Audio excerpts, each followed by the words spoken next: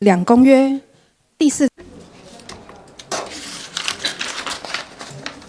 The international review meetings of the fourth national report. This is the fourth session with the governments. We're going to review ICESCR Articles 10 to 12 and COR paragraphs 49 to 61. So we're going to begin the meeting. So please pay attention to your speech for the interpreter's sake. And also please identify yourself and then turn off your mic after you speak. Thank you.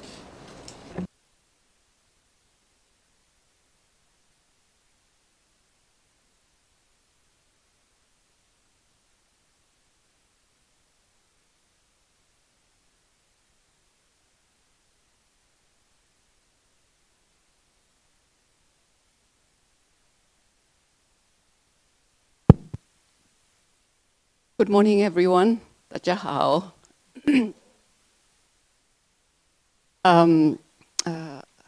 Today we are going to have a discussion on Articles 10 through 12 this morning. We had a very good discussion yesterday regarding articles from Articles 1 to 9. And I hope that today also we would like to have a good, constructive dialogue with the government. It's good that we had enough time yesterday, and then we were able to have a break in between during the 3-hour session. So we hope that we can have also some break time of 15 minutes in between. Yes. Article 10 is on protection and assistance to family. And it was obvious from yesterday's discussion that you have a very strong stereotype about gender roles in Taiwan society, as in many other countries. And government has been trying to do a lot to change that. And I think in order to change that, the first thing is woman's maternity function, as well as fathers needs to do more as fathers in taking care of family. So I will first raise the question of maternity leave and paternity leave and parental leave. And yesterday we had good discussion about how Taiwan government is trying to change the phenomena and then introduced more flexible measures so that more fathers, more men can participate in childcare. So I'll start with the question. We raised this issue of not enough period for maternity leave and paternity leave, yeah, and then the low participation of fathers still from the target percentage. Still, although it is increasing, more fathers are taking parental leave, but this time we'd like to discuss what more measures can be taken. Yeah. So in our list of issues, we asked the question, compared to the ILO standard of 14 weeks of maternity leave, 8 weeks for women in Taiwan as maternity leave is not enough. And then the answer was, we have this leave, pregnancy check, and sporadic additional leave. So I think my fundamental question is, okay, do you think or do you intend to extend the period for maternity leave? And paternity leave is only for 7 days. Do you think it's enough, or there is need from others, fathers from the family, to extend both maternity leave and paternity leave as a paid leave. Anybody would like to answer to this? Paid maternity leave and paternity leave to be extended.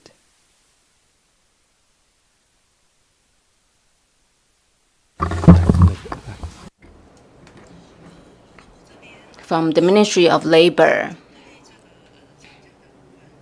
for maternity leave, like Madam Chair mentioned, we have different types of leaves, including pregnancy checkup leave, pregnancy tocolysis leave, and so on.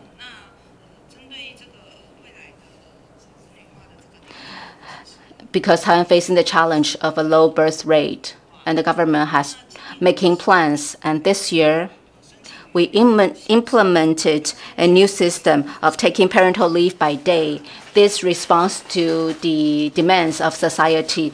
And this parental leave taken by day, we can see the number of applications accounts for almost 40% of the total applications. So that means almost 40% of applications are parental leave taken by days. And for fathers, for 2025, in terms of the percentage of men making application, is 27.8%. We've been trying hard to increase the percentage for men. And with the launch of the new system, we discovered that in March, we reached the highest percentage, which is 49.6% applications are from men, and then 50.4% applications are from women. So this is almost 50-50 between the two genders. And in April, the percentage is about 49.1% for men. But we want to stress that for men, the number of men is 1916, which is almost 50% of growth compared to March. So this new system really help encourage men taking the application. And for maternity leave and paternity leave, we'll also refer to international systems and standards. Indeed, Taiwan faces a challenge of a low birth rate. In terms of maternity leave and paternity leave, we can see that they have different, systems. So we are considering how to provide more support for new parents. And then we will review the entire regulations to make the environment more friendly for laborers. I would like to add some information. I'm the Deputy Minister of Labor. In terms of gender stereotyping improvement, how do we encourage fathers to participate in caregiving?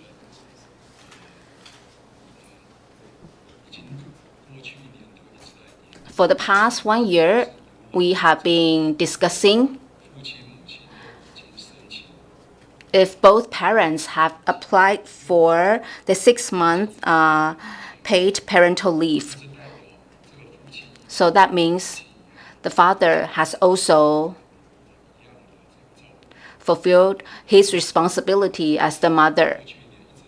And for the past year, we have been talking about revising the law so that parents can extend their month for parental leave without pay. And I would like to tell the reviewers that, and all the people who are concerned with this issue, this afternoon, the President will announce this new policy this afternoon.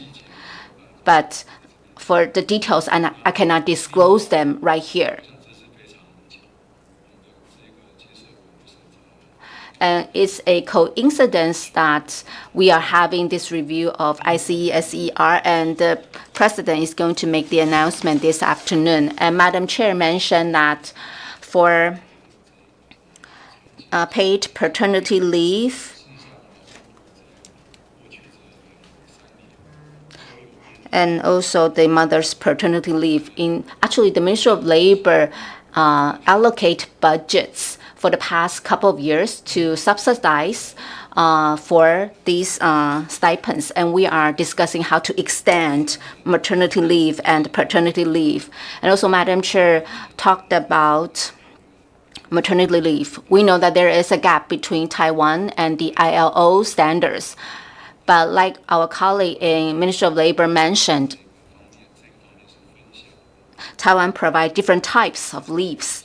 We have pregnancy tocolysis leave, we have pregnancy checkup leave, we have parental leave without pay, and also paid parental leave. Because according to ILO convention, their maternity leave includes prenatal rest or postpartum care as well as child care. So we have itemized leaves for this concept. Thank you.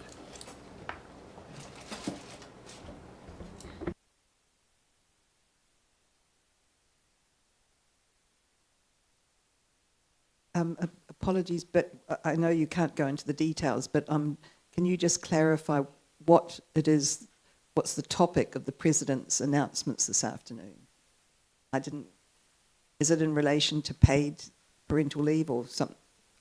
I somehow missed exactly what that was.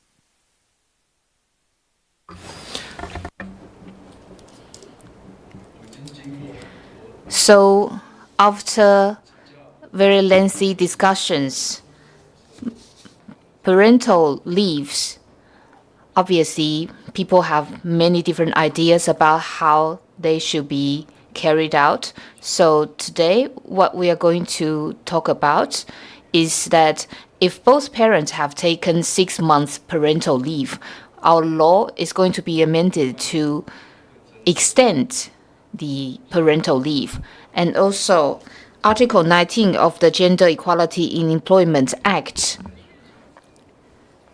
will also be discussed. So yesterday we actually talked about this.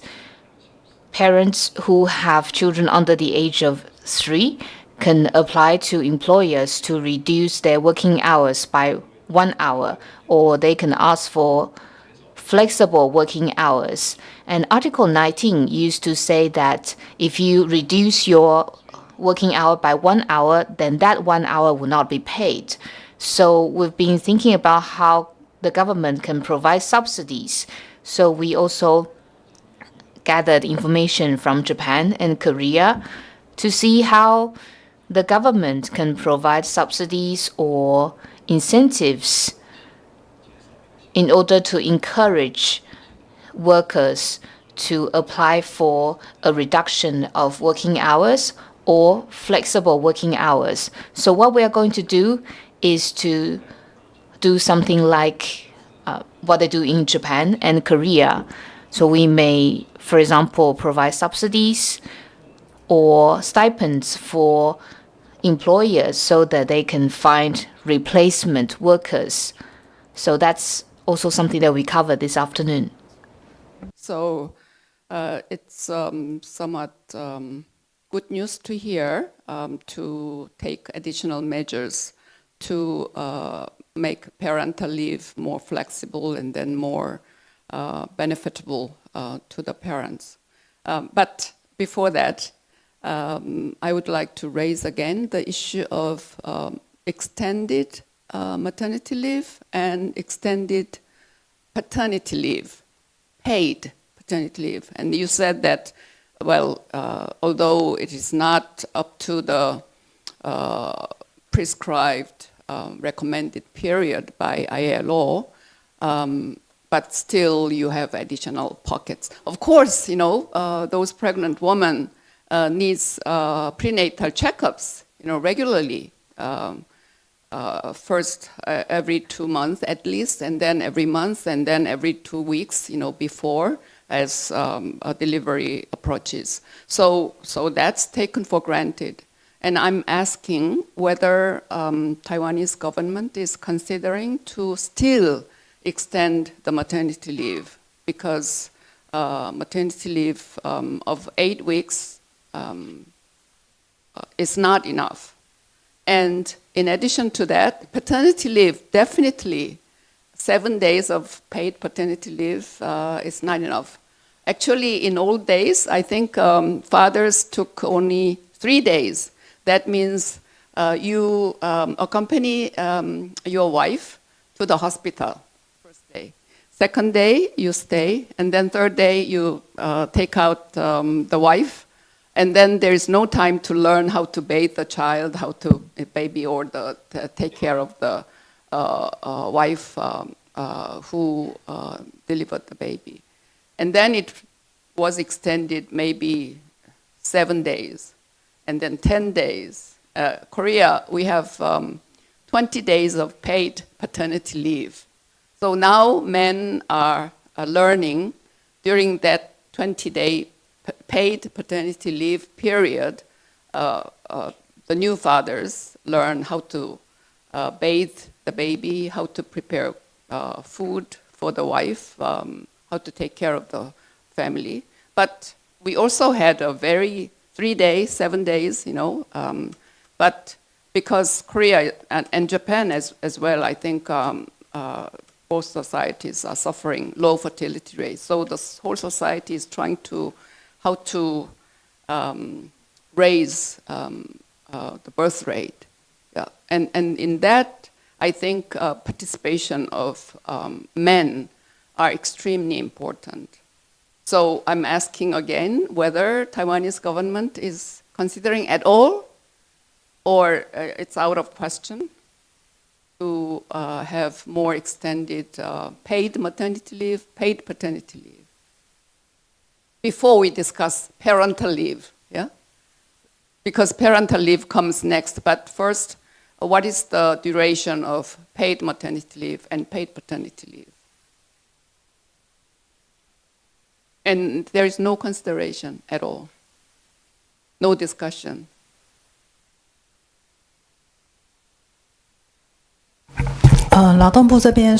This is from the Ministry of Labor. So regarding paid paternity leave and paid maternity leave, we did consider extending them. Maternity leave, we looked at the systems in different countries. Usually, they are paid by government budgets or social insurance. Now, for us, paid paternity leave is paid by the employer. So if we are to extend the paid paternity leave, then we have to first discuss who's going to pay for this. So we did discuss this issue, but how to extend maternity leave and who's going to pay for it is also under discussion. NGOs, in fact, mentioned that if you are simply putting more responsibility on women, this is not helpful for encouraging male participation. And currently, 7-day paternity leave and pregnancy checkup leave, people have already said that 7 days is not enough. And also, after a child is born, there's some people obviously also need to take leave. So if we are to extend the number of days, that's what we've been discussing, and the government is considering paying for the extension. Yeah, of course, the cost, who is going to pay, from the government or employer or from insurance.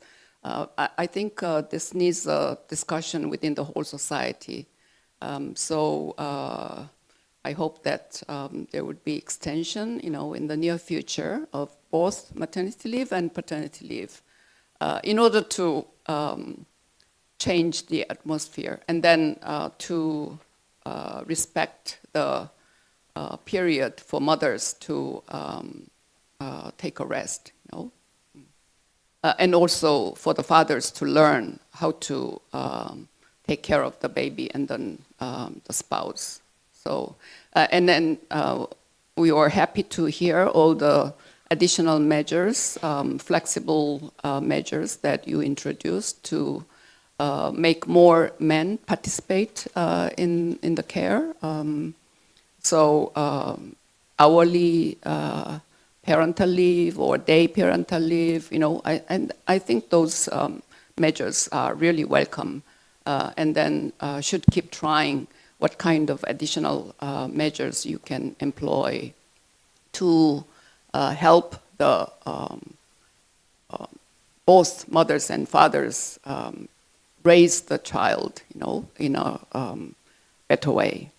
So that is that. And then also, as an extension from yesterday's discussion, in order to change the stereotyped gender roles, we also need to make work-family balance, in a more shared way. So I read from your replies that there is a regular survey by the Ministry of Health and Welfare on women's living and women's living conditions every 5 years, right? And then the survey was conducted in 2024, and then the result was supposed to be released in August last year.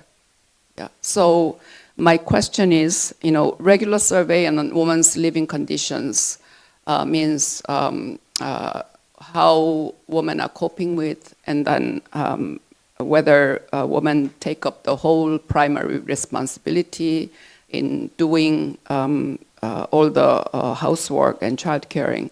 So I would like to ask more information on what is the result of your 2024 survey.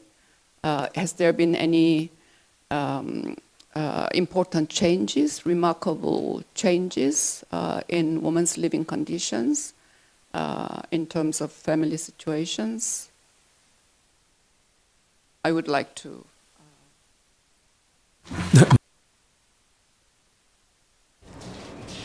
Ministry of Health and Welfare, please.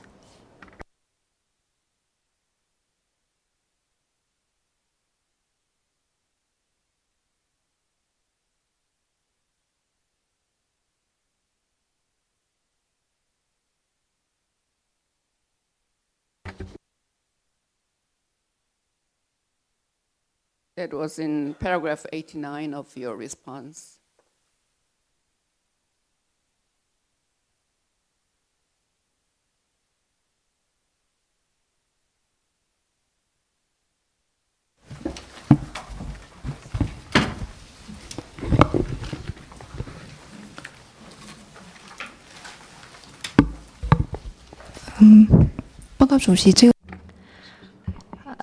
Chair, can we provide the information later? We are checking up on the information. We'll get back to you. Yeah, thank you. So we'll get the information later. But as I said, it is provided, the information on this national survey is provided in paragraph 89 of your response. So you can refer to that, yeah. Because I think that the balance between work and family is very important, not only for women, but also for men. So how the woman's living conditions changes also compared to men. I think this survey must reflect this kind of changes that was brought to Taiwanese society in terms of managing family, as well as we talked a lot about yesterday about the situation in employment. Yeah. Okay. Next question would be regarding domestic violence. I know that you have Domestic Violence Prevention Act. You have National Action Plan on Gender-Based Violence Prevention which covers period from 2025 up to 2027, I guess. And yesterday, again, we discussed what's happening at homes because of the heavy burden of caregiving, and then family members kill each other, and then whether your current Domestic Violence Prevention Act is adequately covering all these misfortunate incidents happening at home.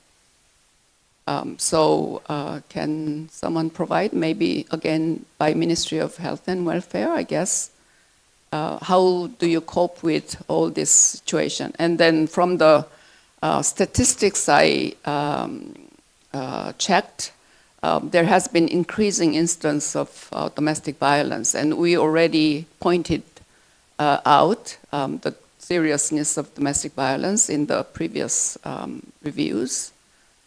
So how are you coping with? Are you doing better, or what is your challenges in dealing with domestic violence? Not only domestic violence against women, but also about older persons, about children, child abuse. We talked also about yesterday killing of this child, that happens within the family. And also this burden of caregiving, especially to the persons with the disabilities. It's very heavy. Any representative? Thank you. Good morning. I'm from the Ministry of Health and Welfare. You mentioned the prevention of domestic violence. So the current domestic violence prevention law covers not just spouses, partners, and ex-spouses. It also covers in-laws and also other relatives. So in fact, the Act covers many different types of people. And as to how we prevent domestic violence, we have a network of cooperation. So, for example, sometimes violence can arise from the burden of care. Now, in this kind of situation, social work organizations or social work departments will coordinate with the police or other relevant agencies in order to intervene. So this can include awareness raising and also rescue if violence does take place. You also mentioned the number of domestic violence cases in Taiwan has been increasing. And for violence in intimate relationship, Taiwan is different from other countries. Like in Taiwan, if for example, a social worker is identified this problem, and then they need to report to the government so the government can intervene. So in terms of the increasing number of those domestic violence, that's because, more hidden cases have been unveiled. So whenever you discover a DV incident, you should notify, you should report to the government. Of course, there's always room for improvement, but I think that means the hidden numbers are decreasing. And in terms of violence, we have a cross-ministerial network. In terms of the number of DV, this includes the protection of youth and child and elderly. These are all covered. Thank you. Domestic Violence Prevention Act was quite impressive because it lays out what different ministries and agencies should do, as well as it recently amended to include, online violence, which is, I think, which shows that Taiwan government is doing a lot in terms of domestic violence. But still, we see these homicide cases, according to the information we received, this killing happens 8.8 cases a year, yeah, because of the heavy burden. So obviously, this caregiving issue is really serious. You know, I think each society really tries to understand the burden the family members. Of course, family, we say that it's a social unit, but also we found out yesterday that there is more increasing single-person household. You know, so people live alone, but still, you know, suffering a lot of problems. You know, whether living alone or family. So how to deal with that is a real social issue. So I think that you are doing a lot and have been improving, but of course new issues emerge and then new problems emerge, and then there is more measures that you can take. Any other members? Oh, yeah, okay. Then I will raise another issue under Article 10, which concerns the new immigrants. And also yesterday we talked about this issue of long-term care. Yes? 抱歉，我这边是 I'm from the Ministry of Health and Welfare. For the question of the 2024 survey on the living conditions of women ages 15 to 64, what are the findings in that survey? So in that survey, we discovered that women aged 15 to 64 with a spouse or with cohabiting with a partner, every day they spend 4.41 hours unpaid hour to take care of the family. So this is relatively the same compared to 2019. And for their spouse, their unpaid care hours per day is 1.72 hours. So compared to last survey in 2019, that is an increase of 0.24 hours. So we can see that women are just spend 2.6 times more than their spouse, but this is lower than the three times in 2019. So we can see women are taking more responsibility, but men's participation is increasing. Information. So men's participation is increasing 0.2 hours than before. Which means 12 minutes. Men's participation has increased 12 minutes compared to the 5 years ago. 谢谢委员的数学。 Well, you are very good at math. But I think this is incremental improvement. That's a good beginning, because we see this incremental improvement. But compared to the last survey, which was 5 years ago, yes? So 5 years, increase of 12 minutes of men's participation in housework. You can do better, yeah? So I think there should be more equal sharing of household responsibility sharing. And actually, that is one of the targets of SDG 5, Sustainable Development Goal 5, how the society values and recognizes unpaid household care. You know? So I think you need to try harder in terms of campaigning, but campaigning alone will not work. You need to come up with some incentives, whether monetary incentives, whether other benefits to encourage men. Like, you are introducing good measures, introducing very relaxed, parental leave. Otherwise, only campaigning would not work. So I hope that in 2029 survey, 5 years later, will show not only 0.2 hour, 12-minute improved, more time, but maybe 1 hour at least. Yeah. So hopefully, and then please come up with innovative ways.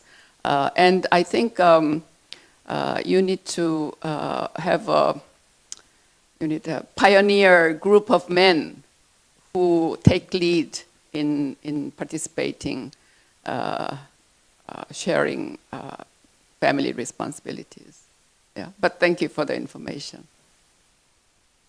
Okay, so I was talking about these new immigrants, and I think one of the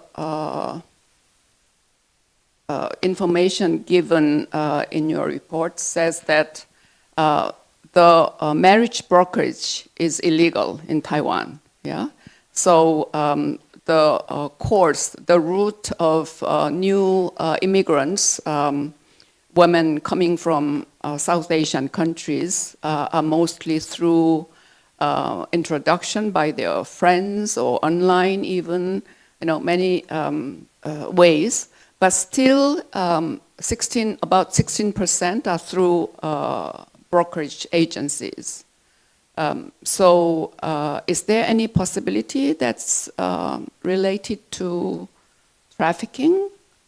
I hope not. But how do you monitor this kind of marriage route, which is managed by the brokerage agency, marriage brokerage agency? So that would be my first question. And then, of course, new immigrants face many difficulties adjusting to Taiwanese society.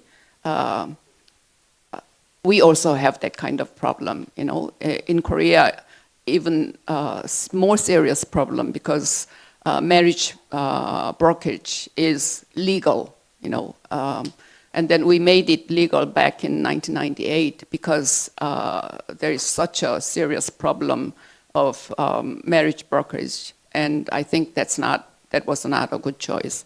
But anyway, so new immigrants face problems in adjusting Taiwanese society, and I think they are taken care of by New Immigrants Act, by services.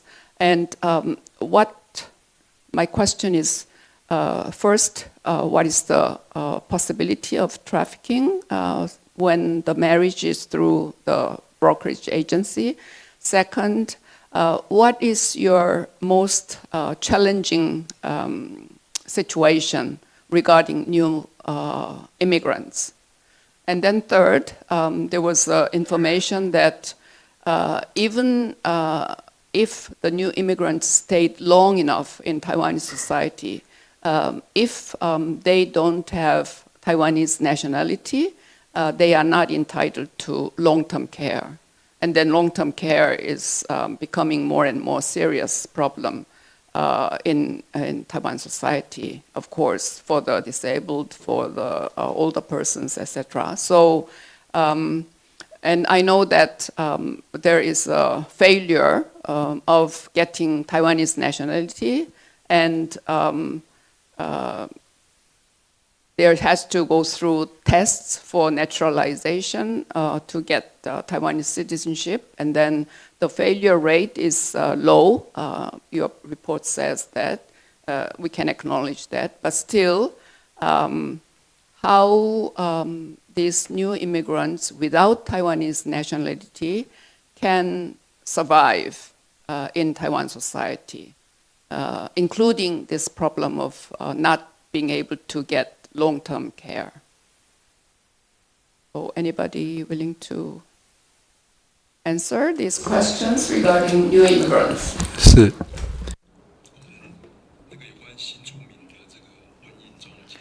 For marriage brokerage for new immigrants, I'll ask the Ministry of the Interior. And for long-term care, I'll ask the Ministry of Health and Welfare. From the Immigration Agency of the Ministry of the Interior in Taiwan, cross-national marriage brokerage is not a for-profit enterprise. We only allow non-profit organizations to do matchmaking. And for these matchmaking groups, because they need to apply for a license from the government. For their matchmaking, we will evaluate their operation. We try to understand how they operate. In Taiwan, even though on the internet you see this cross-national marriage, this kind of ads are illegal. So we will identify and take down this kind of marriage ads on the internet.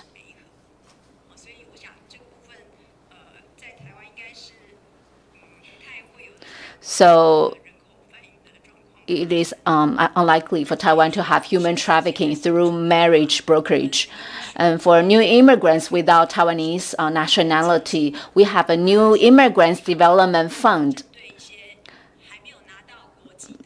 For new immigrants without Taiwanese nationality, if local governments identify they have special needs for social assistance, they can apply for the New Immigrant Development Fund. When we receive application from local governments, we will ask relevant agencies to evaluate and provide subsidies accordingly.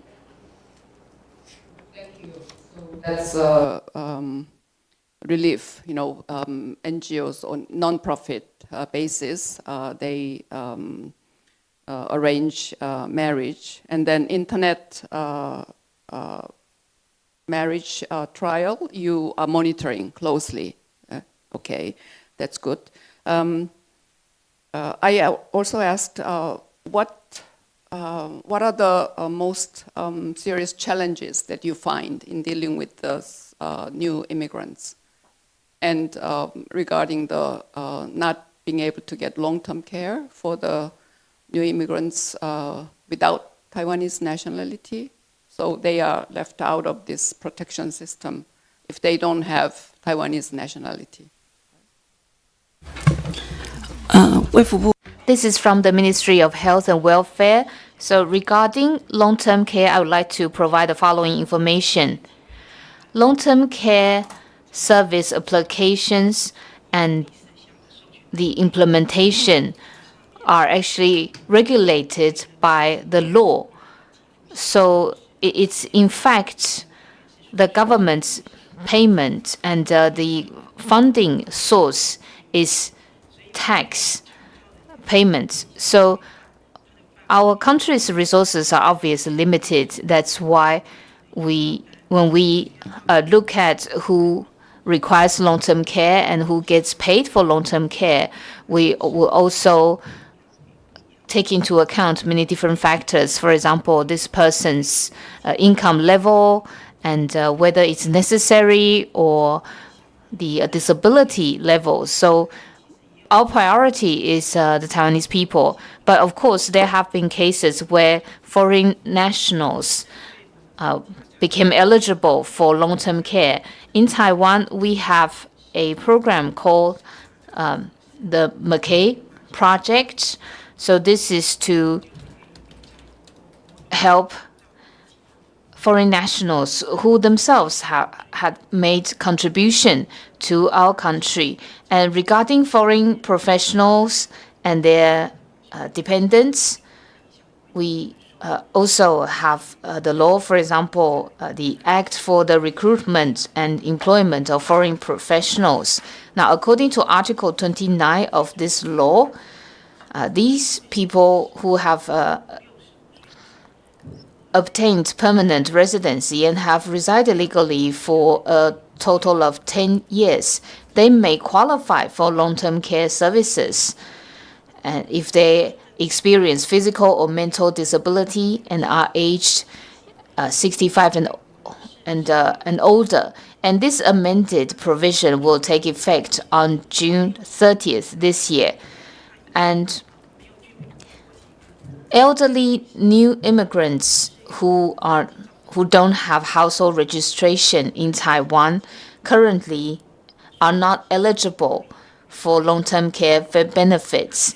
So if possible, we still encourage new immigrants to become naturalized Taiwanese citizens.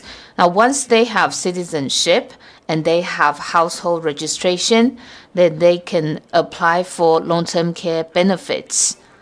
And for immigrants who have not been naturalized, if they still have the need, then unfortunately, they probably have to pay out of their own pockets in order to access such service.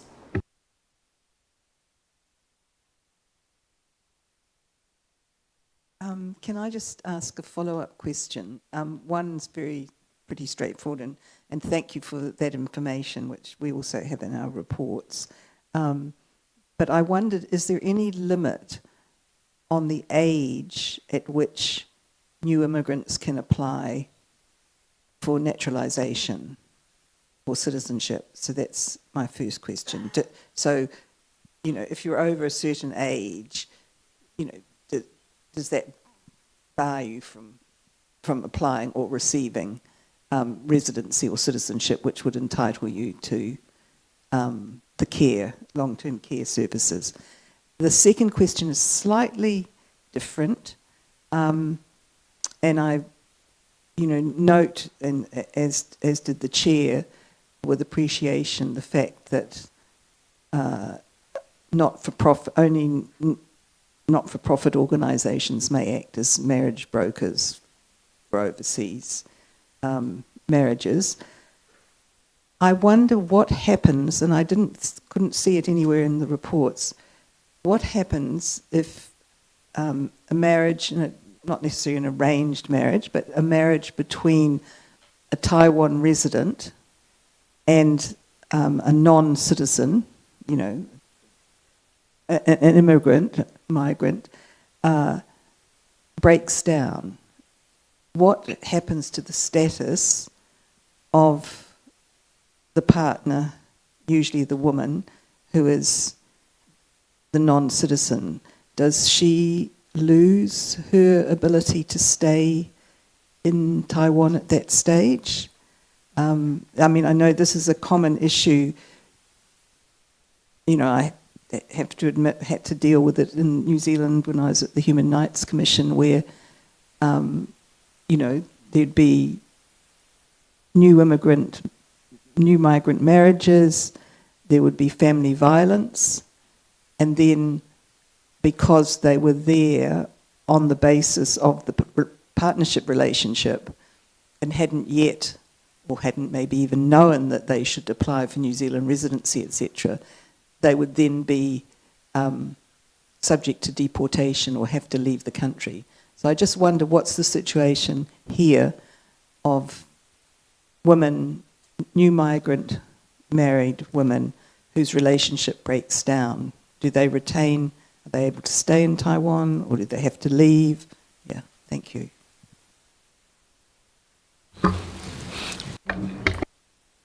The Ministry of the Interior, please. This is from the Department of Household, from the Ministry of the Interior. There's no upper age limit for naturalization, but if you're under 18, then this has to be done through a parent or a guardian. As long as you are over 18, then there's no upper limit.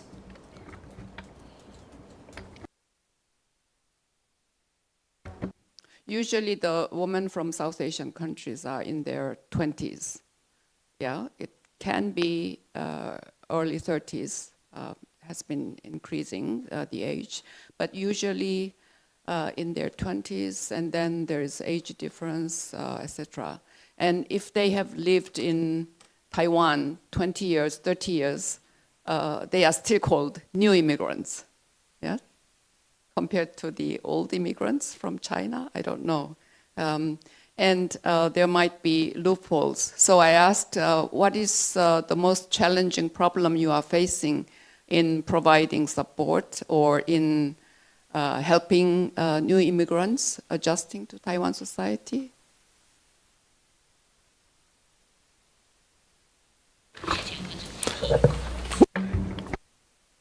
Ministry of the Interior, Immigration Agency, please. I'm from the Immigration Agency. Regarding immigrants, whether they have household registration or not, we actually have supportive measures. I mentioned the New Immigrant Development Fund, which can provide support. And central government and local governments, as well as NGOs, can apply for grants from this fund. So this covers many different areas, such as adaptation and also support in daily life, education of their children, etc. So if they have the needs, I mentioned that many different stakeholders, including governments and also NGOs, can apply for grants. From your answer, I can imagine, I can assume that the New Immigrants Development Fund is enough in terms of amount. So wherever there is a need, you can provide if there is application. Okay. So can I just check? Second question, which probably is too long. What happens to those women, usually, who are in a marriage relationship? They're new immigrants, as usually from Southeast Asia, but may also be, Bangladesh, etc. What happens to them if that relationship breaks down and they have not applied for naturalization or citizenship? What is their status here in Taiwan? In other words, before they get Taiwanese citizenship, if the marriage breaks out, what would be the situation of new immigrants in terms of legal status, in terms of being able to access any social services, etc. And then the child, if a child is registered within the Taiwanese birth registration system as citizenship, etc. If a foreigner marries a Taiwanese citizen, then the foreigner can get residency. And before the foreigner becomes naturalized, he or she has residency. If the marriage fails, the reason for residency indeed disappears, but if the marriage fails because of domestic violence and the person is not married again, then we will still allow the person to stay in Taiwan. And if the person has custody for underage children, they will also be entitled to residency. I mean, the divorced women. And would they be entitled to any support services? Would that support come from the New Immigrant Support Fund? I'm thinking of health, access to health services, obviously education for the children, etc. The right to work.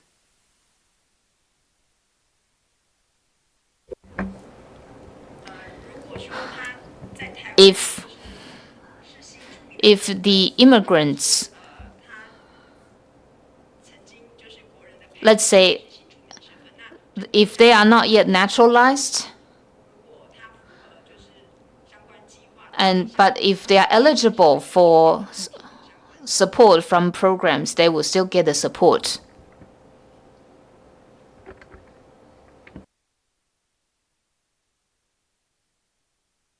Okay, thank you very much for all the information and replies. Yeah. Is it okay that we move to Article 11, adequate standard of living, and would like to ask questions first?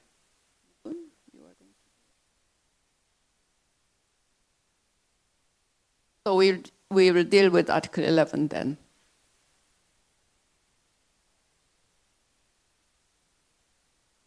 So,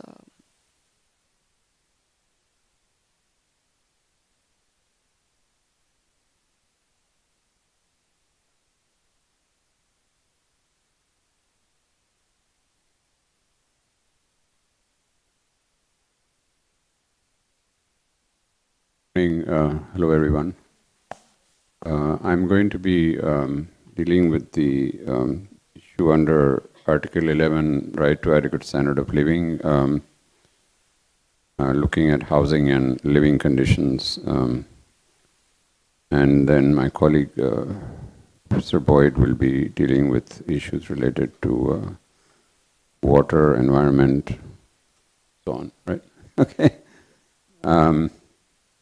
So I just wanted to start, first of all, thanking everyone for the number of reports that are available.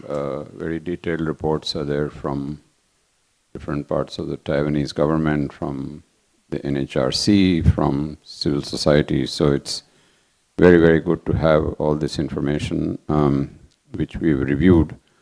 But I just wanted to start by saying that overall, I need to restate what our committee said in its report in 2017, that the review committee is concerned with the thrust of Taiwan's economic policies that are dictating a market solution to the housing and land crisis, which has resulted in, we have a major housing crisis in the country, affordable housing, speculation. And at that point we said that our assessment is that there is a national regime in Taiwan that appears to give priority to the right to property rather than the right to adequate housing. And we had called for a reorientation of Taiwan's housing and land regime that is consistent with international commitments, which is why we are here, including a focus on ensuring security of tenure and protection against displacement and evictions. And one of the points that we had raised, which remains a concern, is that in the 2022 report, we had called for the establishment of a database on the number of homeless people, number of informal people living in informal settlements, and we had indicated that there is no national systematic process to collect accurate data on the extent of homelessness, displacement, and forced resettlement. So the first question that I would have is there any progress in having this type of a database? Why is that lacking?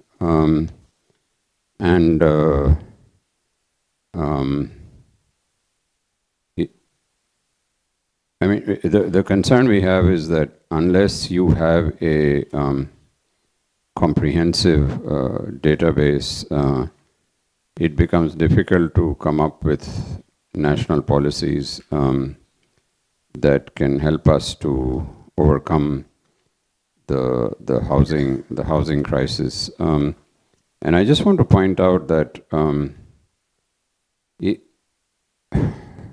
the overall sense I get from the documents, particularly from the government, is that the housing situation is being dealt with in a sort of a monetary sense, and I will develop this more as we go along. But I wanted to just ask, what is the current status of the data collection that we need to get to the bottom of the housing crisis? Thank you.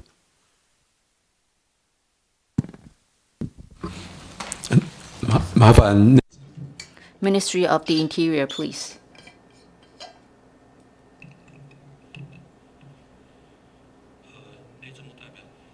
I'm from the Ministry of the Interior.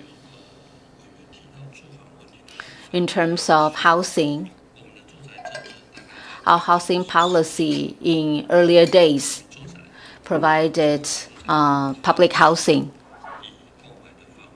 and people purchased public housing for disadvantaged, vulnerable people to protect their rights to housing.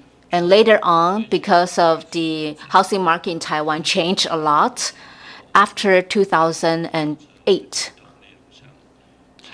we also combined the population policy to encourage young people to be able to afford a home, so that for new families, government provide subsidies for mortgages.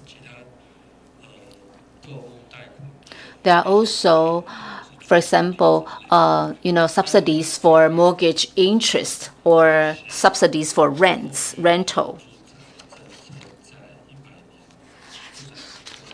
And after the housing policy was announced in 2011, and then there is a legal source. In terms of housing policy, the government's measures are trying to provide adequate housing. And now the government use a rental. The government built social housing using leasing and management approach or direct subsidies, so that government can provide rights to housing. For vulnerable people, in our Housing Act, we propose that for low-income family, middle to low-income family, people with special situation, or family with 2 minor children, and also foster family, and also people over 65 years old, or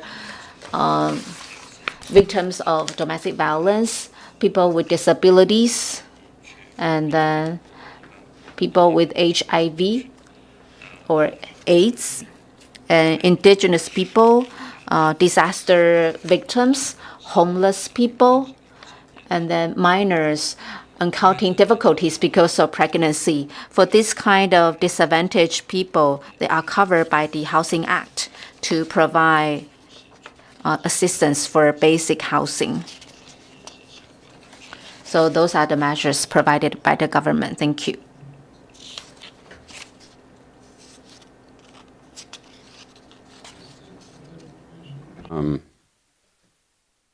But in a sense, these are plans. I think what we are looking at is the implementation of these plans on the ground. I mean, what are the results that we see? And the overall assessment we have is that the current housing policies in Taiwan do not genuinely address structural problems.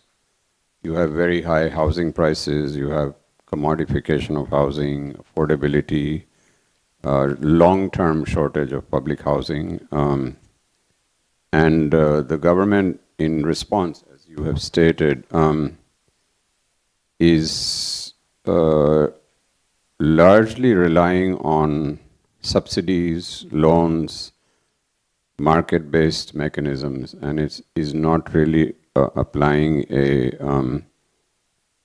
human rights approach that would be consistent with the international instruments. And I'm just wondering why, if you could respond to why this type of market-based approach why is there such a emphasis on that instead of really understanding the structural issues that are causing homelessness, lack of security of tenure, and so on? Thank you.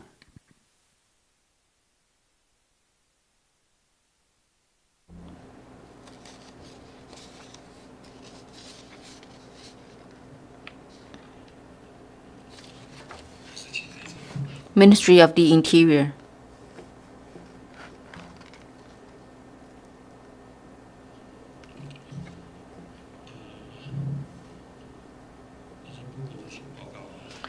From the National Land Agency of the Ministry of the Interior, in terms of the right to housing, this structural issue, because Taiwan is a Chinese-speaking country, so people have a lot of adherence to land ownership. So if you look at other Asian countries,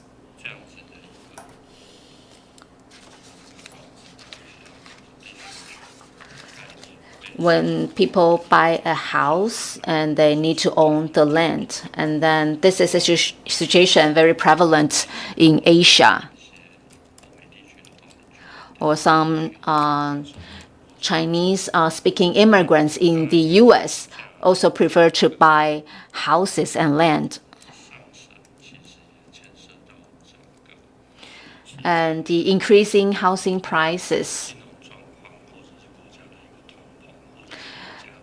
contribute to inflation, the increasing prices, or affects the market's financial situation. Actually, this is a very complicated issue. So in terms of the government's housing policy, in recent years, the government tried to provide assistance like subsidies for mortgage interests. Or when people want to renovate their house, the government also provides subsidies for the interest of renovation fund.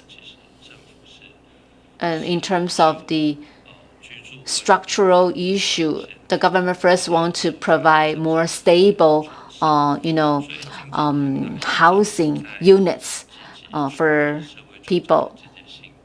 So government has been building more social housing and providing leasing and management services. And from our statistics, we can see recently there have been built, there are about 30,000 social housing units. And for the next 10 years, the number will increase gradually. And the number of social housing units will be helping 1 million families in the future. So we can see that in social housing, the government also provides management and leasing services. And for rental subsidies, that will benefit about 500,000 households. So people without home ownership, they can enjoy their right to housing so far. Thank you.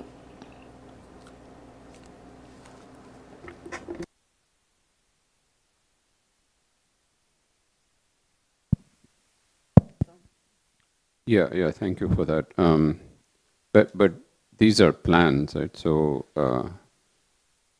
the reality in Taiwan today is that most people cannot afford to buy or even to rent housing. And I think the point that the human rights work tries to point out is that you have to bring down the cost of property and land ownership, rental, because you can keep building social housing, but if you don't have, you'll never be able to meet the demand that is there if there is so much speculation in property. So I would urge you to look more carefully at all the details that are available on how you can have a human rights-based housing policy, which doesn't only rely on leasing and subsidies and so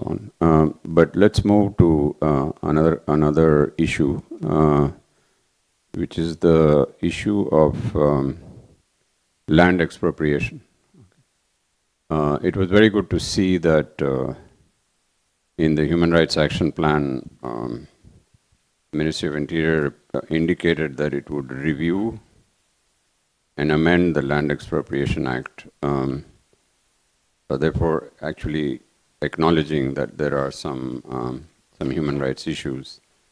But this remains on paper, and actually, as you know, there is a constitutional challenge on the existing Land Expropriation Act, that it has excessively broad and vague expropriation powers, allowing the government to carry out massive land takings far beyond what is actually required for public infrastructure.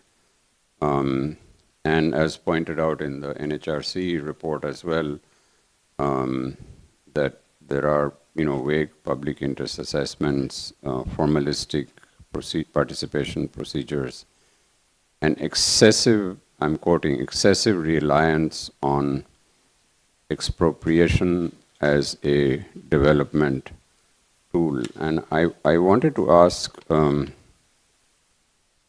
why is there, let me give you some statistics. Between 2022 and 2025, Taiwan approved 12 new zone expropriation projects covering approximately 380 hectares, 16 land readjustment projects, large scale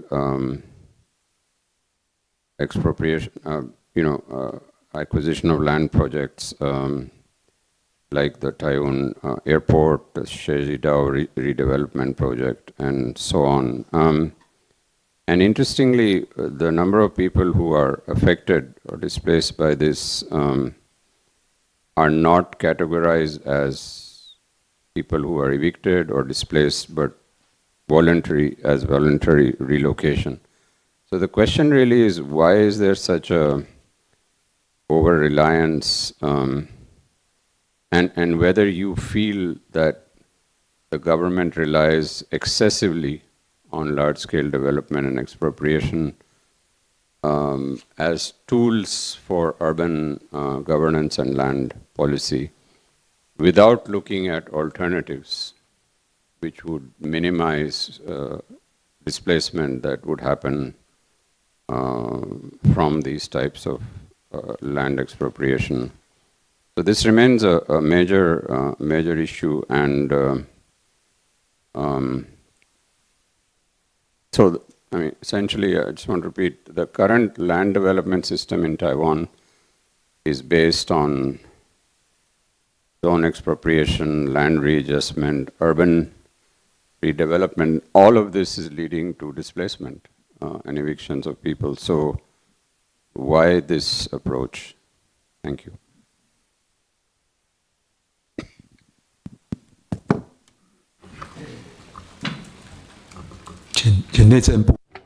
Ministry of the Interior, please. This is from the Ministry of the Interior. Currently, in Taiwan, when the central and local governments need to acquire land for development, there are several methods. So you mentioned land expropriation. There's also zoning expropriation and urban land consolidation. And the land expropriation is also conducted according to the law, and we actually are very cautious and we follow the Land Expropriation Act. So we review whether there's a public welfare aspect to expropriation and whether it's necessary. And sometimes if people need to be relocated, then we will ask the developers to come up with a resettlement plan. And the resettlement plan has to be tailored to specific types of houses. So this is the procedure. The review committee member asked whether there are other methods other than land expropriation. Now, for us, land expropriation is the last resort. So before land expropriation, we in fact require developers to think about other ways to acquire land. And they also need to communicate with the public so that people know what the development project consists of, and the public can choose to work with the development project. So I wouldn't say that there's a problem of forced relocation.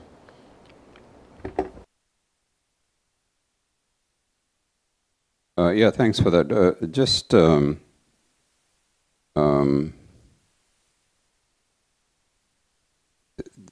The Taiwanese, if we can call it the resettlement framework, even in the NHRC report, you will have seen that they have criticized this approach for remaining, and I quote, heavily ownership-centered, providing insufficient protection for tenants, informal settlers, long-term occupants, and other affected residents. And again, the NHRC stresses the NHRC is using the human rights approach, saying that adequate housing should not be reduced to monetary compensation or relocation alone, but must also consider, with what is also in different articles of the covenant, must also consider livelihoods, social networks, cultural ties, community continuity, and this in the resettlement framework is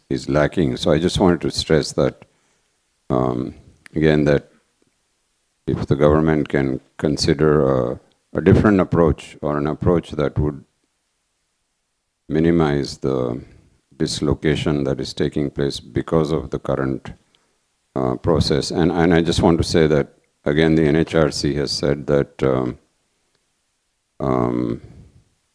public interest and necessity assessments in land expropriation remain vague and formalistic.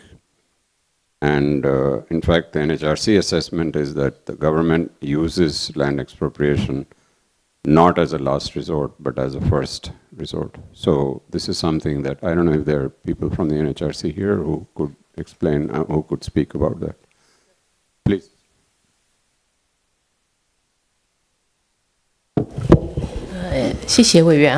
Thank you. So I'm from the NHRC, and in the resettlement process, we need to really consider the cultural ties and also livelihood and so on of the residents, rather than just saying that we are paying you a market price. And the assessment process also has to, when I say we have to consider livelihood, when you resettle people, obviously you also have to think about how they can restore their livelihood.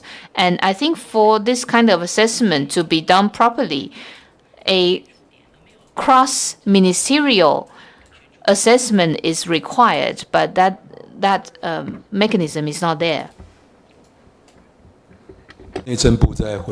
The Ministry of the Interior, please. Ministry of the Interior. So regarding the resettlement plan, in fact, we also look at tenants and also informal settlers. In fact, we also provide resettlement for them. And for tenants, we'll try to find an appropriate house for them. For informal settlers in the resettlement plan, as I said, they are also included. The NHRC mentioned that in land expropriation, we only provide compensation. But in addition to protecting the right to property, we also provide protection regarding right to housing. And that's where we are working to strengthen protection for the right to housing. Do you have any additional points to raise regarding housing? And then I have 2 or 3 other points. okay, I think we will finish discussion about housing and then have a break. Yeah. So, okay. Any further points that you want to raise, Mr. Yeah. I just to come back on that. Thank you for the responses.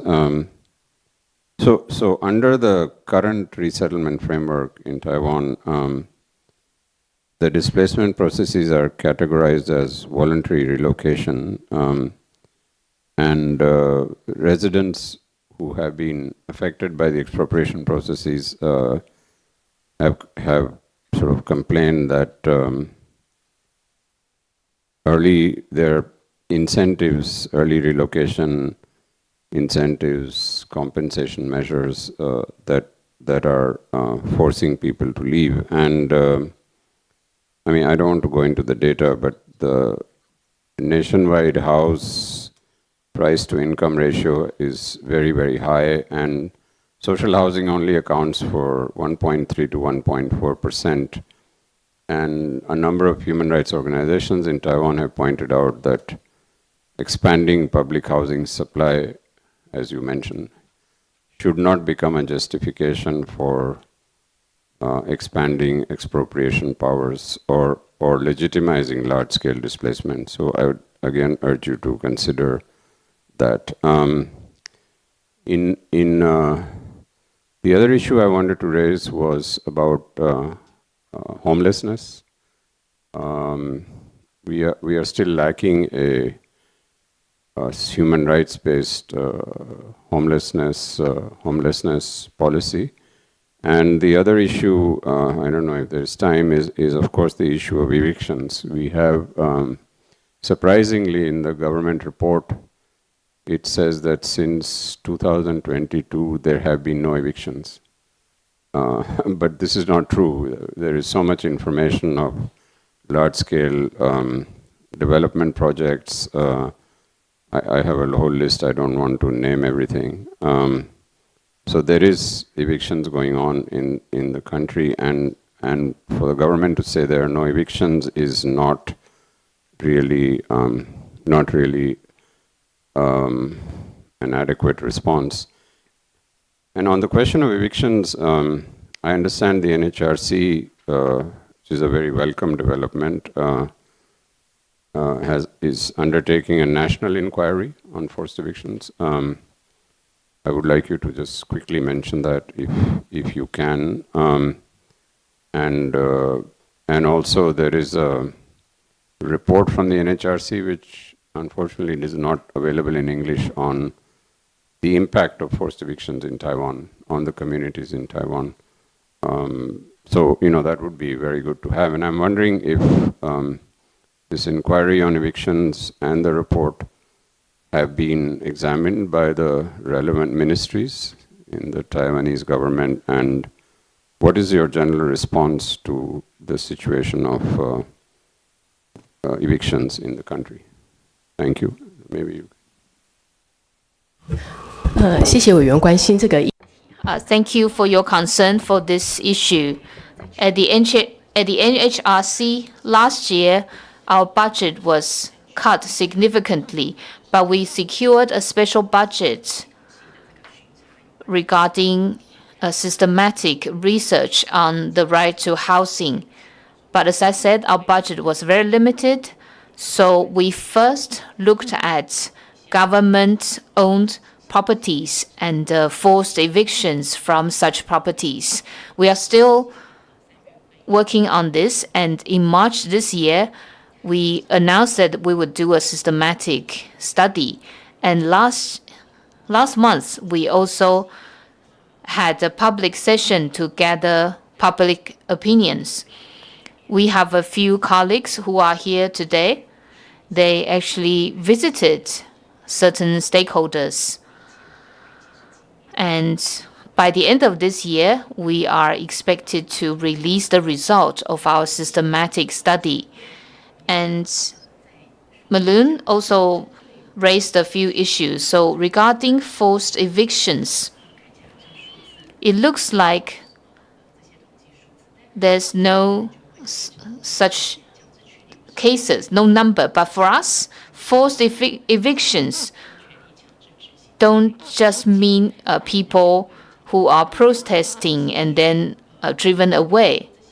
For us, there are communities who don't have sufficient information, or they face lawsuits and they don't have any means to seek remedy.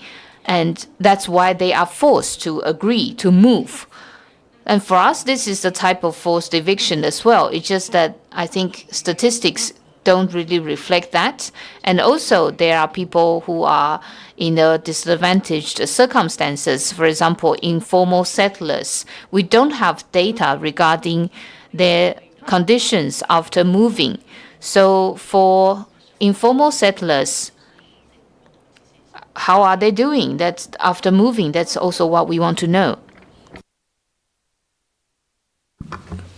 I just have one more issue. Thank you for that. Yesterday we had raised the concern about indigenous peoples and their conditions, and in terms of housing, there's this additional issue that indigenous groups are, if they're displaced for whatever reason, they are moved away from their original territories and their sacred connection, which is which creates a lot of different issues, and also the one of the other concerns is the housing and living conditions of indigenous groups in urban areas, which is half of the indigenous population, and we have cases like the Lavake settlement, we have the Shonjung public housing displacement. So I just wanted to ask, how does the government ensure long-term housing stability and security of tenure for urban indigenous communities everywhere? Importantly, while recognizing their collective housing and community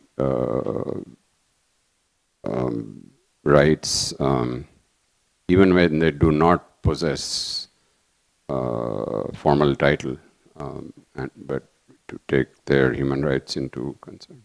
Thank you.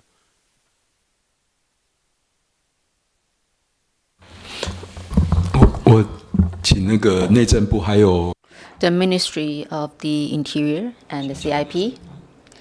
Ministry of the Interior first. I'm from the Ministry of the Interior.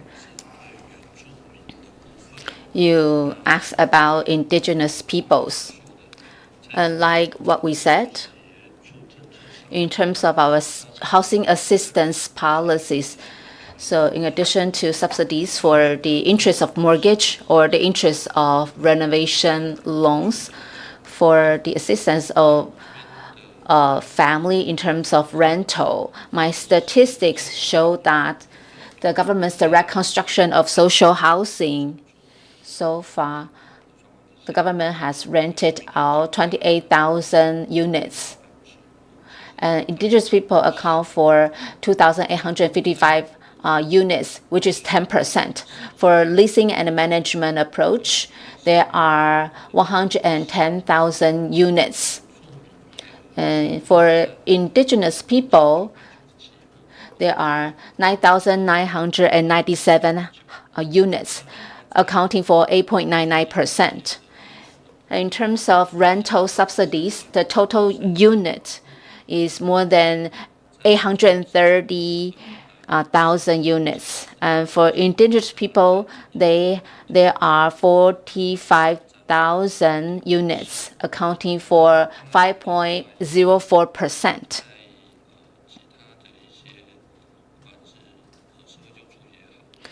In addition, when it comes to, for example, public assistance or the protection for people with disabilities, we have coverage programs for them.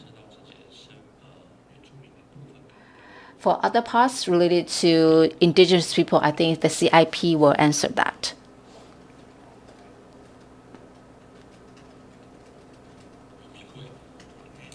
I'm from the CIP. The person responsible for housing is not here, but I can briefly respond. The CIP provides subsidies for renovation loan interest subsidies.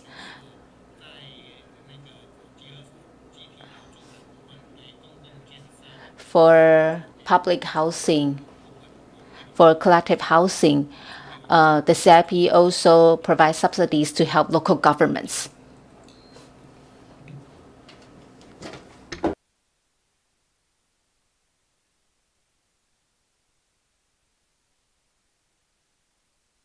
Well, thank you very much for all those responses. We could go on, but we don't have time. I just wanted to urge the government of Taiwan to take a step back and reconsider the entire approach on housing, land, resettlement. In addition to whatever our committee recommends, I would strongly recommend you to look at the work done by the UN Special Rapporteur on adequate housing. We have had 4 rapporteurs. There's a series of instruments that you can use. For example, on evictions, you can use the basic principles and guidelines on development-based displacement, which the NHRC is also referred to. And so if the government can consult the NHRC, because the NHRC is doing a very deep study on the right to housing. So I would urge government to please reconsider the overall housing and land policy. Thank you. Ms. Rosalind Runan will just ask a quick question. I wanted to just look at in a bit more detail at the provision of accessible, affordable, safe housing for people with disabilities. And if I've seen in the government's report that there is some provision, but there doesn't seem to be any national regulation or requirement that either the development of social housing or private sector housing should now follow universal design principles, which make those properties accessible to people with disabilities. And I noticed, for example, and this is very positive, that the Taipei government itself is now saying that public land in urban renewal, public land participation in urban renewal for allocation to social housing, it's since 2025 has to be designed in full accordance with universal design standards. Well, that's great, but that's only Taipei City, and the other cities that are mentioned in the government reports, there are 2 others, they have a much lesser requirement.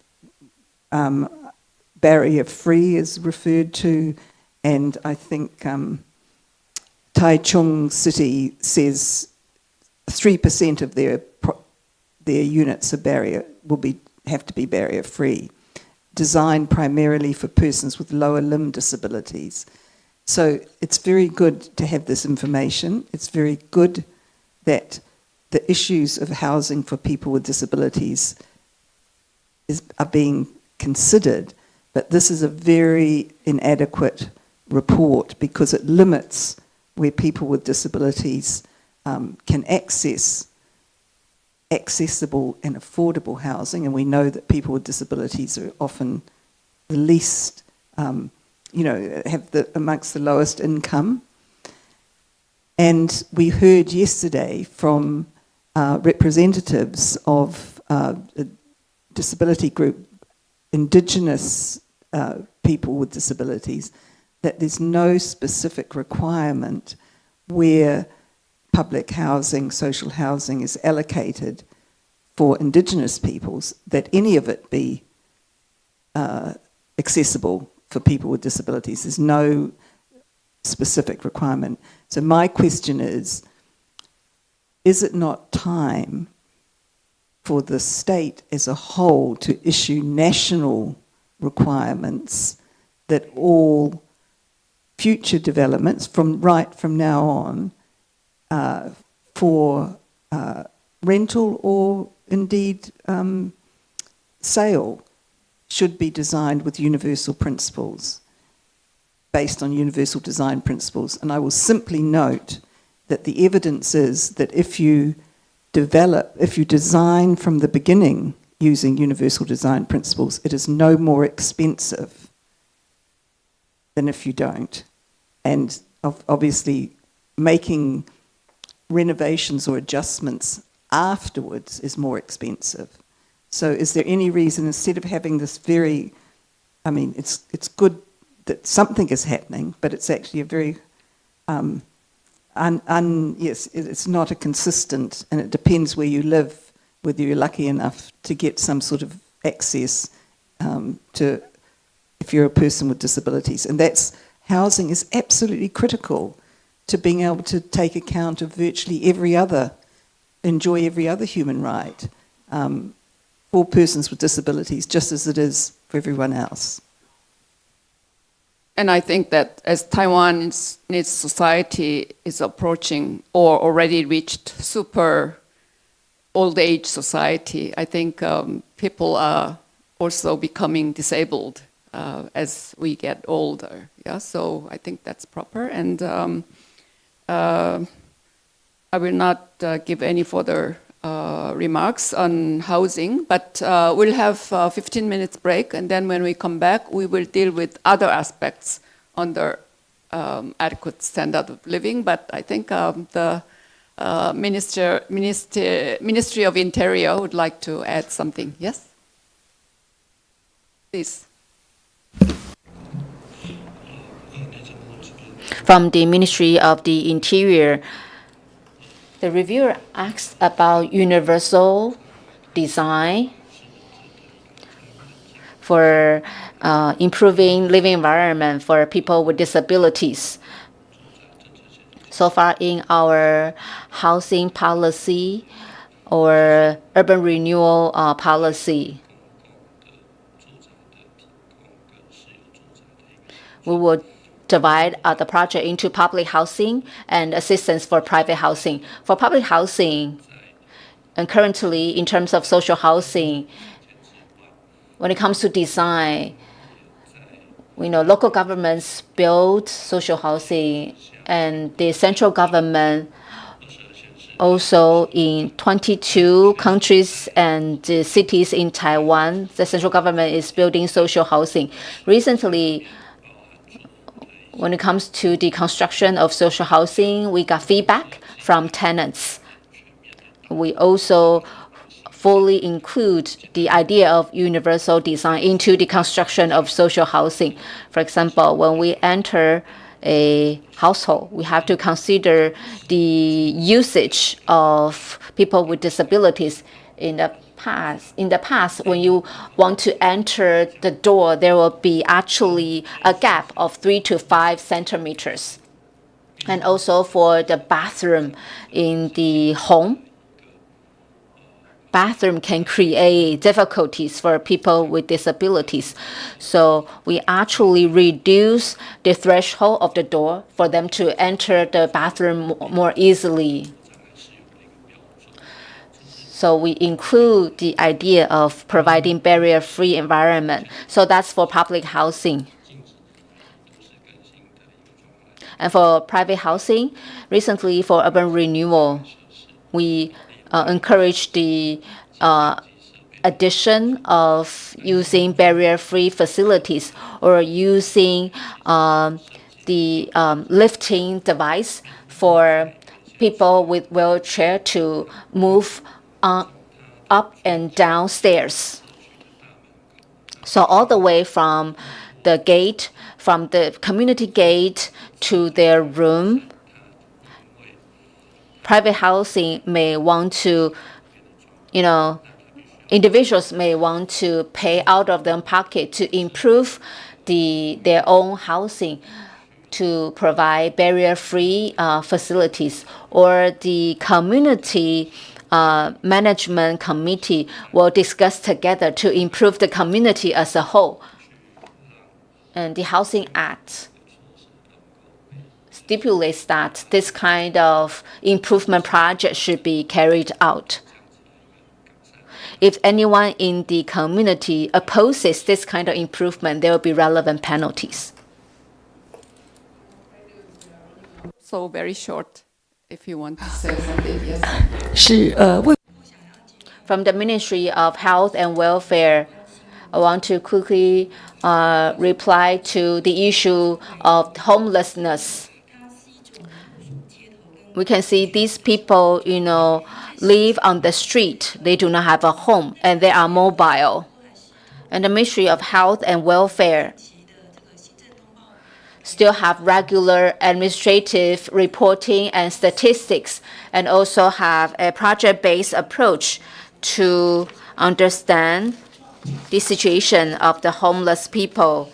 In our recent survey on the homelessness, which took place from 2024 to 2025, it has been completed. For their experience living on the street, their employment, their health, their job, their income, their physical and mental conditions, and also the services they got during COVID, we collected relevant information, and so far, 75% of the homeless people live in the 6 municipalities in Taiwan. Although the number of homeless people is not very high, but we still value this issue. And then we have 2 ways to protect their human rights, because these people require assistance in household registration, medical services, economic life, job, human rights, and safety. So we have to work with different ministries and agencies. For example, recently we provided street medical services, and there are also relevant housing measures. And also it requires police agency to help identify their families. And secondly, local governments and the NGOs are working with us so that it will be easier to access the homeless people. In the short term, we need to maintain their safety and then maintain their survival. Especially, climate change. Sometimes there are cold fronts or extreme heat. In those cases, we would remind local governments to identify these people to make sure they are safe. And in terms of housing, we hope that they can have a safe place to stay in. And in the long term, we work with the Ministry of Labor. By 2023, the registered homeless people are already included in providing employment as services. Once they are included, they can have access to free training for them to seek employment. So we'll continue to work on this. Thank you. Thank you. Yeah. So thank you for the replies, and then you helped us to understand the situation regarding housing, homelessness, land development, expropriation, etc., as well as speculation.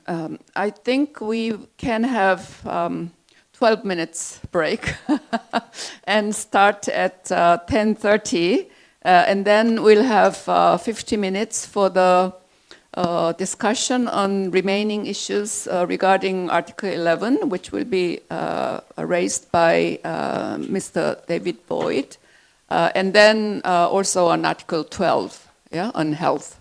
So let's resume at 10:30. Thank you.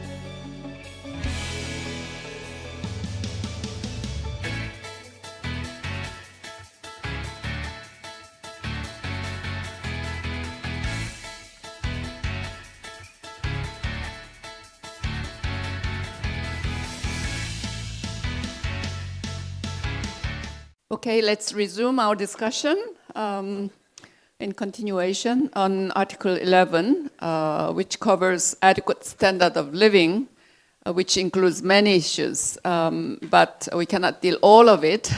So Mr. David Boyd will raise some of the remaining issues. Yes? Go ahead.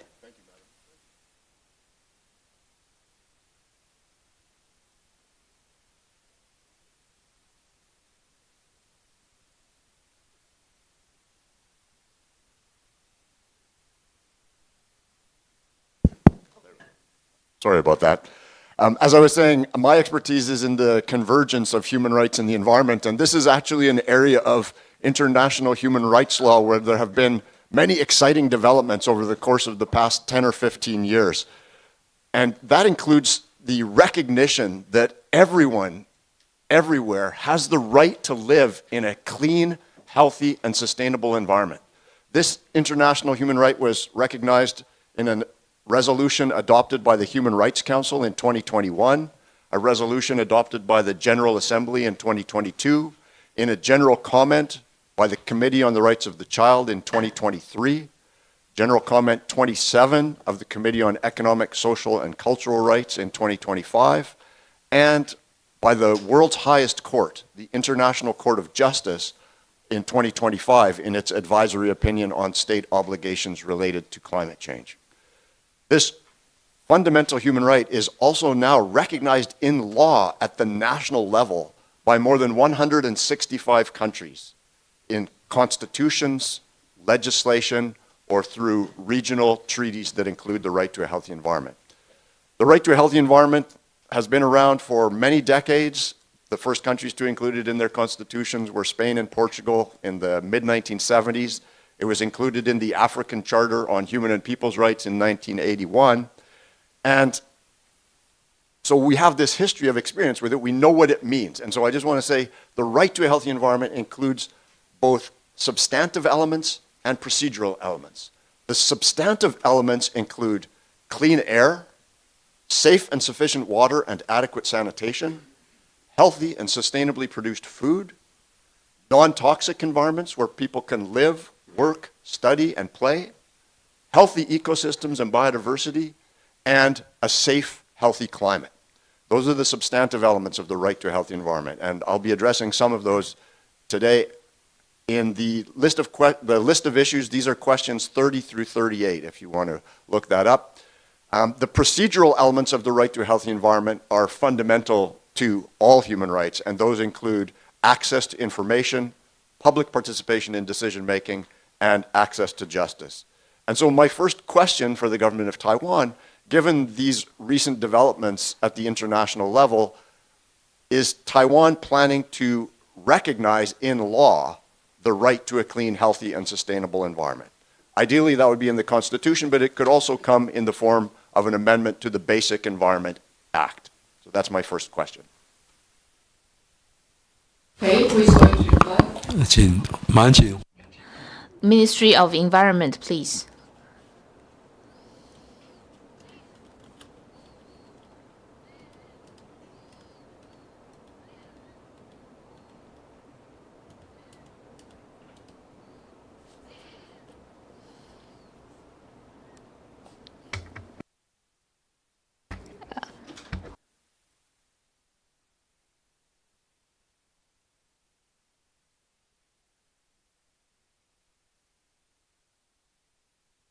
环境部有代表在场吗？不好意思，因为它的这个议题非常的大，可能是涉及我们整个环境基本法的这个问题。那因为我们今天被指派来的相关的单位并没有这个他所询问的这个单位，所以是不是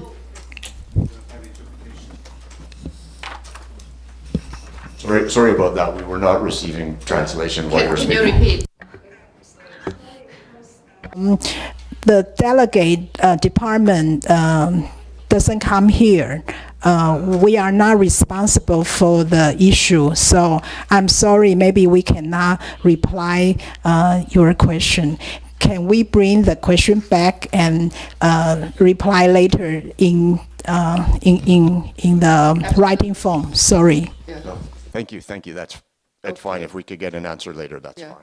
fine. Within today, hopefully. Hopefully. All right. Okay, so then now I want to start diving into some of the issues that I referred to. So let's start with water. This is issue on the list of issues number 34. And there's good news. Taiwan has increased coverage of access to tap water from approximately 91% in the year 2012 to approximately 96% in the year 2025. That impressive progress towards the development goal of universal access to safe water and sanitation. But it does also raise a question. If the level of access to tap water is 96%, it means 4% of people do not have access to tap water. And if they don't have access to running water, they probably don't have access to adequate sanitation as well. So my question related to water is, that's approximately 4% of Taiwan is approximately 1 million people. Who are these people who lack access to running water and sanitation? And what steps is the government taking to address this lack of access to this fundamental right? And I will also add the right to water, which is not explicitly articulated in the UN or in the International Covenant on Economic and Social and Cultural Rights. It was the state obligations related to water and sanitation were described in general comment of the Committee on Economic, Social and Cultural Rights in 2002, and the rights to water and sanitation were recognized at the UN level by a resolution adopted by the General Assembly in 2010. So my question on water, what is the government doing to address the million or so Taiwanese who do not have access to tap water and adequate sanitation? And do we have any information about whether these are rural people, indigenous people, socioeconomically vulnerable people, homeless people, etc.? Thank you. 马上请经济部。 Ministry of Economic Affairs, please.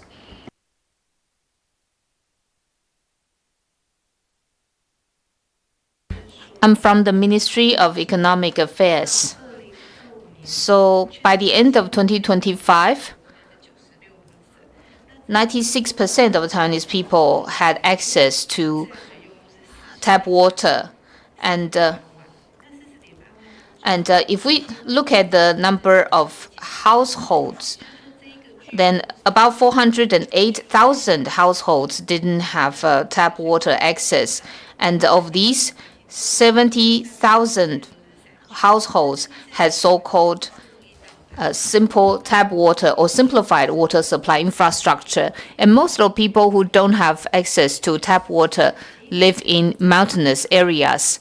Now, because of the typography, tap water pipelines it's very difficult to build such pipelines. So about 70,000 households now use simplified water supply infrastructure. But that means that about 330,000 households don't use any form of tap water at all. And that means that that's about 700 to 800,000 people, and they get water from, for example, wells, and they also use surface water. Okay, thank you very much. I also wanted to address food, and this is another area where Taiwan's performance is very impressive. The rate of food security in Taiwan, according to independent research, is 1.1%.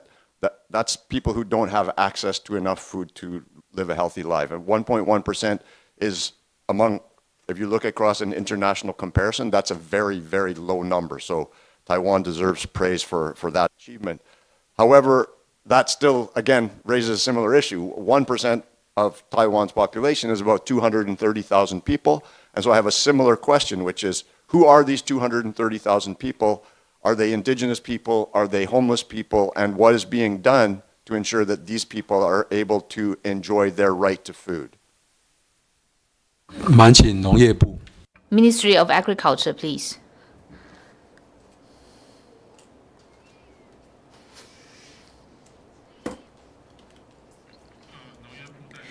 I'm from the Ministry of Agriculture. So regarding food, Now, unfortunately, the person in charge is not here, so can we take this question back to the ministry and I will give you a written response? Thank you. The sooner the better, because we're under time pressure to produce our concluding recommendations and observations. The other thing I'll say about food is we've been here a few days and we have been really treated wonderfully by our hosts. The food that we've been eating has been absolutely outstanding. So I want to say thank you to the government of Taiwan for that, taking care of us so nicely. And that does actually remind me of one other thing I wanted to give praise to the government on, because in March of this year, the Health Promotion Administration issued new dietary guidelines.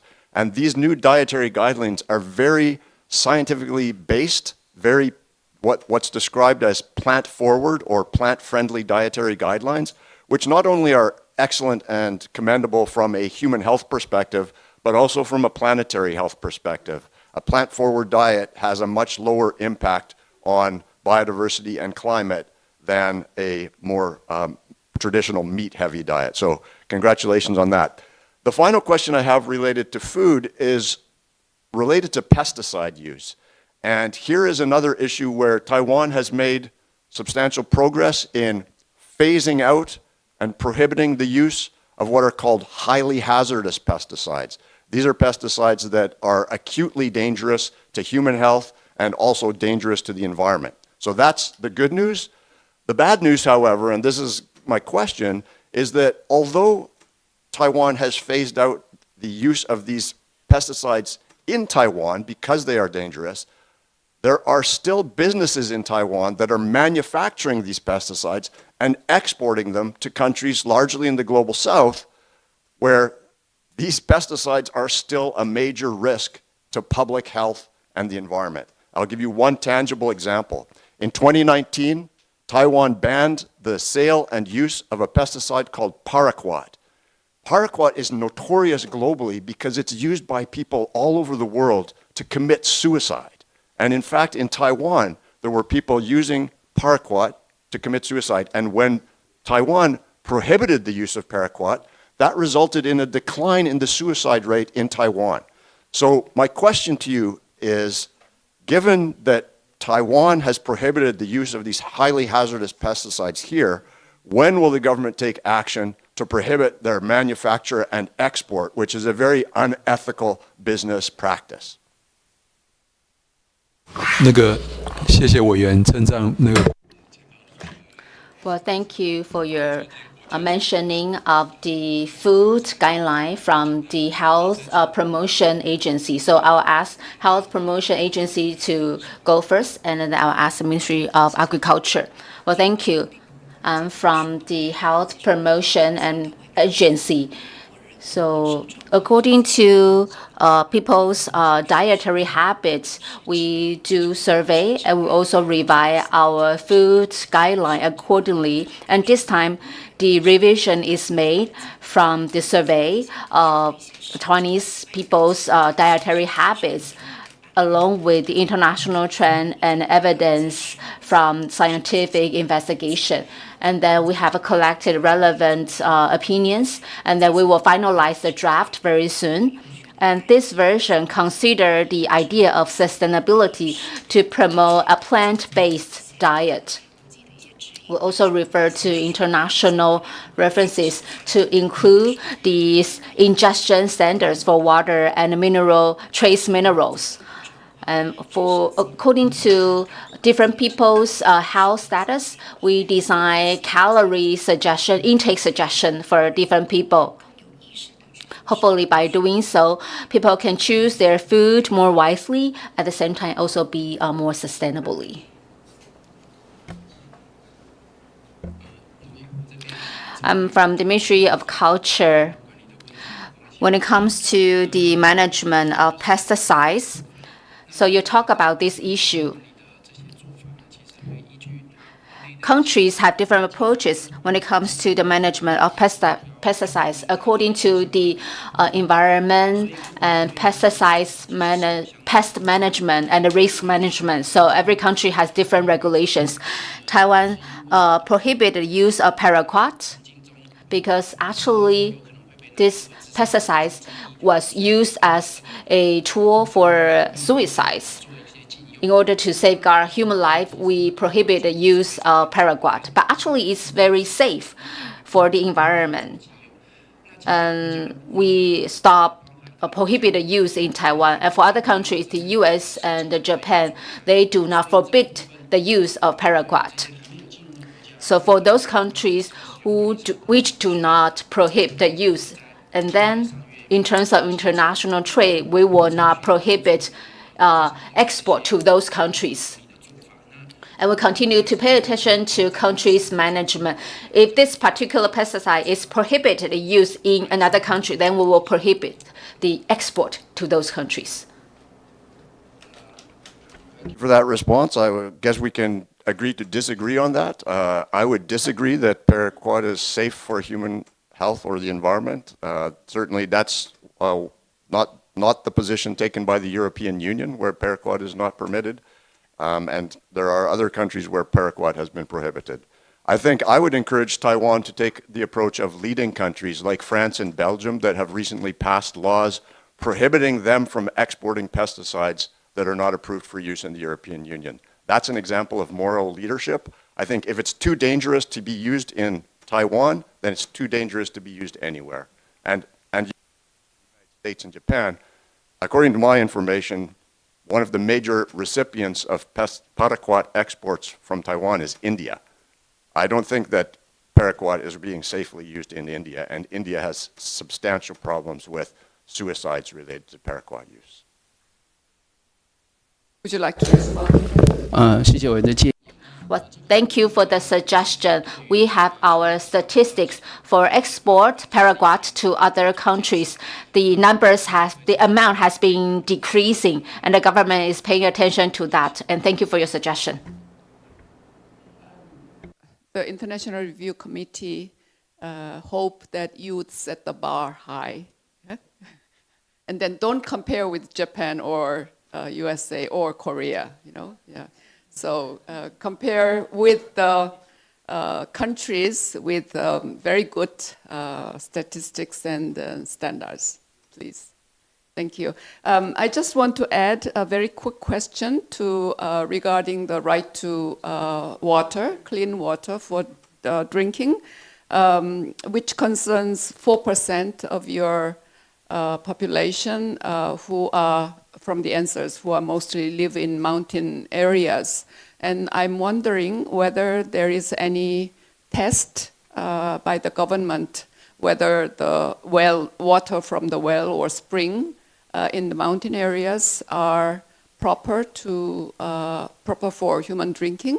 Because we see that when you go to mountains, the mountain climbers can drink from the well, and then there is a sign that says it's proper for drinking or it's not proper for drinking. So is there any kind of inspection or marking of that kind for those people who don't have tapped water in the mountains? 请那个经济 I'm from the Ministry of Environment. I would like to answer this question. For drinking water management guideline, for the drinking water quality, we have relevant standards. Local governments, for different sources water, for example, for tap water, simplified water supply, well water, spring water, we will have random, inspection. If there's any non-compliance with the drinking water quality, we will ask, for example, the water agency from the Ministry of Economic Affairs through a subsidy project for non-tap water area, so we can improve the water quality for those remote areas. 4% of population will be able to access, the safe drinking water wherever they live. Thank you for your answer. Now we will turn to Article 12, and I'll ask. You want to? Yeah. I will ask Mr. Milun Kotari to.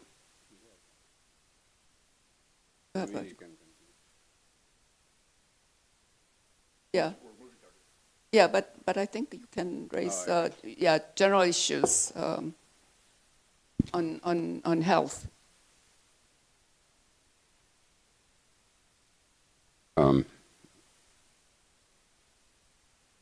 Okay, on Article 12, we've been hearing since yesterday about the health coverage in Taiwan. We wanted to hear more about how what percentage of the entire population receives health services, who is left out, and what is being done in terms of access to health care, insurance, health access, access to medicines and so on. So what is the current status of health coverage in Taiwan?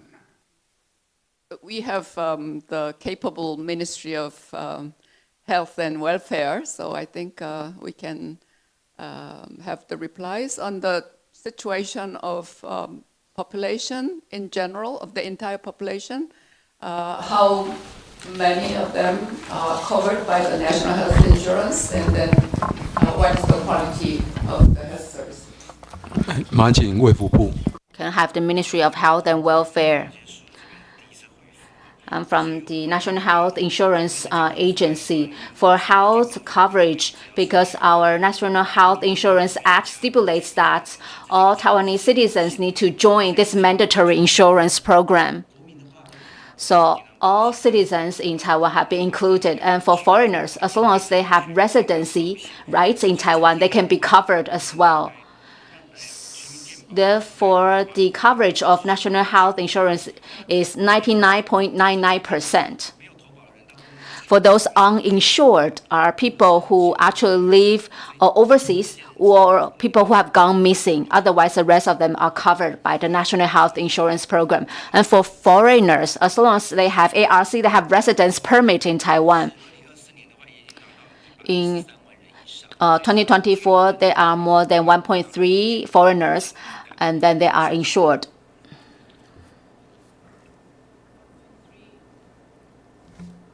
$1.13 million.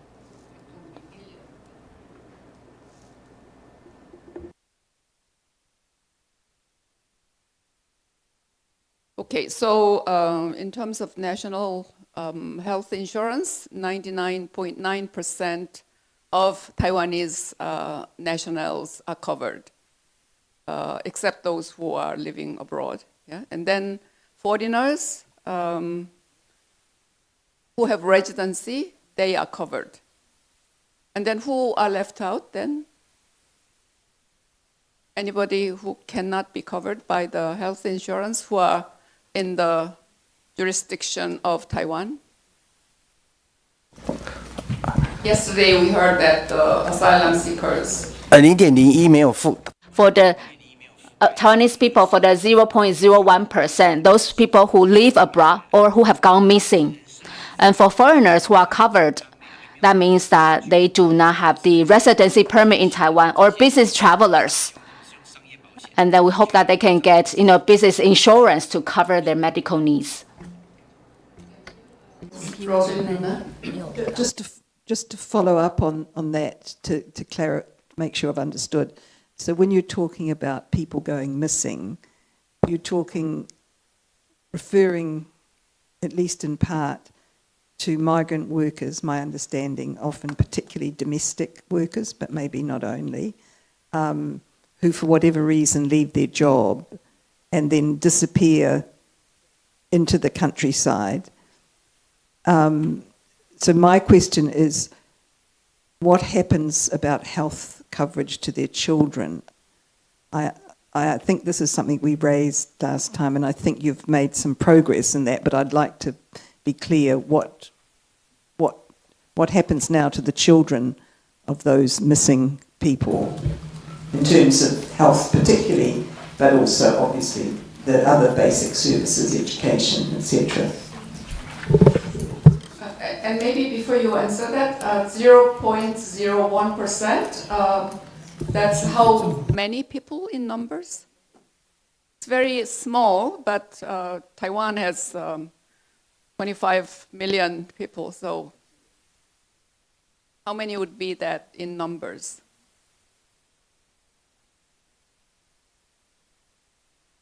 Okay, and then 我想国家人权委员会可以稍微回答这。 The NHRC can answer this question. For people who are not covered, the people who have gone missing or who run away, there are about 80 to 100,000, migrant workers who have run away. And for people in prisons, if they are foreigners, then they are not covered by the health insurance.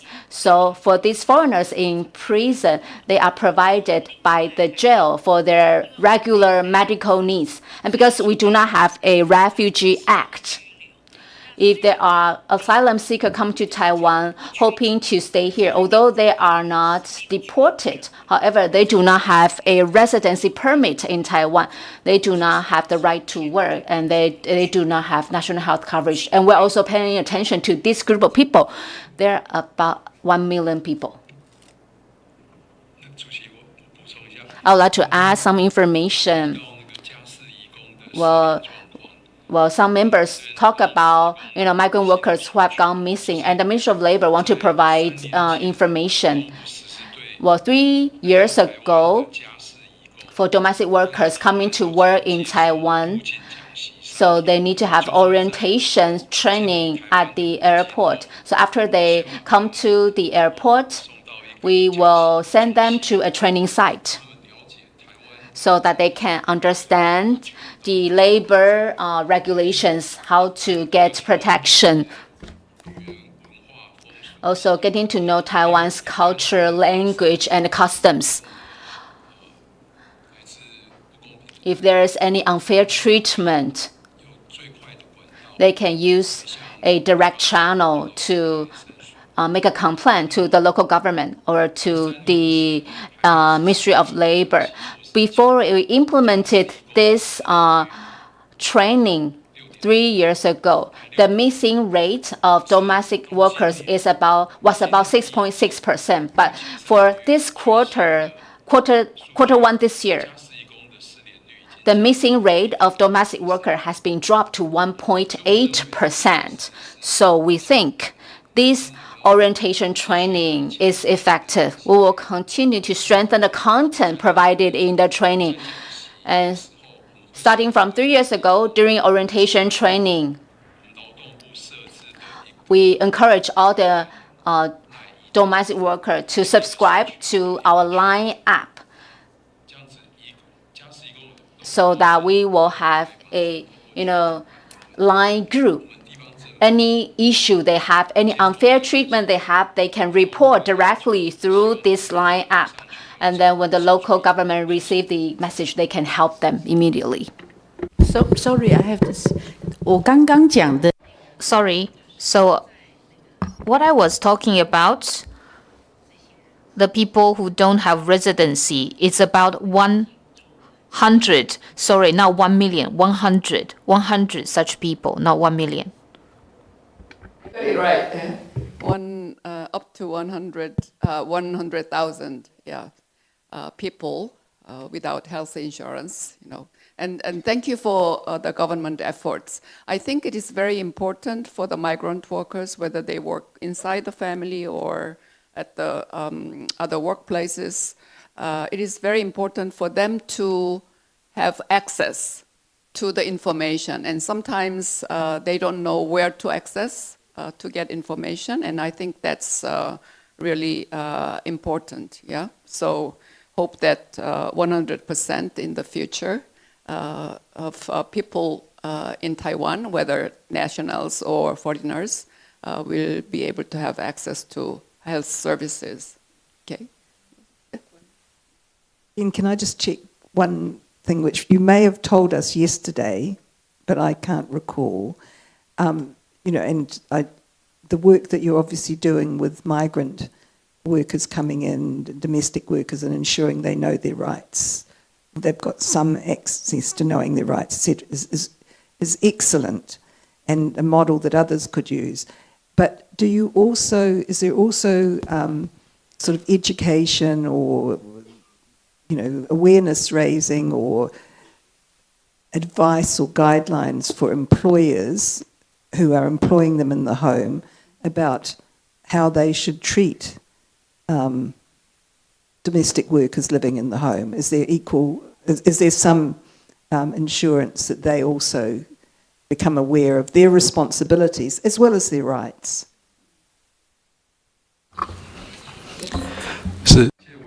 Thank you for the question. So allow me to answer the question. So employers of domestic workers, we actually have two types of awareness raising programs. So domestic workers, when they come to Taiwan, they receive orientation. Employers, we also want to tell them about labor regulations. So first of all, we have videos available on the Ministry of Labor website. So domestic workers can learn about Taiwan's labor regulations, and they know the responsibilities of employers. Secondly, 2 months ago in March, the Ministry of Labor publicized a guidebook for employers of domestic workers. So in the guidebook, we have labor regulations, and we also tell employers what they should not do. So this is also covered by the handbook. And if migrant workers encounter problems in the guidebook, we also tell employers how they should deal with the situation. I come from the Ministry of Health and Welfare. So regarding domestic workers, as long as they have the permit to work, then they are covered by the national health insurance. So there's no waiting period. And for the migrant workers, domestic workers, we also have guidebooks in paper and also electronic versions for them, and it's available in different languages, so they know how to seek medical service. But is this guidebook mandatory for the employers, or just there to offer? And then it is up to the employer who hire domestic migrant workers. So the guidebook is for migrant workers. I mean the one for medical service. And we also tell them they can download the handbook from the website. Sorry, I think I have to clarify. There are two types of handbooks. We at the Ministry of Labor, we have handbooks for employers. The Ministry of Health and Welfare also has its own handbook for migrant workers. Asking to the Ministry of Labor that whether these employers of domestic workers are required to read, so that what are their responsibilities when they hire foreign domestic workers in terms of treatment, etc. So is it a mandatory requirement, or it's just, okay, here is a guidebook, please read it, and then it is up to the independent individual employers whether to read or not?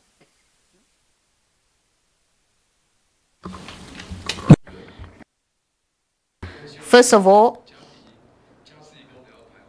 we hope that when domestic workers, migrant domestic workers come to Taiwan, we invite employers to our information sessions. If employers don't have time, we'll tell them that on our website, we have information available.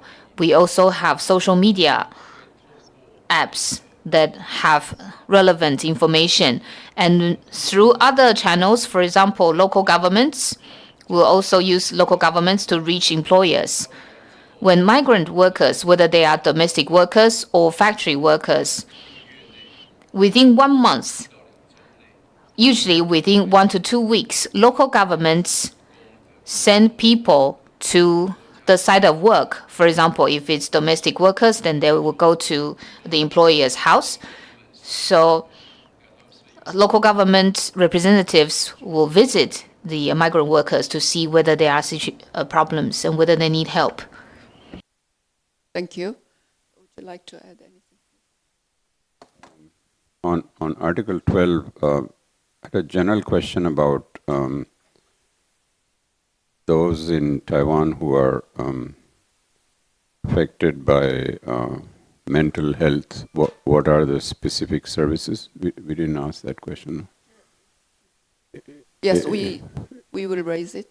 Okay. Yeah. You will raise that. Yeah. I will, Okay. yeah. Okay. All right. But specifically, this committee had made a recommendation in the 2017 our report on the situation of the residents of the Losheng Sanatorium, who are traditionally suffering from Hansen's disease. And actually, this past Saturday, I was able to visit the area. In 2017, the concern was that the construction of the mass rapid transit depot was going to have a impact on their mental and physical health.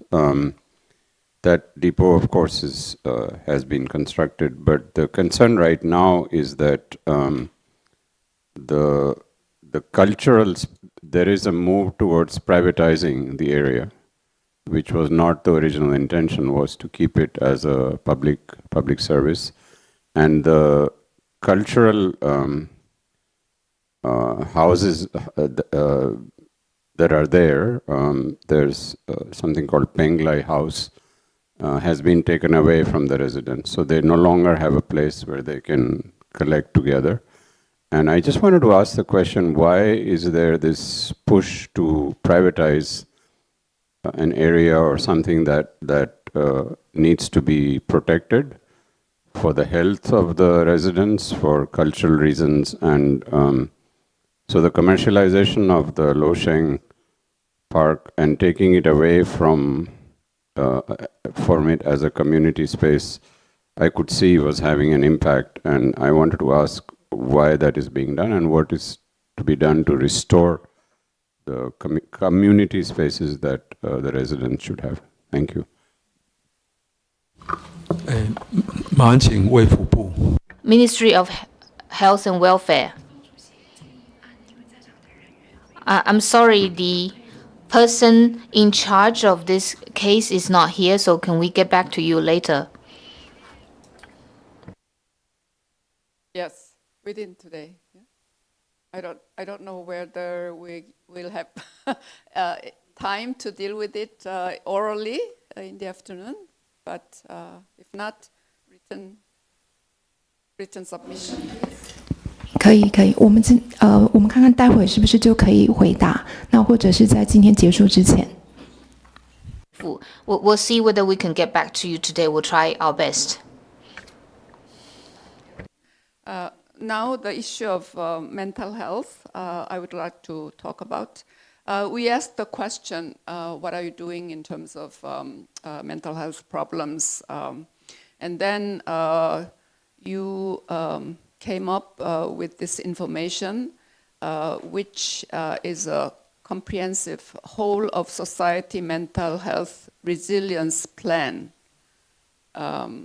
which involves 13 different ministries and involving also civil society organizations, covering, I think, specific groups of people, including LGBTI people, indigenous peoples and children and adolescents. But I think it is mostly left to the civil society organizations to take care of this particular group of people who needs different mental health needs. Yeah. So, and then according to this plan, there is a total of 71 centers established across all 22 administrative regions nationwide, ensuring at least one center in every region. Yeah. So I think this is a new initiative by the Taiwanese government. I think it is really difficult for all of us to stay sane in this crazy world. And many people have mental health problems. And then you have specific program for young people, mental health support program, which was launched in 2023, which originally covered for people from age 15 to 30, but now it's extended to 45, yeah, within that range. So what's the effect of this plan? How are you doing? Are you checking every year? What is the effect? So now the people with mental frustration or depression or distress, are the number have been decreasing, or what is the effect? How do you check whether it is working all right or not? I guess someone from Ministry of Health and Welfare. 马上请卫福部。 Ministry of Health and Welfare, please. Thank you for the question. I'm from the Ministry of Health and Welfare. The Taiwan government started to work on the whole of society mental health resilience plan in 2025, and it does involve 13 government institutions. So we are targeting whole of the population, but also specific groups. And each relevant agency has to do its part to try to enhance mental health. And we also set KPIs to monitor effectiveness and implementation. So regarding the community mental health centers, basically we look at the population of each jurisdiction, and that's how we set up the centers. So basically every quarter million people will have one center, and that's why more populous counties or cities will have more centers. And in the centers, we have mental health professionals who can provide service. So we provide service to the general public. So for example, we have health forums and so on. And for at-risk groups, we also provide counseling and also therapy. And people who have suicidal ideation, we actually have follow-up visits. So we really start from the beginning to after treatment. And we also work with civil society groups who provide community support. And this has been expanded very recently. So we're still deploying resources. This might not be enough, but I think resource deployment will increase going forward. And you also talk about the 2023 for support for young people. For people aged 15 to 30, their suicide and the death rate is increasing. Therefore, for young people, we provide 3 times a year free mental consultation services per person. And we have evaluated the service results, including the service recipient. They think they have been made stronger mentally, and their quality of life has increased. The Ministry of Health and Welfare for mental health services, we do results evaluation. Starting from last year, we're working with the National Health Research Institutes to evaluate the effectiveness of mental health programs.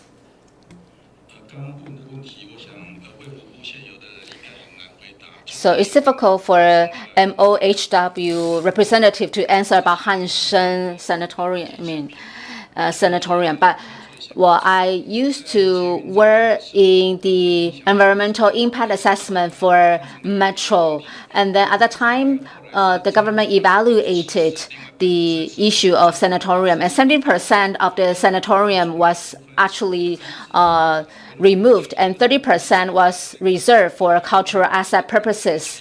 And the patients were relocated to another site. In 2008, the government set up a human rights protection and compensation for patients in the sanatorium for the Hansen disease. Because you talk about the right to health. Because I now work at the CDC, the Centers for Disease Control, and in terms of health coverage, for minors under the age of 13, we provide 10 kinds of vaccines, and the coverage rate of the 10 vaccines is about 96 to 98%. For people who do not receive vaccines as required by the government, we believe that there are some problems in their family, and then we will refer this family for the social affair agency to do family visits. And then if the child are missing, and then we will ask the police affair agency to seek them. So although it's the right to health, but different agencies work together to protect people's right to health. From the Ministry of Environment, I have to add some information. So the Ministry of Environment wants to add that in terms of the rights to health. So David mentioned a question for paragraph 30, and for Environmental Basic Act, the government need to balance technology, economy, society, and environment. So if there is a conflict, we need to prioritize environmental protection first. I want to give you 3 examples from the Ministry of Environment. First one is air quality. We focus on PM 2.5. In the past, the concentration has dropped from 20 to 12.5 microgram per millimeter. And then recently in our air quality white paper, we have set the threshold down to 10%, and in 2030, the goal has been downward adjusted to 8%. So we can see that we are actually following the WHO guidance so that we can protect the highly affected population. For example, around schools, we have set up a specific area to protect children and to people who are susceptible.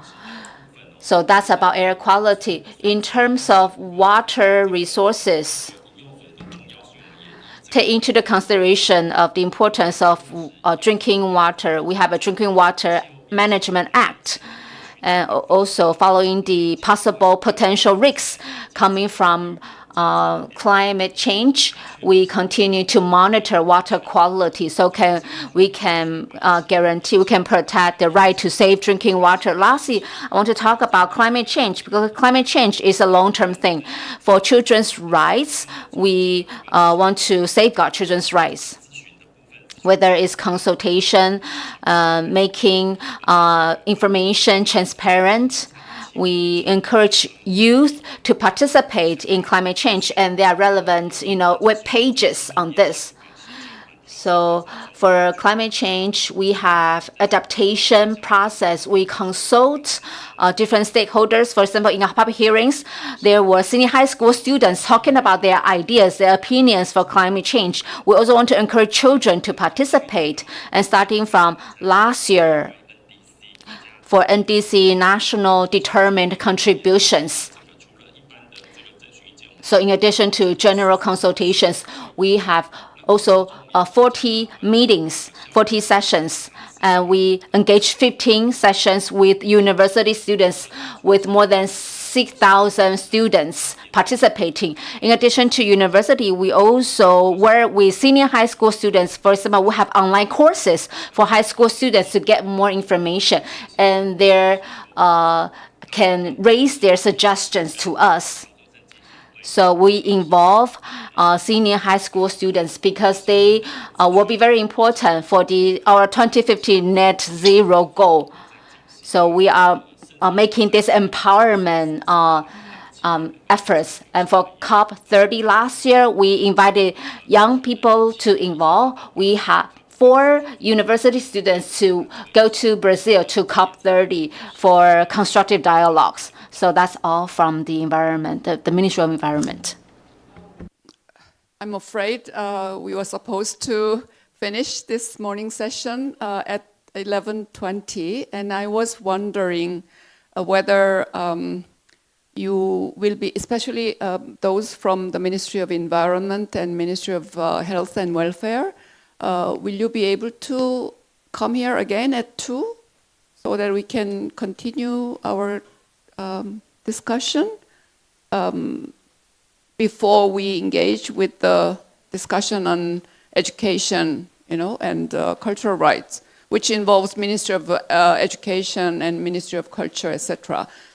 I hope that we can continue a little bit more, regarding environment, health, etc.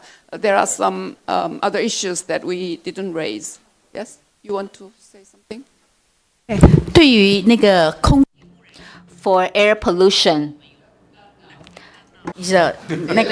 OK， Because we should have a short break, and then we'll have 1 hour session with NGOs, and then we'll be back at 2. So I hope that you will be able to come back again at 2, and then we'll continue our discussion. Thank you very much. I was not doing my job properly as a chair. Yeah. 那个，谢谢主席。 Well, thank you, Madam Chair. Because Madam Chair mentioned there are some issues related to the Ministry of Environment, so please come back here at 2. Thank you.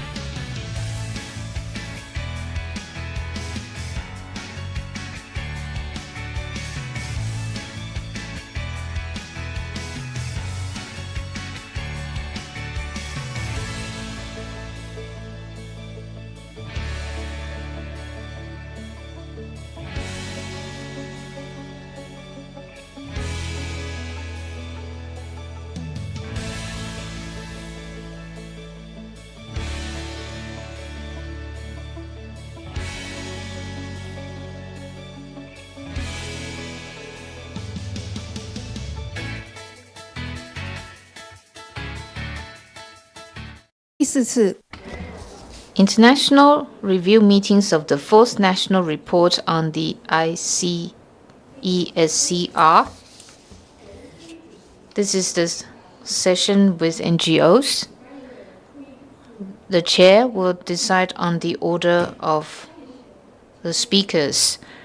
Please make sure that you do not speak too fast for the benefit of the interpreters. Raise your hand if you would like to speak and turn off your microphones after speaking. Thank you.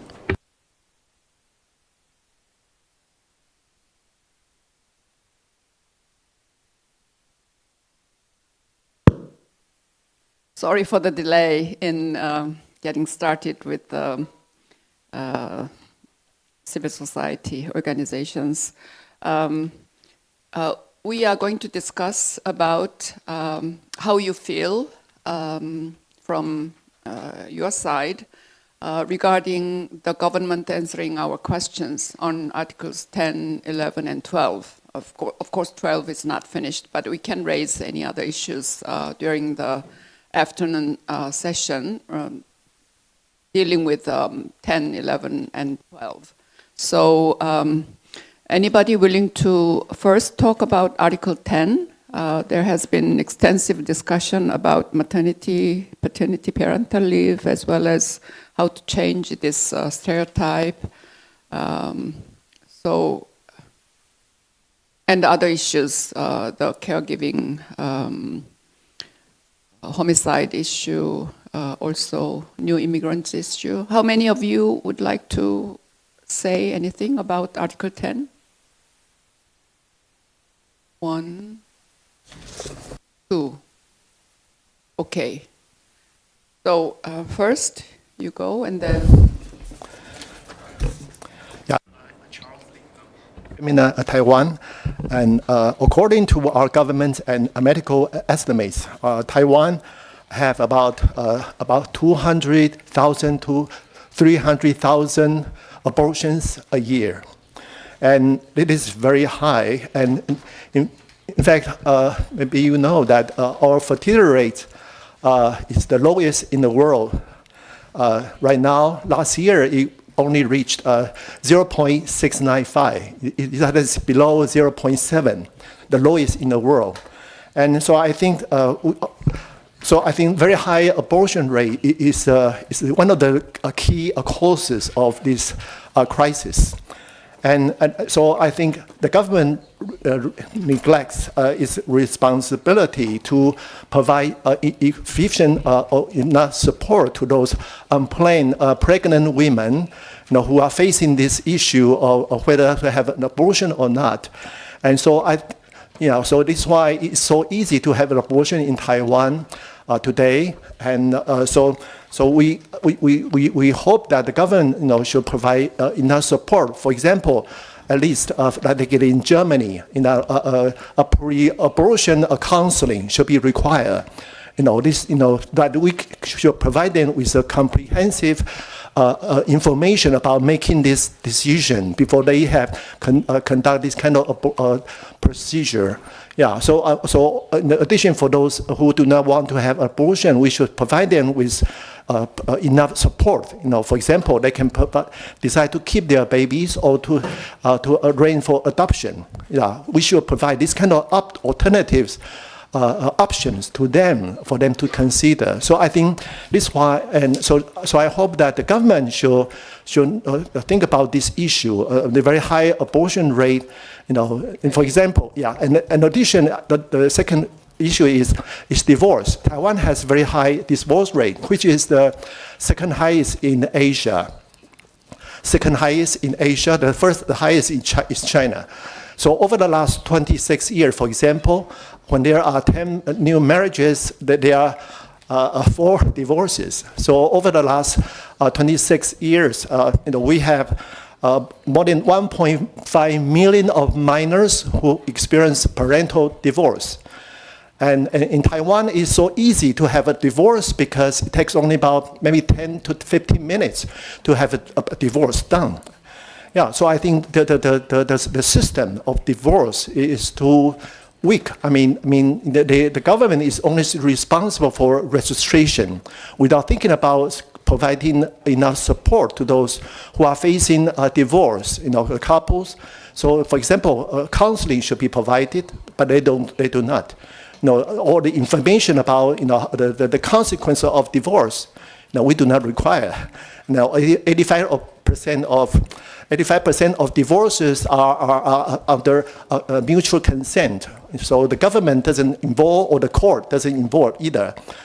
So this is why I hope that a divorce reform should be implemented in the future. Yeah, thanks. Thank you, but I should say that these things needs to be dealt with from the human rights perspective, rather than population control perspective, or try to restrict the personal freedom of choice, etc. So, but I take you, right. I take your position. Yeah. Right, I agree with you. But my point is that we should provide those people who are facing this kind of issue, either abortion or divorce, with enough support and information. Yeah, before. Thanks. The whole society. Right. It's not easy. I know. Yeah, thanks. Divorce. Thanks. Right. Thanks. Okay, thank you. And then there was somebody. Yes, please.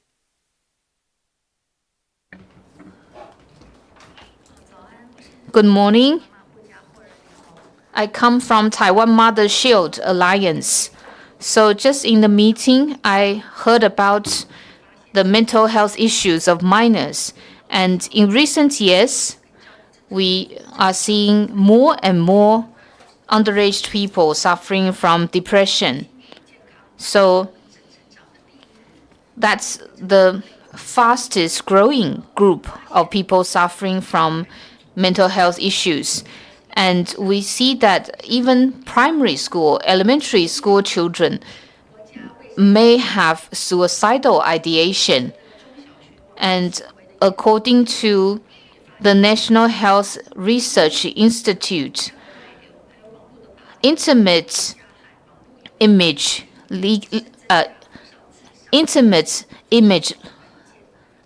leaking and also cyberbullying, as well as cyber gaming addiction, are some of the reasons why underage people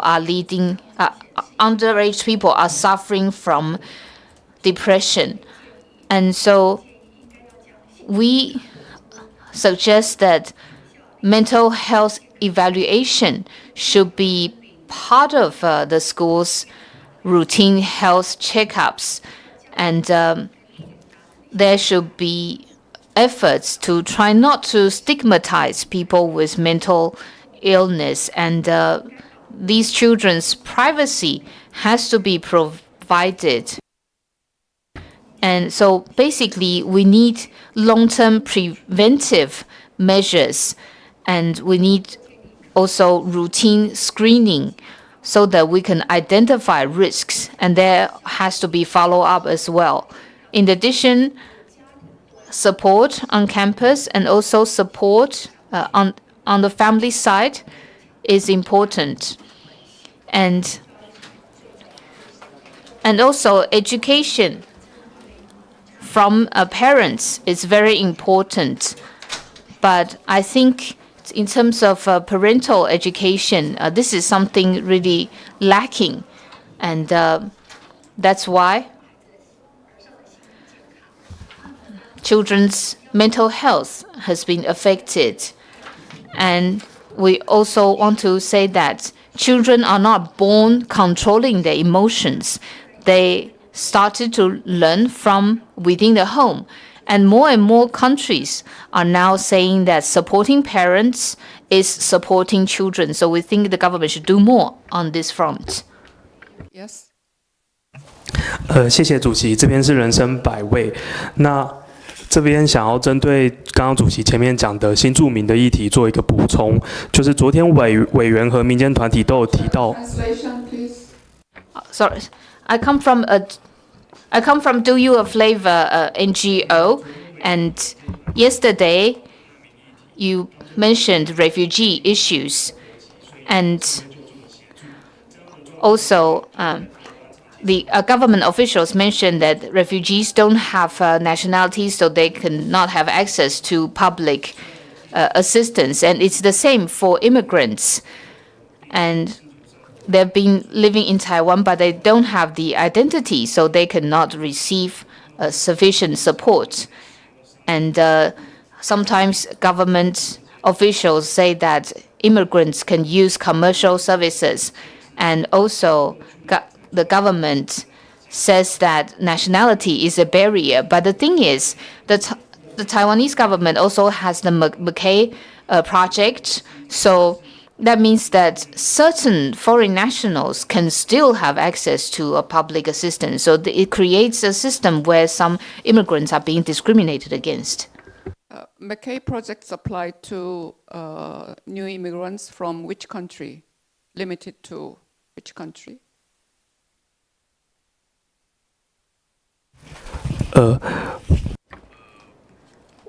Well, thank you for the question. I think what I was basically speaking on behalf of other people, so I actually don't know the details of the McKay project, but I'll provide you with the information afterwards. Was explained in the government documents. Anyway, yeah, okay. Yes. Okay, how? I would like to respond to the question that we have to deal with issues from a human rights perspective rather than population control perspective. I come from the Taiwan Sex Industry and Workers' Rights Association. Our law actually has an article penalizing abortion. And our Genetic Health Act also has certain restrictions regarding abortion. So, for example, if you are married, you have to seek your spouse's approval before abortion. But for sex workers, I think this is a ridiculous clause. And we also hope that the government can provide nighttime childcare programs, because if mothers are sex workers, they probably need to get childcare services at night. And international research also found that certain women are more prone to postpartum depression. And this probably has to do with certain work or a fragility in terms of their economic status. But in Taiwan, we don't have comprehensive research on this. Okay, let's move to Article 11. Are you still on Article 10? Let's see whether, after we... Point of order, yeah? 主席好，台湾 Hi. We basically focus on the human rights issues of LGBTI community. We are the Taiwan Alliance to Promote Civil Partnership Rights. We mentioned in the previous session that in Taiwan, same-sex marriage is already legalized. And in the last few years, Taiwan also started to allow international same-sex marriage. But same-sex family, I think their rights are not really being protected. So, for example, under Taiwanese law, if you are a same-sex couple, then the child, only one of the couple has a parental relationship with their child. And if the marriage is international, then the situation is even more complex. In recent years, we received a lot of feedback regarding this challenge. So, for example, if a Taiwanese person marries a same-sex person from another country and they have a child together, and when the Taiwanese person wants to be a parent to this child, then this person has to resort to adoption. But this was rejected by the court. So that means that this will always be a single parent family, so to speak. And also another situation is that a Taiwanese person marries a woman from another country, and the child and it's the person from another country that gave birth to the child. And in this kind of situation, the child can never have Taiwanese nationality. So, and if the child wants to become Taiwanese, the child has to first give up the original nationality. So the child might be living in Taiwan, but he or she doesn't have the Taiwanese nationality. And that means that the child will face the same challenges as other people living in Taiwan but don't have Taiwanese identities. The child doesn't have access to any of the social benefits offered by Taiwan. So these are the challenges faced by international same-sex couples who have children. So please remind the Taiwanese government that they have to provide full protection to same-sex couples and such families. Thank you. On this issue of Article 10? I would like to talk about climate change. So I think this involves Articles 11 to 12. So we are finished with Article 10. Yeah, listening to. And please, sorry.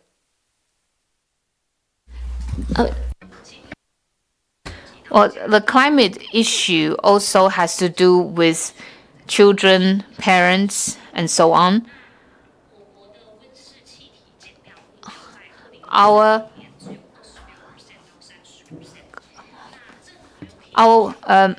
greenhouse gas reduction target is only 26 to 30% by 2030, and that means that by per capita, actually we would have used up all the carbon budget before 2030. So that means that we'll have breached the 1.5 degree target before 2030. And also the government didn't tell us what methodologies that they used to set up the reduction targets. They said that they used models for calculation, but they didn't actually give us the details. And they only said what department is willing to cut how much carbon emissions. And in terms of public participation, there was only one public hearing session. It was such an important event, but there was only one event, and because of the size of the venue, many people were not able to attend, and also different groups weren't able to participate, for example, indigenous people and so on. And then judicial remedy in many countries, for example, in the Netherlands, in Germany, and so on, and Korea and Belgium, there were cases where people launched lawsuits regarding reduction targets and actually won in the court. But Taiwanese laws don't allow people to seek remedy regarding climate legislation. And we believe that this is a violation of people's rights, especially because climate issues also have to do with health and people's livelihood. Yes. Yeah, it's on. Thank you very much for those comments about climate change. I agree with your perspective about the 2030 target not being sufficient, but also if you look at the latest national inventory report, Taiwanese emissions have only declined 4.9% since 2005. So 4.9% reduction when the target is 26 to 30 suggests they're not even going to meet that target. So I wonder if you have any comments on what the government should be doing to accelerate progress to meet the target.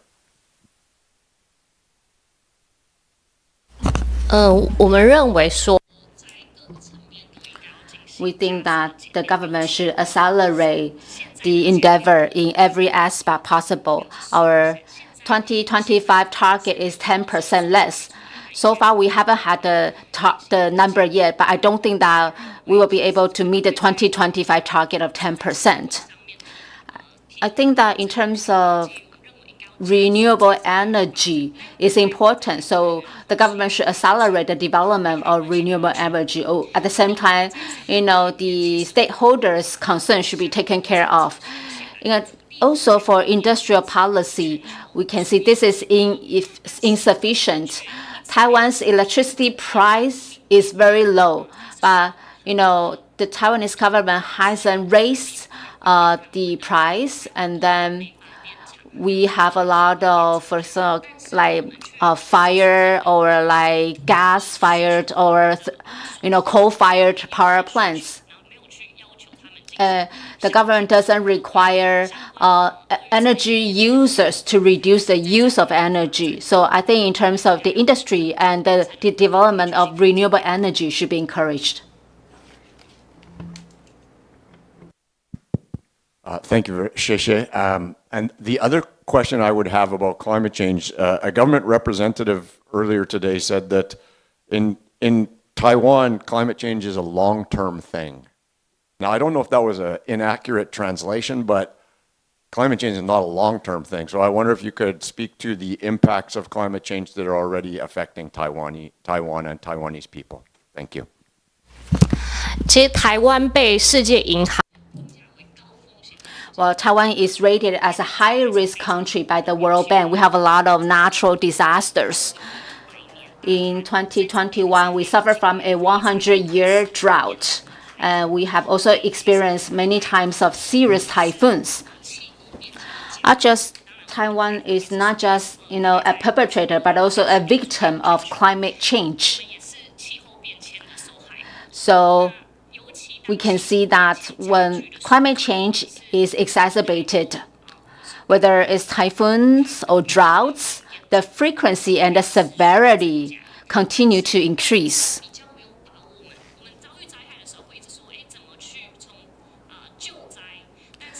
So we talk about disaster recovery, but we do not think in a long-term way. We do not connect disaster recovery along with climate change. Taiwan is prone to natural disasters. However, we fail to establish the connection between disaster recovery and the climate change. So we ignore the importance of climate-related policy. Anybody willing to raise specifically questions to NGOs regarding housing or land development, etc.? And then we'll check how many NGOs will be. Yeah, on housing, land displacement, I think you heard the discussion, and I wanted to ask you what you felt about the government responses. I was not very satisfied, but it would be good to hear from you what you felt, and also when you speak, if you could refer to what type of recommendations would be useful for your work that the committee could make to promote the human right to housing, which is obviously missing in Taiwan. So please. Okay, let's see how many hands. 1, 2, 3, 4, 5, 6, 7. Yeah, so maybe 1 minute each, or more than 2 minutes. Thank you. And then from that end, yeah, we go this way. Hello, everyone. I'm from the Association of World Citizens for the basic protection of Article 11 of ICESCR. So the Taiwanese agencies will actually want to increase tax collection. So there will be problems with tax collection. So this ignores people's rights to property, housing, and livelihood. I can give you 2 examples. A Keelung resident, Mr. Chen, he owed $18,000 because of traffic bill. His house was auctioned, and then his entire family of 6 had no place to live. And then his mother, a very old lady, actually kneeled down in front of the administrative enforcement agency, and the news covered this over Taiwan. And then this case was actually corrected by the Control Yuan. And then we can see the auction house was sold at 2.5 million, which is 140 times of the fine. And then second case is Taijimen case. This has been confirmed as a violation of human rights by the Control Yuan. This is a 30-year-ago case. So the administrative enforcement agency knows that this is a problematic disposal, but they still auction their land. So we can see these kind of cases are not individual cases. Do you have any suggestions for us to monitor the government so that they can conduct the due diligence of law to protect babies' rights to good life? I would like to add the colleague from the Association of World Citizens from the new cases of the Administrative Enforcement Agency from 2016 to 2025. We see cases, the number of cases increased from 8 million to 14 million. We can see Taiwan only has a population of 23 million. So that means 1 in every 1.62 people have this kind of forced enforcement case. So for example, the Keelung citizen case, for a very small amount of fine, his house was auctioned. So this is very unproportional. So you can see the fine amount is very small. However, the auction price is very high. So that means the government, excessively violated people's rights to housing.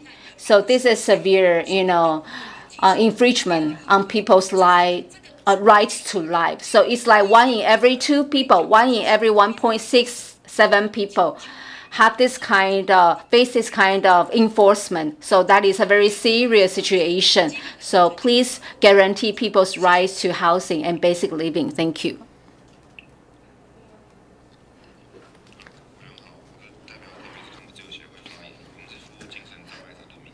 So we are representing the Taipei Association for Recovery and Rehabilitation. Thank you for pointing out that the Taiwanese government pay more attention to private housing without protecting the right to housing for vulnerable groups.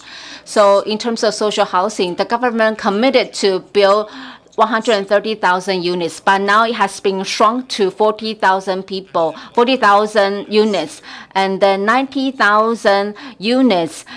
For that 90,000 units, the government will use the lease and management approach. However, in that case, private land owners or landlords would do the lease and management approach. However, the landowner had the power to choose their tenants. Actually, 90% of landlord refuse to rent to people with disability or elderly people. For example, the person next to me is from a Xinlong clubhouse, so they're affected by this. They only have 4 years left to be able to live in social housing. So the social housing amount is not enough, so that people with disabilities are not able to enjoy their right to housing in social housing.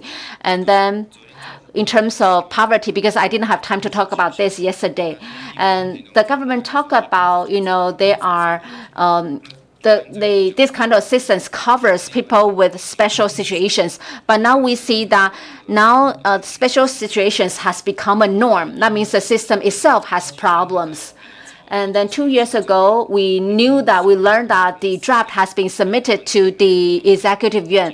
We have been communicating with the Ministry of Health and Welfare for 3 years, but they didn't tell us that there is a new draft. So please urge the government to let us know about the new drafts, to let us know the what's different in the new version in the amendment, so that the NGO can participate in the amendments as well, so that we can contribute to substantial improvement. Thank you.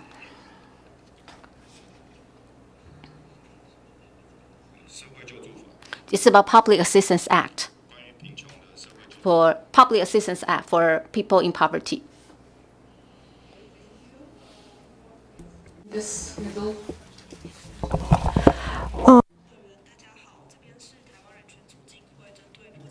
I'm from Taiwan Association for Human Rights. I want to talk about forced eviction. I want to recognize NHRC for their diagnosis of the entire system, but I also want to urge NHRC to finish their investigation, because so far they only cover a part that has been mentioned in the last COR. They haven't proposed a full report. I want to talk about the current land development for land and the zone expropriation and land readjustment, urban renewal that cause forced eviction risks, and there is a lack of nationwide database, so that we don't know the real number of these relocated people. And the Ministry of the Interior talk a lot of things about resettlements, but we can see that in the Land Expropriation Act stipulates that only people with low-income families will be resettled. And however, this kind of assistance is not comprehensive for informal settlers. According to our observations, they are not able to have retained their housing, and they actually reside on public lands belonging to the central and the local government. Thank you.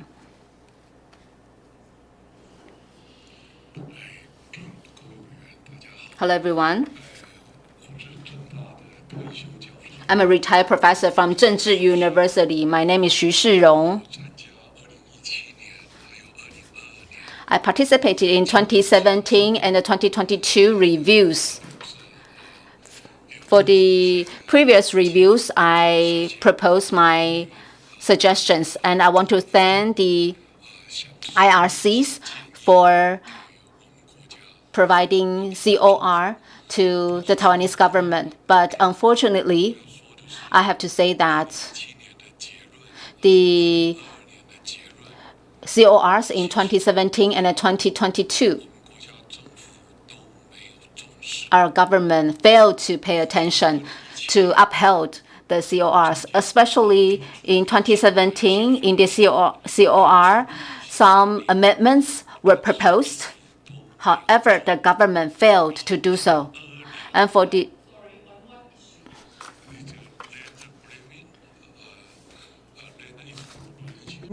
and land readjustment, yes, and the land development issue, especially on the, for example, in the conclusion remark in the year 2017, especially let me point out the point 38, 39, and the point 42. Please, 38, 39, and 42, and then, also in the 37, it's also very important, and also in the year 2022. 2022, please, especially focus on the point 41, 51, 51. 51 reiterate. 41 reiterate that all the points you have raised in the year 2017. So after 9 years, if we count the year from the 2017 to this year to 2026, after the 9 years, very unfortunately, the government did nothing about your conclusion. It's very pity. Thank you very much.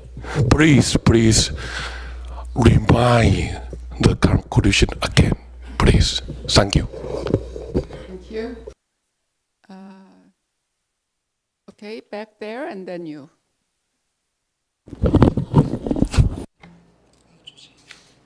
Madam Chair.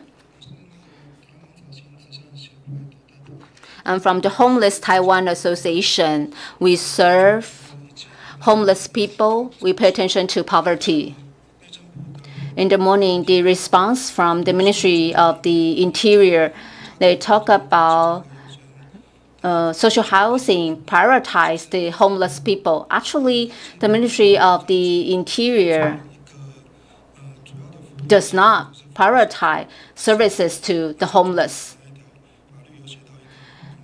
There is an act in the related to social housing only talk about that because homeless people is considered a responsibility of the social assistance agency under the Ministry of Health and Welfare. So the Ministry of the Interior doesn't regard the homeless as part of their responsibilities. So when it comes to urban renewal, they fail to evaluate the impact on the homeless. For example, last year there was a Mongjia Park in Taipei City because that park used to be a place for a lot of homeless people, and the urban development agency in the new Taipei City, because of this development in Taipei City, because of that, 70 homeless people were forced to relocate. And this was a very temporary move. And many homeless people were forced to scatter around. So I want to tell the reviewer that 90% of the homeless people are not qualified for low-income individuals. So they are not able to get government subsidies to good housing. And in our social housing design, normally like a unit is too large for an individual. So these homeless people cannot afford. And if you want to get the lowest tier of rental, you need to be qualified for low-income individual. However, most of homeless people are not eligible. And so homeless people are not really the priority of government agencies in charge of housing. And Taiwan doesn't have a law that protects the rights of homeless people. But that's actually part of the recommendations of the review committee back in 2017. In 2018, the government commissioned scholars to do a feasibility report, and a draft of a comprehensive law protecting homeless people was put forward by NGOs.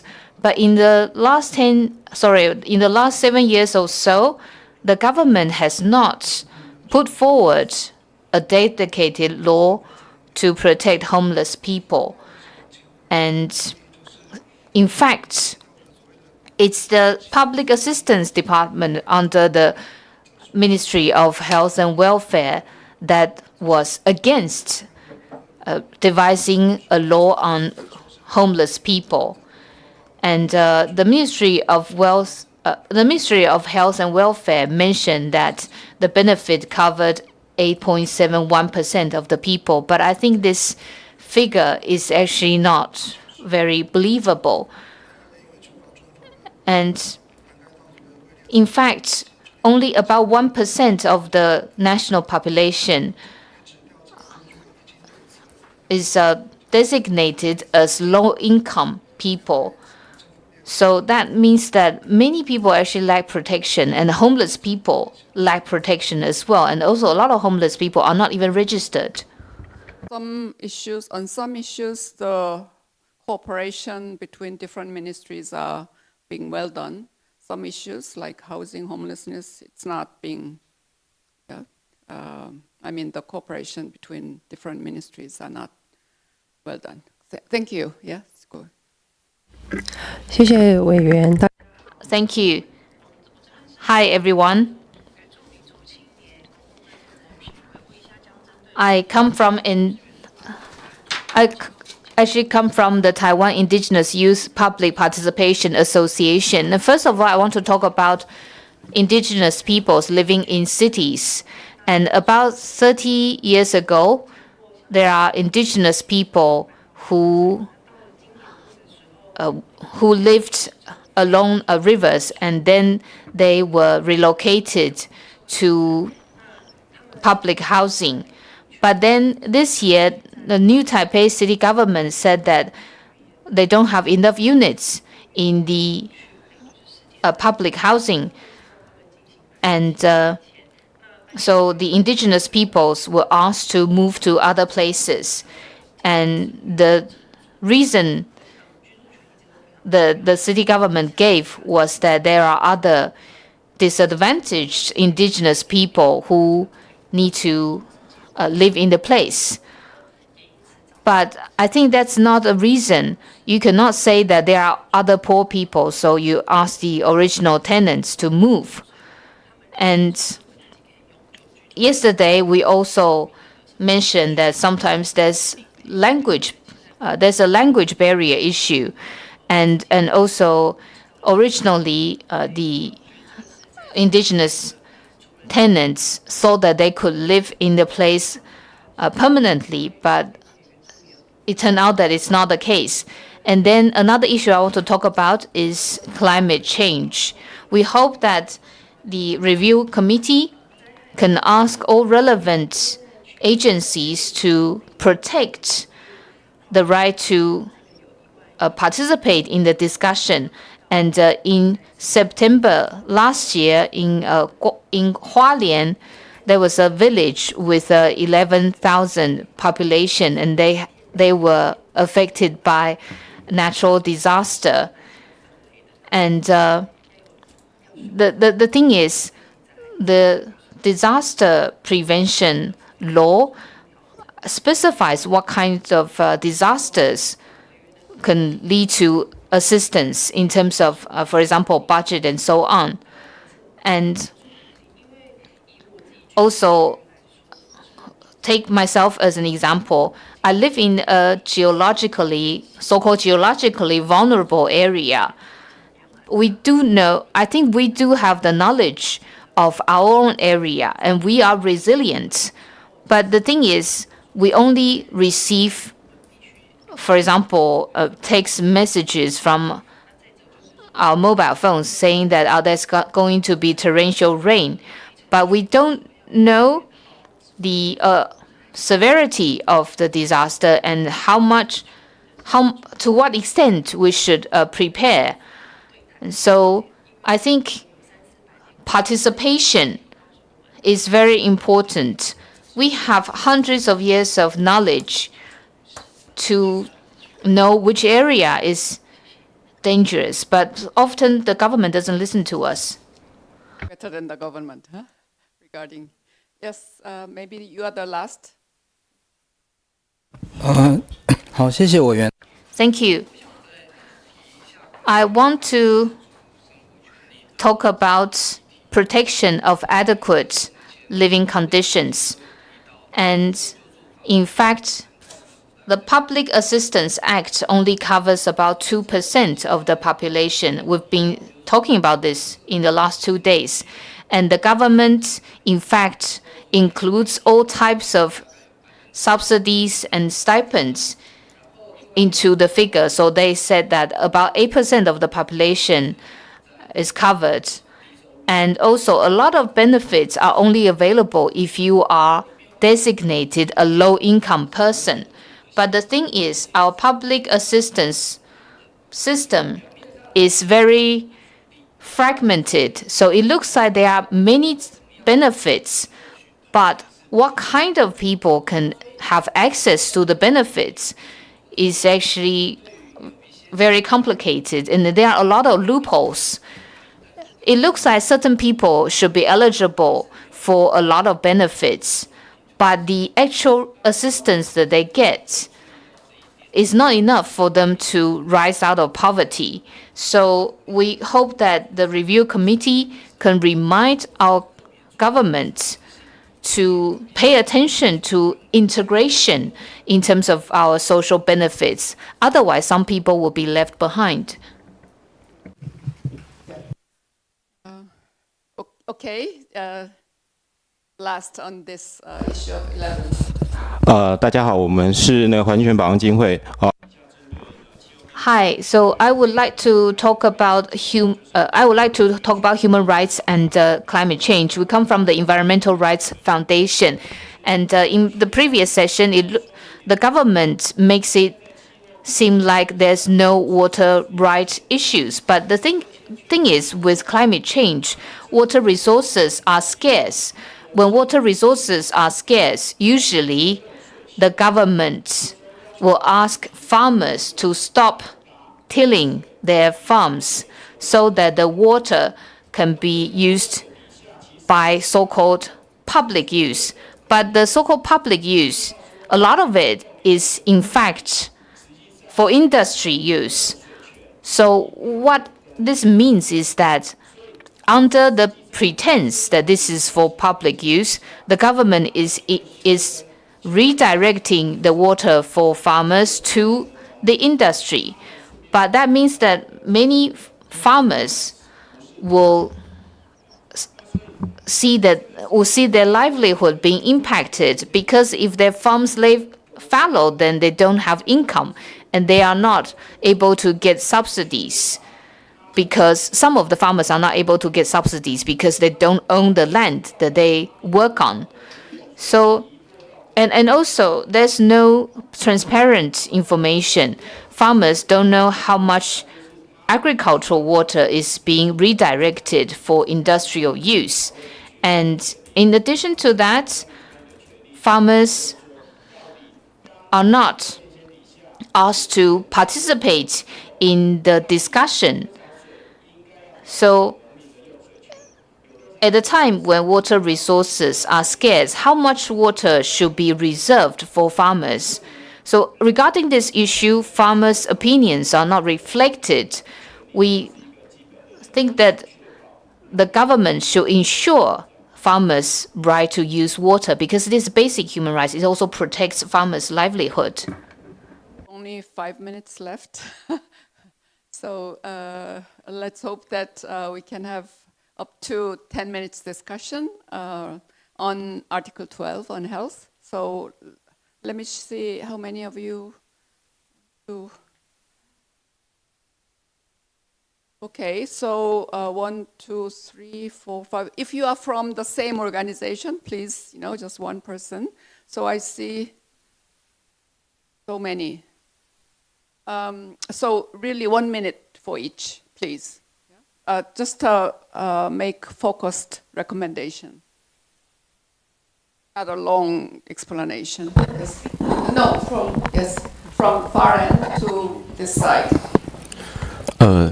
Hi, I come from the Taiwan 同志 Hotline Association. We serve LGBT communities. And regarding health, the Taiwan government said that we have very extensive medical service. But for HIV patients and also for LGBT groups, I think the environment is not very friendly. And there are 28% transgender people are afraid of going to the doctors. And so that means that 28%, according to our research, 28% of transgender people try not to go to doctors because they are afraid that the environment is unfriendly.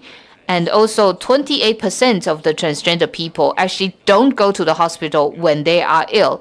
And also many people infected by HIV will be refused medical service when they seek treatment for illnesses other than HIV. And you also mentioned mental health. The Taiwanese government actually only has a few resources on mental health of marginal groups, and it's entirely up to civil society groups to provide such service. So marginal groups such as LGBTI communities and so on, in fact, it's very unfriendly. So that means that the Taiwanese government basically thinks that marginal groups will try to find service from groups offering such service themselves. But the thing is, sometimes all these mental health services may not really be accessible by marginal groups. Hi, I come from the group serving sex workers, and I also want to thank others for focusing on mental health. I want to talk about sex reproductive health.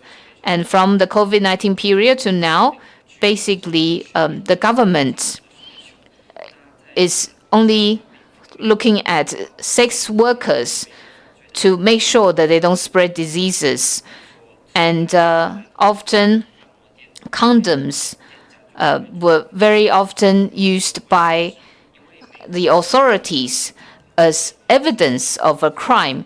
So the business are therefore reluctant to provide condoms and tissues because they don't want to be penalized. And also there are many different types of sex workers. Some of them have to wear high heels, some of them have to drink and also smoke, and they may also have the problems with their penises or anuses. And our suggestion for the government is that they have to set up a friendlier environment for medical health. We also hope that Article 21 of the HIV regulation has to be revised. So Article 21 says that if you are knowingly spreading HIV, then you will be penalized. Now, sometimes I think sex workers are more vulnerable to because of this article. And sex workers, I think it's very diverse, and we also hope to focus more on them. Next, who is? Oh, the other person first. 大家。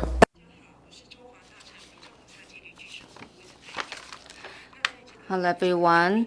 I'm from the religious group, a Buddhist religious group. Actually, the right to health also includes it's a spiritual aspect, because it has to do with people's right to get support system, to get spiritual support.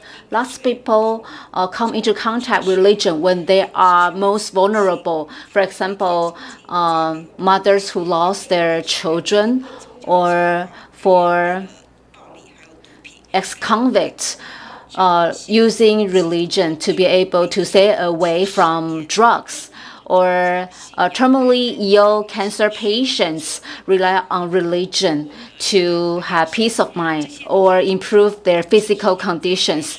So these are the power of religion. However, in Taiwan, we're gradually seeing, unfriendly atmosphere to religious groups. Sometimes on the internet or on the media, people mockingly describe religion in a, absurd way. For example, when it comes to a religious event, they will say this is foolish, this is a superstition, or saying that we just want money. Even though some religious activities have long been, legal, but because of different belief systems, lots of religions are attacked, and some followers do not want to open up about their beliefs, and we see young people are afraid of being mocked by their peers, so they wouldn't dare to participate in religious activities. So this has to do with people's dignity and their mental health. And we hope that we can really get freedom of religion, because a really good human rights-based society doesn't guarantee the right to survival. Also protect people when people face suffering and loneliness. Thank you.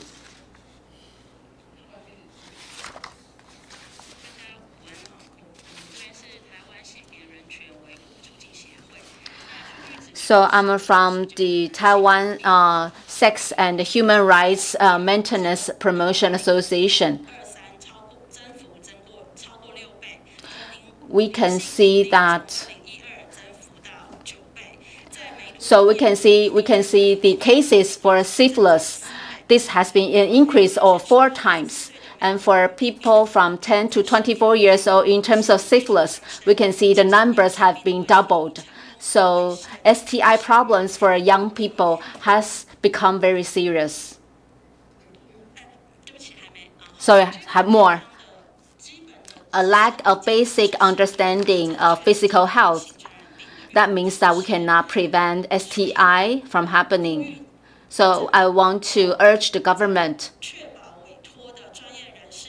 to commission professionals who really understand CSE, comprehensive sexuality education, and to understand children's development, so that they can help develop sexuality education on campus and develop localized CSE, and to evaluate the awareness about STI prevention and disclose risks. And number 4, in terms of policy and teaching materials, talking about, self-restraint in terms of sexual behavior, and then to focus on and to establish a sexual education teaching materials network to provide assistance for teachers. Number 6, create transparent monitoring and system to make sure that we can really carry out Article 12. We'll not be able to cover all, so what do we do? 4, 5, 6, 30 seconds. Yeah? Just go straight. 好，谢谢委员。我这边是台。I'm from the indigenous youth group. So from the last review, the Indigenous People Health Act was actually passed last time. And I want to talk about the autonomy of the indigenous people. So we already have, health issue to promote indigenous people. But we have to really focus on considering, our own understanding of seeking medical care, our own knowledge. And we need to have transparent, information. We don't know how the system works. We're still using, the mainstream epidemic information to evaluate the health condition of the indigenous people. But we still want to increase more, basic knowledge about our health. Thank you. Yeah. Very short. Okay. 这边是台湾同志家庭。I'm from the Taiwan LGBT Family Rights Advocacy. So Artificial Reproductive Act. So we can see married lesbians, couples, and the single women are still excluded, and we don't know what the progress is right now. People's support for same-sex couple to use artificial reproductive technology amounts to 60%. And people aged 18 to 39, actually you can see 86% of this generation support married lesbians to use artificial reproductive technology. And the government doesn't tell about how to better help this kind of groups. People, very short, focused. Okay, yes.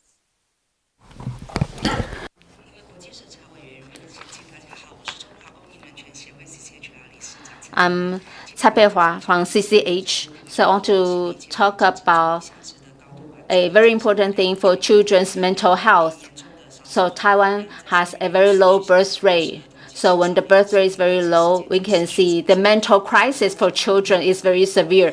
According to the Ministry of Education, in 2019, there are more than 4,000 suicides, and then we can see, and then the number increased to 15,000.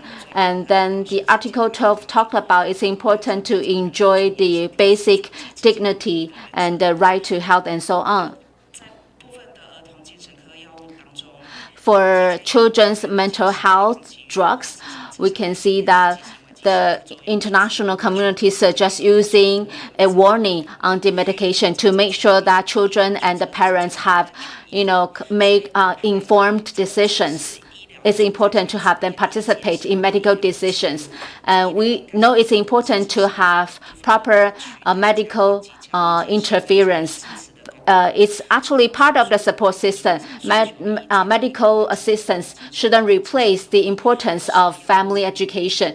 So we suggest we should have, a warning sign on the medication so parents and children understand the side effects of the medical drugs or interference. And second, it's important to have family education support. We shouldn't overly rely on the use of medical. Remaining for discussion on Article 12. So I don't think we can go on like this anymore. So for the remaining speakers, if you just tell the subject, no explanation, but the person, behind, just the topic. No explanation, no recommendation, just topic what you are going to address. 好，谢谢。 Thank you. So we want to talk about in terms of sex education for HIV. No.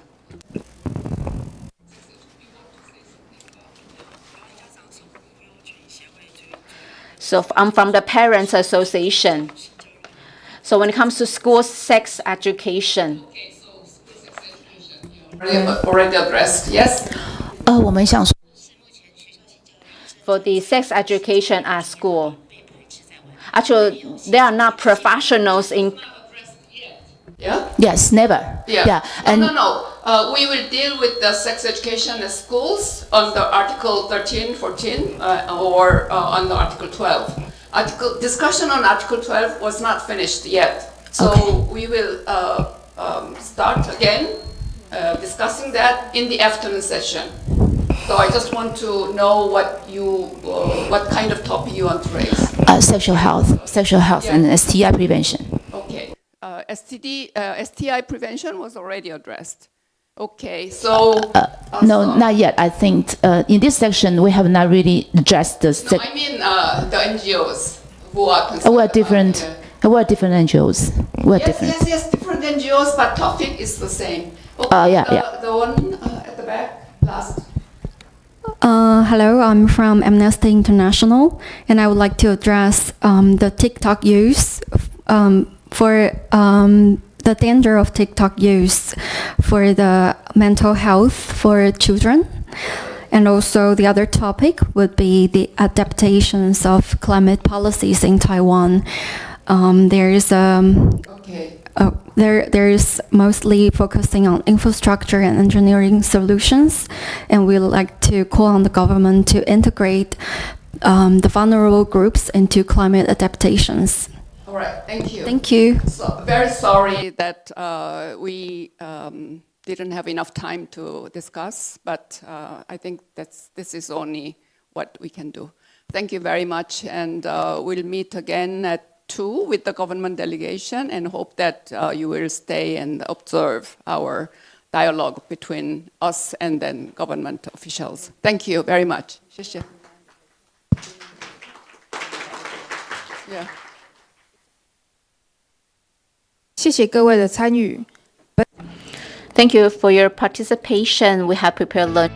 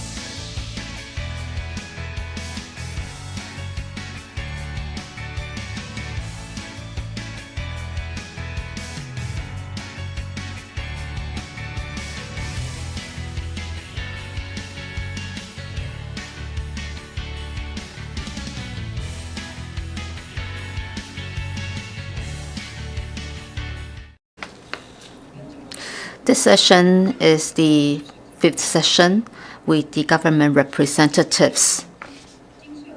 We'll be reviewing ICESCR Articles 13 to 15. We're going to begin the session. Please pay attention to the speed of your speaking. And please identify yourselves. And also don't forget to turn off your mic after you finish talking.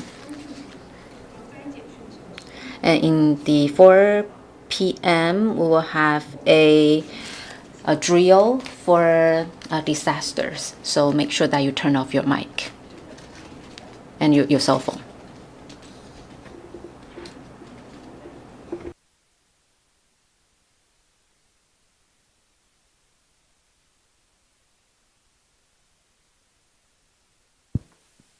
Good afternoon, everyone, and welcome back to our afternoon session.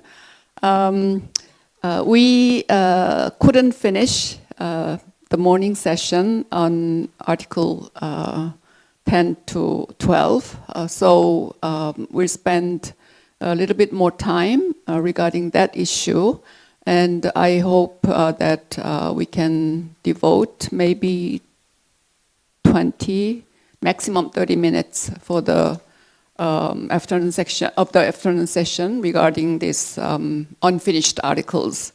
And then later, after we finish that, we will deal with Articles 13, 14 on education and 15 on cultural rights. Yeah, and I believe that Mr. David Boyd had some questions or response to what government has responded in the morning session.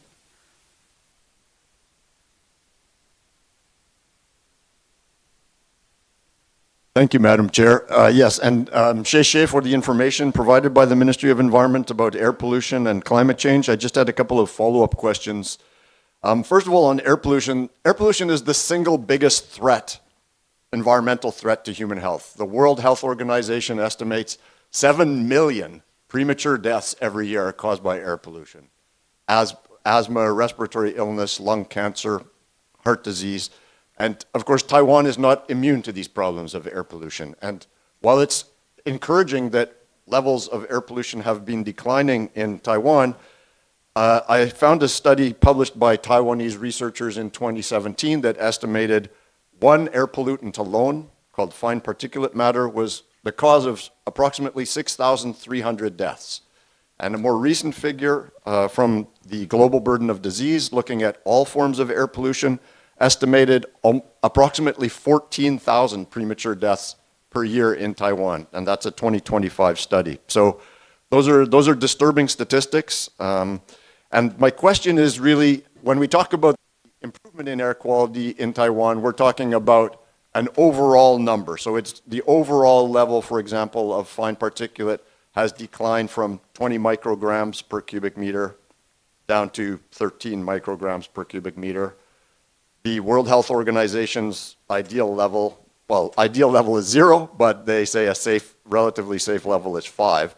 But those are national averages, and my question is, are there air pollution hotspots in Taiwan? That is, areas where levels of air pollution are much higher than the national average, and who are the people living in or near those air pollution hotspots, and what steps are being taken to address those people? Because my experience in country after country around the world is that the people who live in the worst quality air are often indigenous peoples, migrants, minority peoples, people living in poverty, etc. So that's my first question.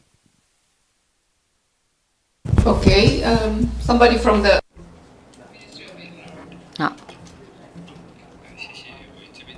Well, thank you for the question. I'm from the Ministry of Environment.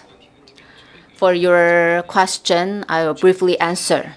Indeed, air quality in Taiwan in recent years, with our Air Pollution Prevention Act, we have a series of programs for air pollution prevention. Now our PM 2.5 levels actually decreased from 20 microgram in 2016 to 12.8 in last year. So it's a decrease of about 36%. Indeed, this concentration has reduced. But as the Madam Chair said, the WHO in 2021 has already, hopefully, the level can be dropped to 5 microgram per cubic meters. Of course, this is a target. It actually varies from country to country, including, the social, economic, environmental factors. And the WHO has standards for 4 stages. And for Taiwan, in 2024, for our air quality standards, we have made revisions from 15 microgram per cubic meters to 12 microgram per cubic meters. So that is a phase-out goal. And 12 microgram per cubic meters correspond to the goal for the 3rd or the 4th stage of the WHO. We know the final goal is 5 microgram per cubic meters, but following the WHO's suggestions, we gradually, incrementally reaching this goal. We know that according to the US experience, starting from 15 to 12 microgram per cubic meter, it took them 15 years. And for Taiwan, starting from 15 to 12, we took 10 years. Of course, we want to keep improving. And the US standard has been, dropped from 12 to 9. So I think we know that the goal varies from country to country. We hope that we can have better air quality year by year. And last year, we set up our own air quality policy white paper. That's the first white paper of this kind in Taiwan. And for the next 10 years, goal for the next 10 years, and what actions we're going to take. These are written in the white paper. So we propose 4 major goals. We have 42 strategies. Our goal is that by 2030, we can reach 10 microgram per cubic meters.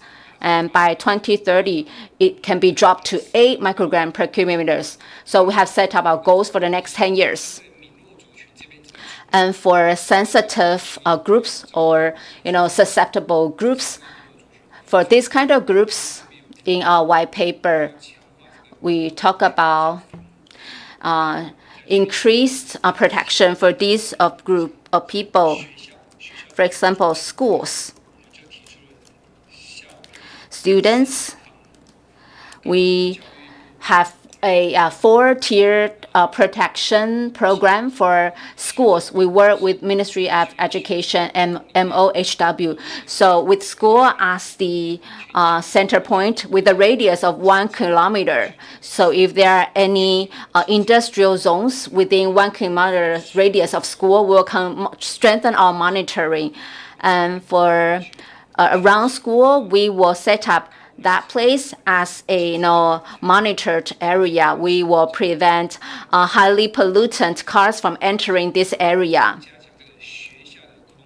Thirdly, for schools making complaints about air pollution, we will have a dedicated project for them. And on campus, we have our consulting teams to strengthen, to improve air quality in classrooms. And Taiwan is special in terms of our geography. There is a high mountain central ranges in the middle of Taiwan. So in winter, the central and southern Taiwan will have no wind because the wind will be blocked out by the central ranges. And so central and southern Taiwan during winter, sometimes we see bad or worse air quality for a period of time.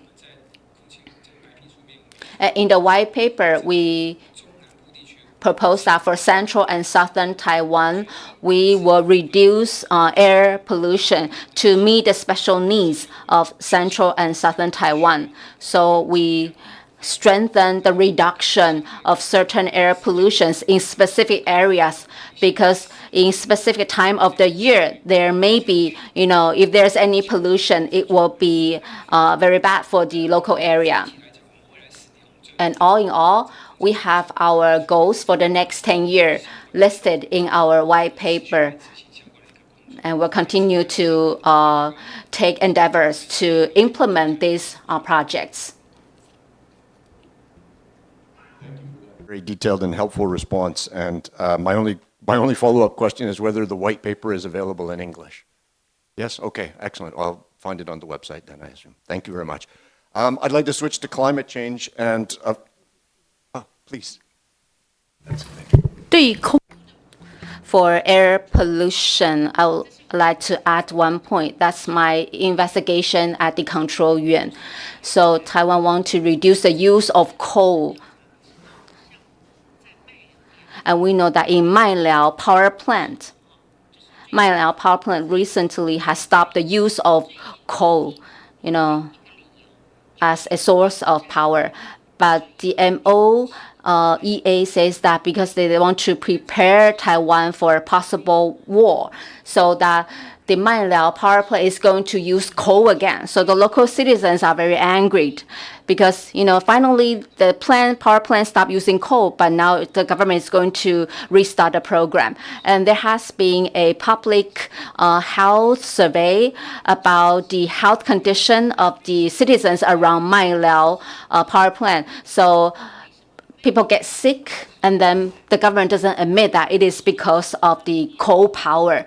So we don't know how come the MOE has to use coal again rather than other types of energy. So that's my observation. Thank you. Thank you very much for that additional information. And that actually is a nice segue into the topic of climate change, because the combustion of coal produces both local air pollution and contributes to the global climate crisis. With respect to climate change, the government of Taiwan has a nationally determined contribution which aims to reduce greenhouse gas emissions between 26 and 30% below 2005 levels by 2030. Unfortunately, the latest national inventory report indicates that between 2005 and 2023, greenhouse gas emissions have only fallen by 4.5%. So there's a very short period of time remaining, and the pace of emission reduction will have to accelerate rapidly in order to meet that nationally determined contribution target. A target, by the way, which the International Court of Justice last year really emphasized is binding upon states, that states must make every possible effort to meet the commitments that they have made, both under the Paris Agreement and the UN Framework Convention on Climate Change, through their nationally determined contributions. And so my question here is, what actions are being taken or planned by the government of Taiwan to accelerate greenhouse gas emission reductions in order to meet the targets in the 2030 nationally determined contribution?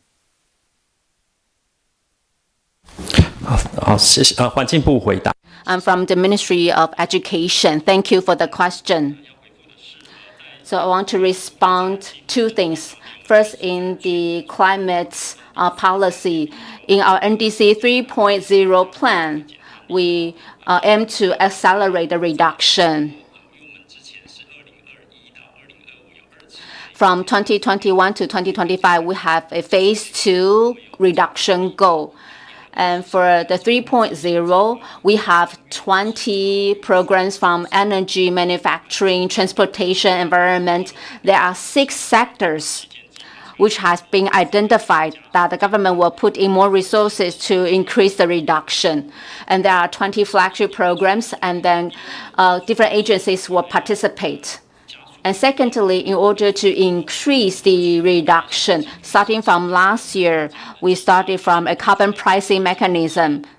So that means starting from last year, for an emission source of 25,000 tons per year, they will need to pay a carbon fee. So through carbon pricing mechanism, we can see manufacturing accounting for half of the emissions.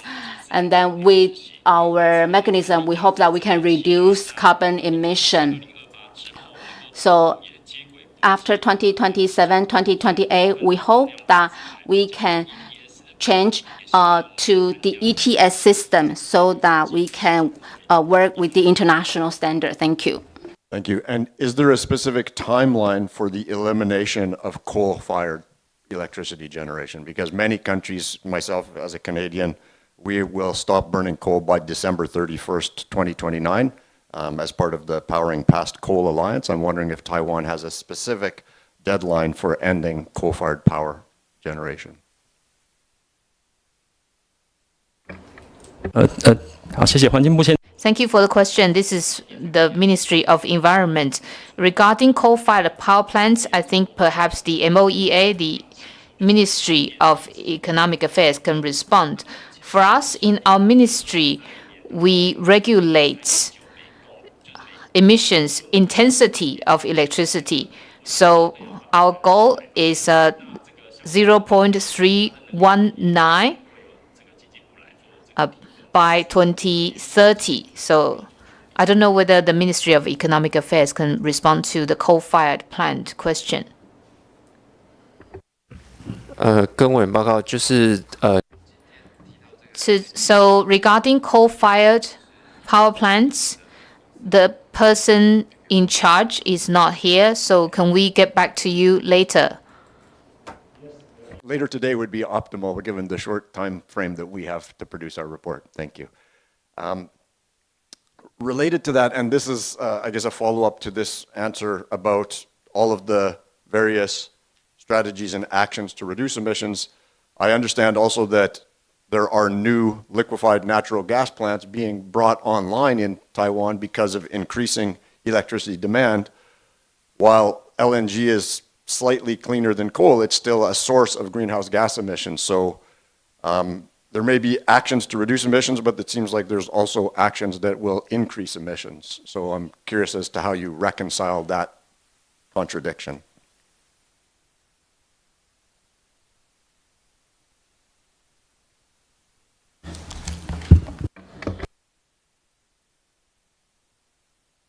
Right, so power plants are the remit of the Ministry of Economic Affairs, but I can provide you with some preliminary information. So we do have a we do have an energy mix policy. And I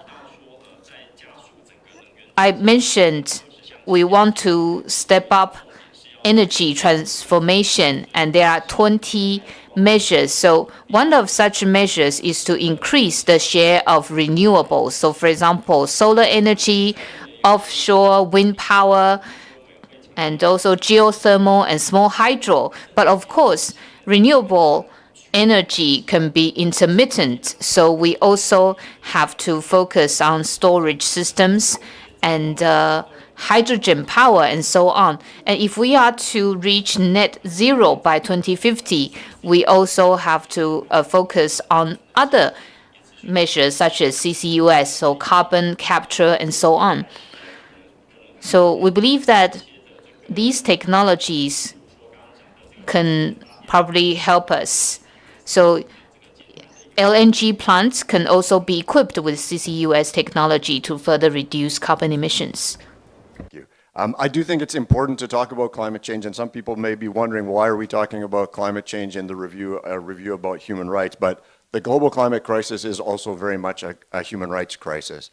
Here in Taiwan, Taiwan is a country that's very vulnerable to natural disasters. The climate crisis is increasing temperatures, increasing heat waves, increasing the frequency and severity of extreme weather events, such as the drought that you experienced in 2021, landslides, typhoons, etc. So all of these things contribute to making climate change a very important issue, not just for Taiwan, but around the world. In my role as the UN Special Rapporteur on Human Rights and the Environment, I've visited a number of countries that are extraordinarily vulnerable to the climate crisis. Countries like the Maldives, where the highest point of land in the Maldives is literally 8 feet above sea level. So sea level rise is an existential threat to countries like the Maldives. So that's why we're talking about this. And it also relates to the question we were talking about yesterday, which is the storage of nuclear waste on Orchid Island, because Taiwan recently achieved its objective of becoming a nuclear-free nation. That was in 2025 when the last nuclear power plant shut down. but there are now conversations taking place about returning to being a nuclear energy producer. And I would just say that from a human rights perspective, I think there are some fundamental considerations that should be part of that debate. The first is that there should be no return to generating more nuclear waste when you haven't got a solution to the existing nuclear waste. The second issue is safety. This, as I mentioned, as you all know better than I do, Taiwan is very vulnerable to natural disasters such as earthquakes and typhoons. We are all painfully aware of what happened in Fukushima in 2011.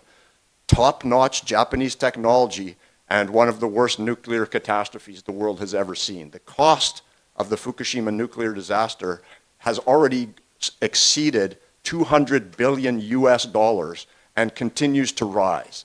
And so I think before you proceed with recommissioning nuclear power plants, you have to have a very clear sense of the risk that you're taking on, because ultimately it's the taxpayers of Japan, not TEPCO, that are paying those costs. And so those are the issues that I think need to be front and center in any consideration of returning to nuclear energy.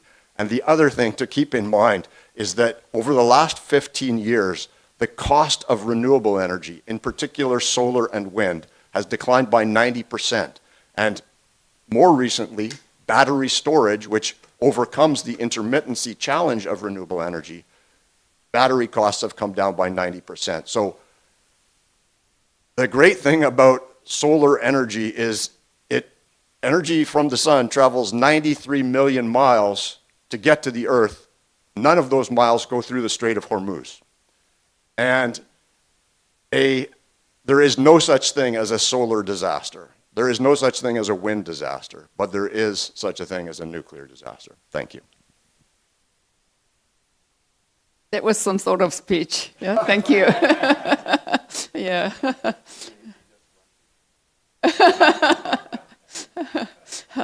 But I think the Taiwanese government can take this kind of warning very seriously, yeah, and then take that into account in your policy and future direction.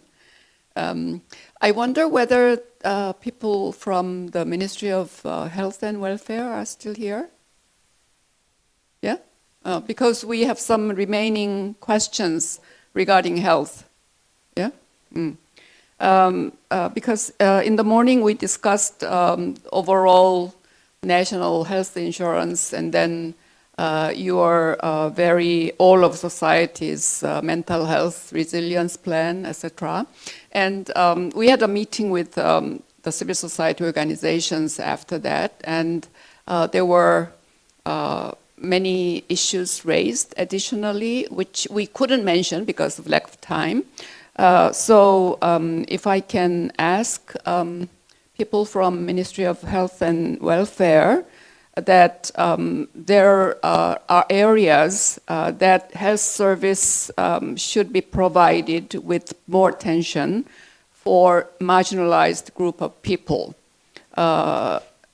in particular for LGBTI people. And then there was a statement that 28% of the transgender people are afraid of going to the doctors because they are not taken care of properly, including the HIV/AIDS issue. So, and then another group is indigenous people who said that they need more information regarding the health issues, whether it's general or mental. Yeah, so. Maybe because of language issue, because of accessibility, they would like to have transparent information regarding health. So I think that needs to be taken care of. And from those who are working in the sex industry, they are blamed as a group of people who knowingly spread HIV/AIDS, which can be punished. So I don't know how this is taken care of. And also, people with disabilities, of course, is always a problem that their health needs are not well taken care of because of the existing medical service and health services is not adequate to take them into account for their health examination. So there might be other groups, but at least these 4 groups need special attention in terms of general health service and mental service, mental health service. So I would like to ask whether anybody can answer that issue.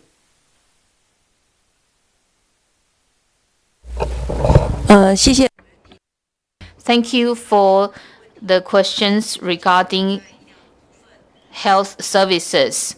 So you mentioned the environment for transgender people.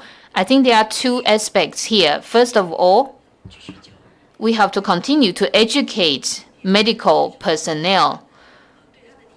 So, for example, the sensitivity and also the understanding of transgender people. I think this is something probably lacking among health professionals. So, according to our regulations, health personnel also need to continue to receive education. So every 6 years, they need to show proof that they've continued to learn.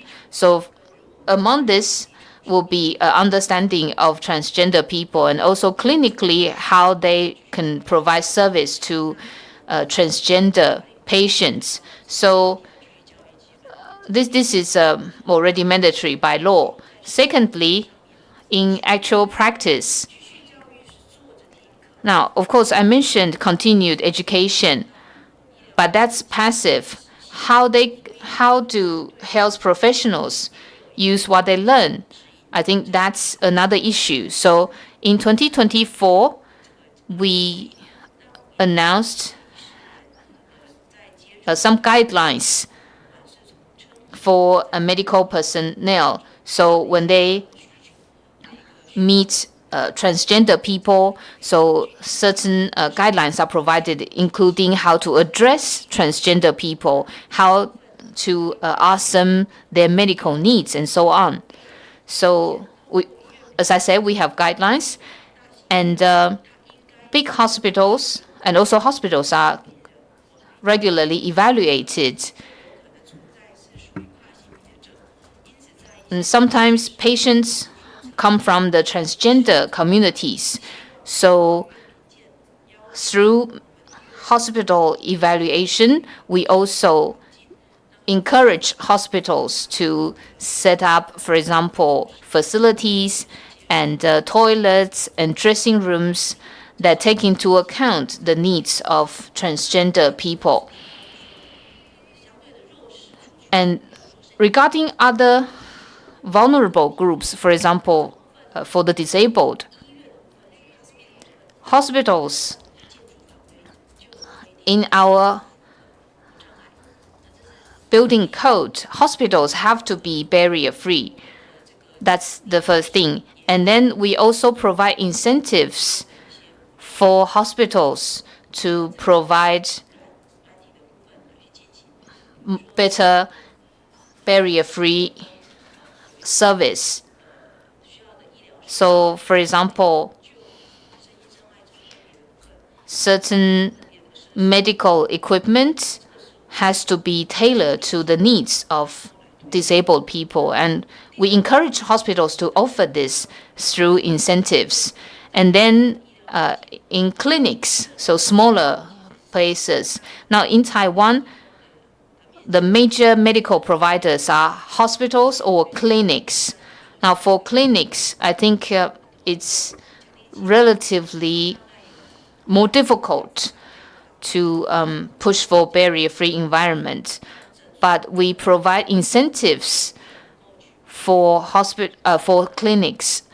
Maybe every year we provide incentives to 200 to 300 clinics so that they can create barrier-free, accessible environments. But of course, we also thought about whether we should use laws to require clinics to provide barrier accessible environment as well. So that would be mandatory.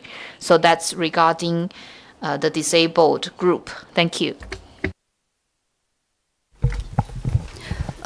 这边也是卫福部。I'm also from the MOHW. From Madam Chair's question for mental health, in terms of indigenous people and LGBTI+, I want to add some information. For indigenous people, in the morning, we talk about having a whole of society mental health resilience plan, and we work with civil organizations to launch mental health service programs for indigenous people. And the MOHW, starting from 2027, will have a indigenous people health care program. This is a medium to long-term care program for indigenous people in terms of their general health. And of course, mental health will be covered in this medium to long-term plan. And then we will also do survey on indigenous people's mental health. And for LGBTI, we also work with civil societies. In terms of the details of the service, allow me to explain. By collaborating with the private sector for this specific group of people, we want to promote, for example, general public's awareness on them. Also, through providing service programs, we would like to assist LGBTI's families members in understanding the group of LGBTI, and we hope that we can improve their interaction with their family members. And for their mental health, we will also organize relevant seminars to help them understand more about, for example, their pressure. And more importantly, we work with the private sector, and that we also connect community mental health resources. For example, we mentioned the community mental health centers, working with these centers so that we can better serve and better understand LGBTI. We will also educate the healthcare providers for them to provide better quality of services in terms of mental health. Thank you. For those response and information, additional information.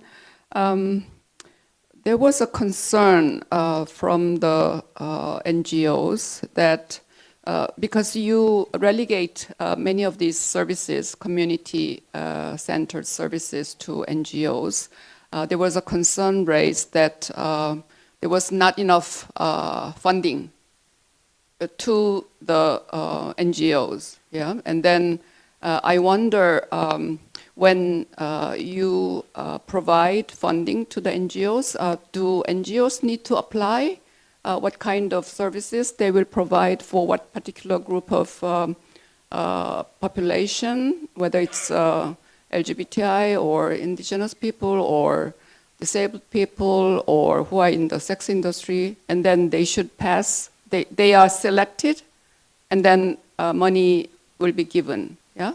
And then the concern raised was that's not enough, I mean, the funding. So if you can provide us information, actually how many NGOs apply in that kind of government, civil society cooperative efforts, and then how many actually get, and whether it's enough, yeah? Because I think there is a concern. And I think for these group of population who needs special attention, maybe they feel more comfortable when the service is provided through NGO efforts. I don't know the detailed situation, but sometimes NGOs can be more friendly and then more, you know,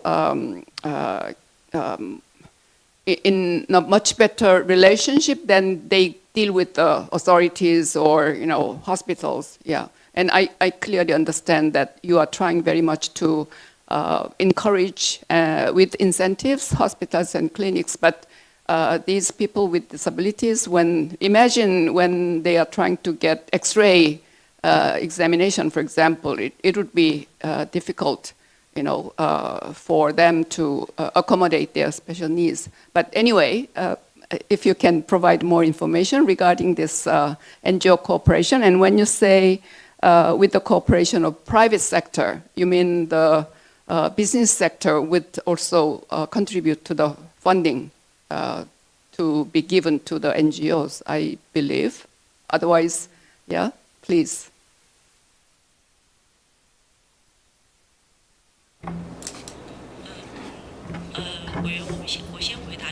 I would like to respond to in terms of information for people with disabilities, in terms of medical services provided to them. Because in Taiwan, we have national health insurance coverage, and everybody pretty much has a mobile phone. And we have actually national insurance health application. So everybody can use the application to check the medical resources that they have. So this national insurance health application, I want to talk about this is because when it comes to providing information to people with disabilities, we are now constructing this information system. So whether it's hospitals or clinics, we would like to collect all the information in this information system, in this database, so that we can have people to check the information they want, so they can use this application to look for the information they want to know. So in addition to making an information system, a database for people's inquiry, we also want to provide it in a very simple, fast, and also barrier-free way, because the government is promoting a barrier-free website or web page so that people can quickly find the information they need. So people with a disability can try to look for the information very quickly.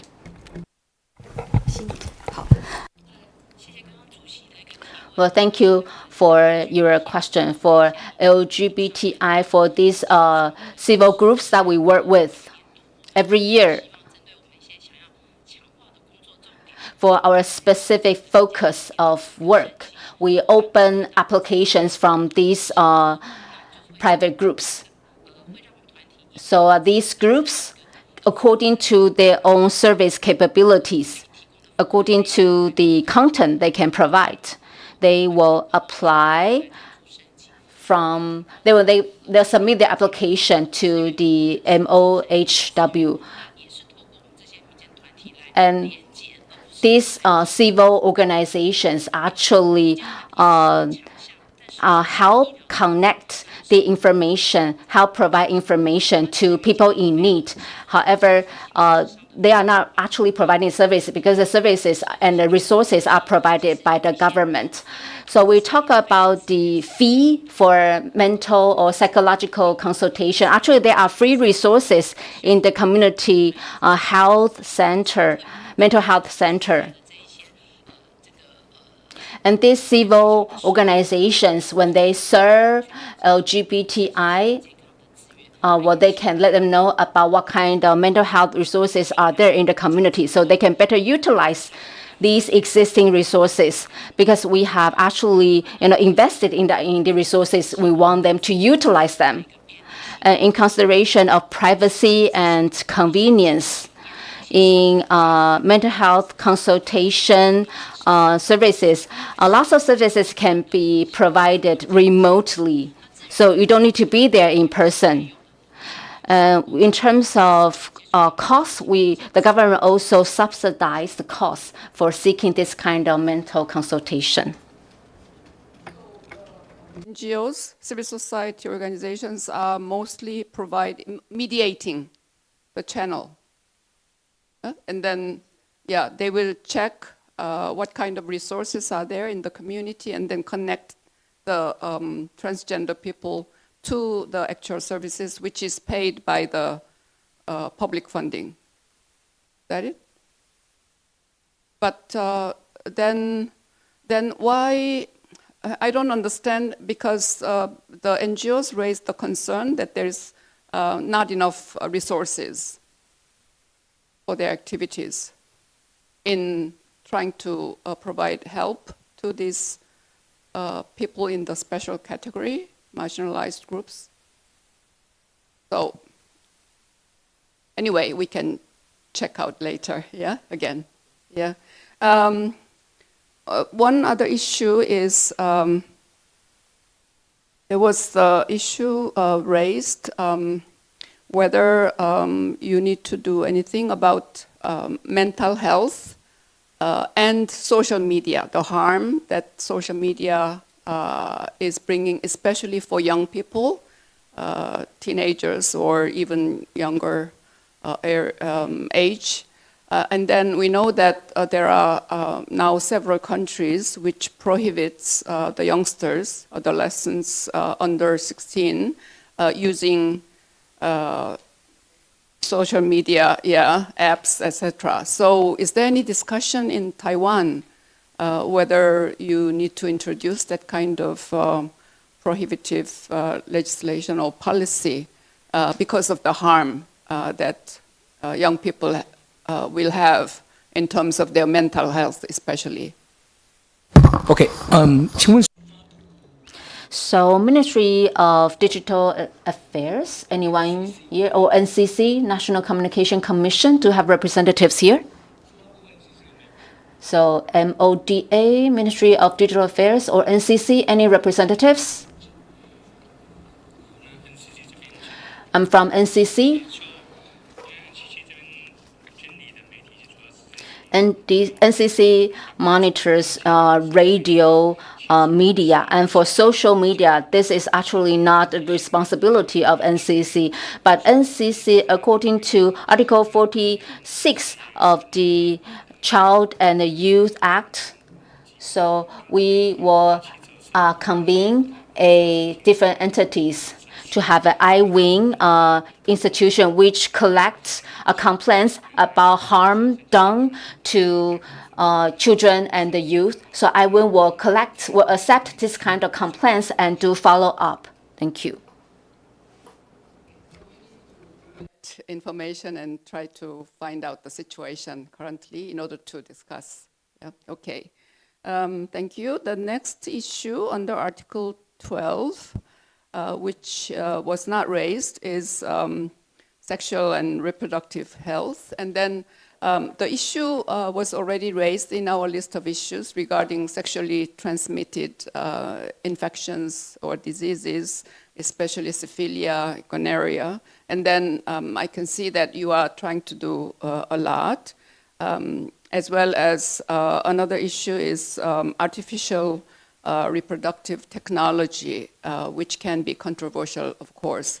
And then in your report, there was information that you actually amended the act and then sent to the legislative yuan. And I don't know whether there was any discussion about that. What would be the prospect of this amended act on artificial reproduction? So while you are, yeah, okay, you want. Sorry, 国健署有同仁来吗？ So the National Health Agency representative, are you here? A colleague, she has attend in the morning section, but she's not. She's absent now. Probably we can offer the data information concerned to this topic later. Is okay? Yeah. Okay. So before the end of morning session, I asked whether there would be officials from the Ministry of Health and Welfare present in the afternoon session, you know, because we couldn't. Yeah. Okay. All right. Good. Okay. Yeah. Okay, we will offer the paper information later to the committee. Okay. Thank you. Thank you. Yeah, within today. Yeah.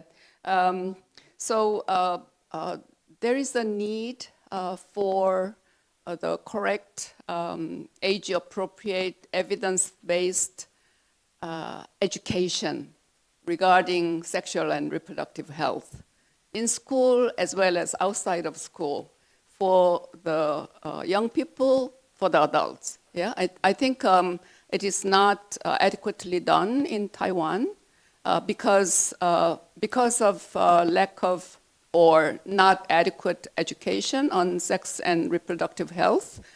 There is a high rate of abortion because of unwanted pregnancy, as well as the high increase of sexual transmitted infections. So I think this issue should be tackled with more strengthened sexual education as in school and outside of school. So I would like to hear if anybody can answer that. Yeah?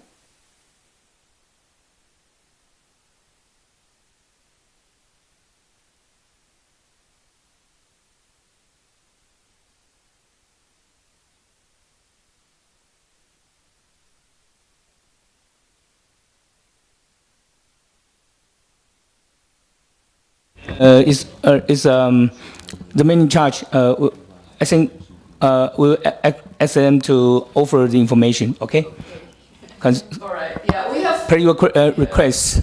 Since this review is happening, in Taipei, we had all the benefit of right. speaking directly with the officials, which is much better than the review in Geneva. Yeah. But still not the person in charge of that specific policy is not here. So don't worry, we will be back to Geneva. Yeah. Yeah, I'm confident. Yeah.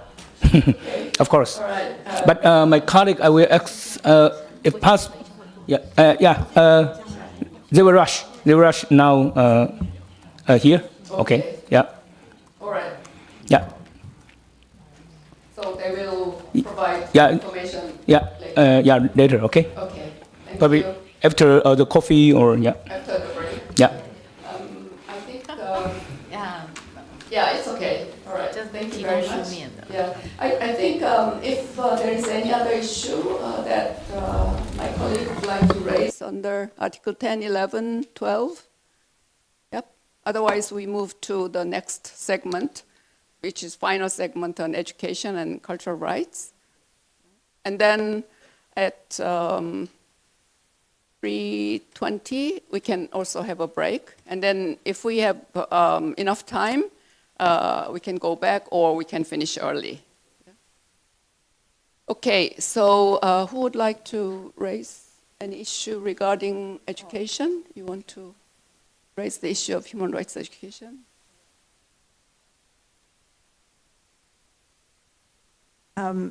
There's our wonderful chairperson has already raised the issue of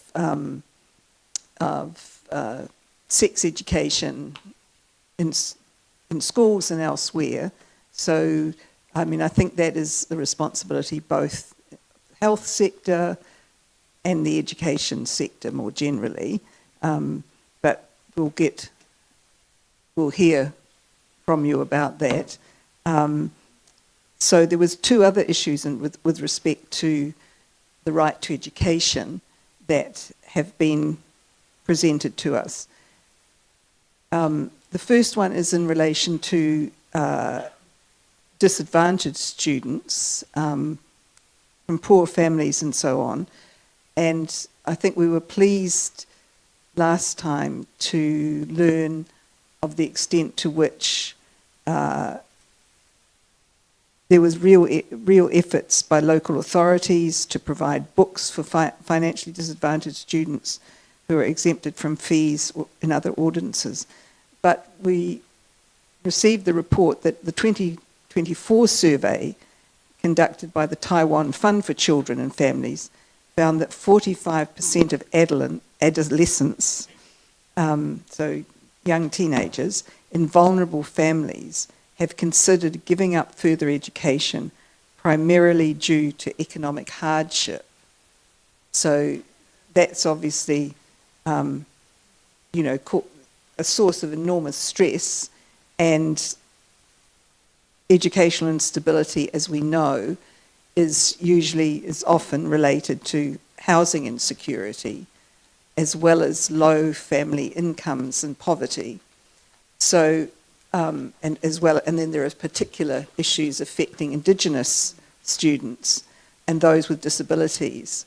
So, I guess that, well, one thing I wanted to highlight, because I think this illustrates incredibly well the interconnectedness of economics and social rights, and the importance of not just considering each element in a silo. So not just the Ministry of Education, not just the Ministry of Health, not just the Ministry of Welfare. I mean, the importance of taking a holistic approach for responding to the needs of disadvantaged children is critical. But I wondered if it was possible, first of all, to have some information about the numbers of children, young people that are receiving support, and this is the related question. I mean, given the critical importance of stable housing, are families with school-aged children, do they get any priority in the provision of social housing so that they can have some stability and regular attendance? So I know those covers a number of departments, but I think it's, if we're really serious about tackling the issue of education inequality, we need to look right across the board, as it were.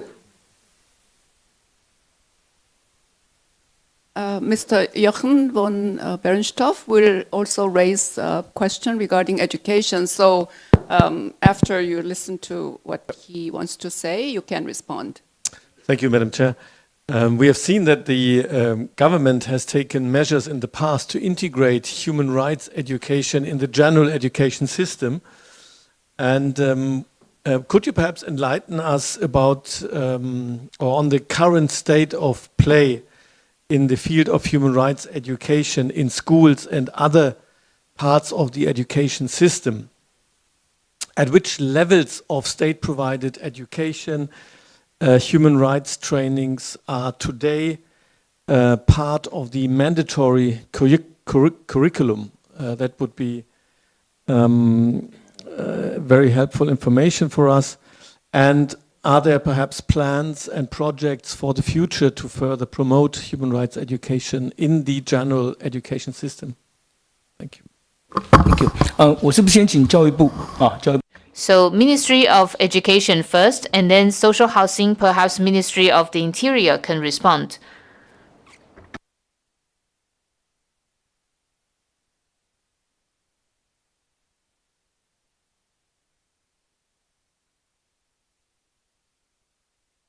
I'm from the Ministry of Education K-12 department. So regarding disadvantaged students and support for them.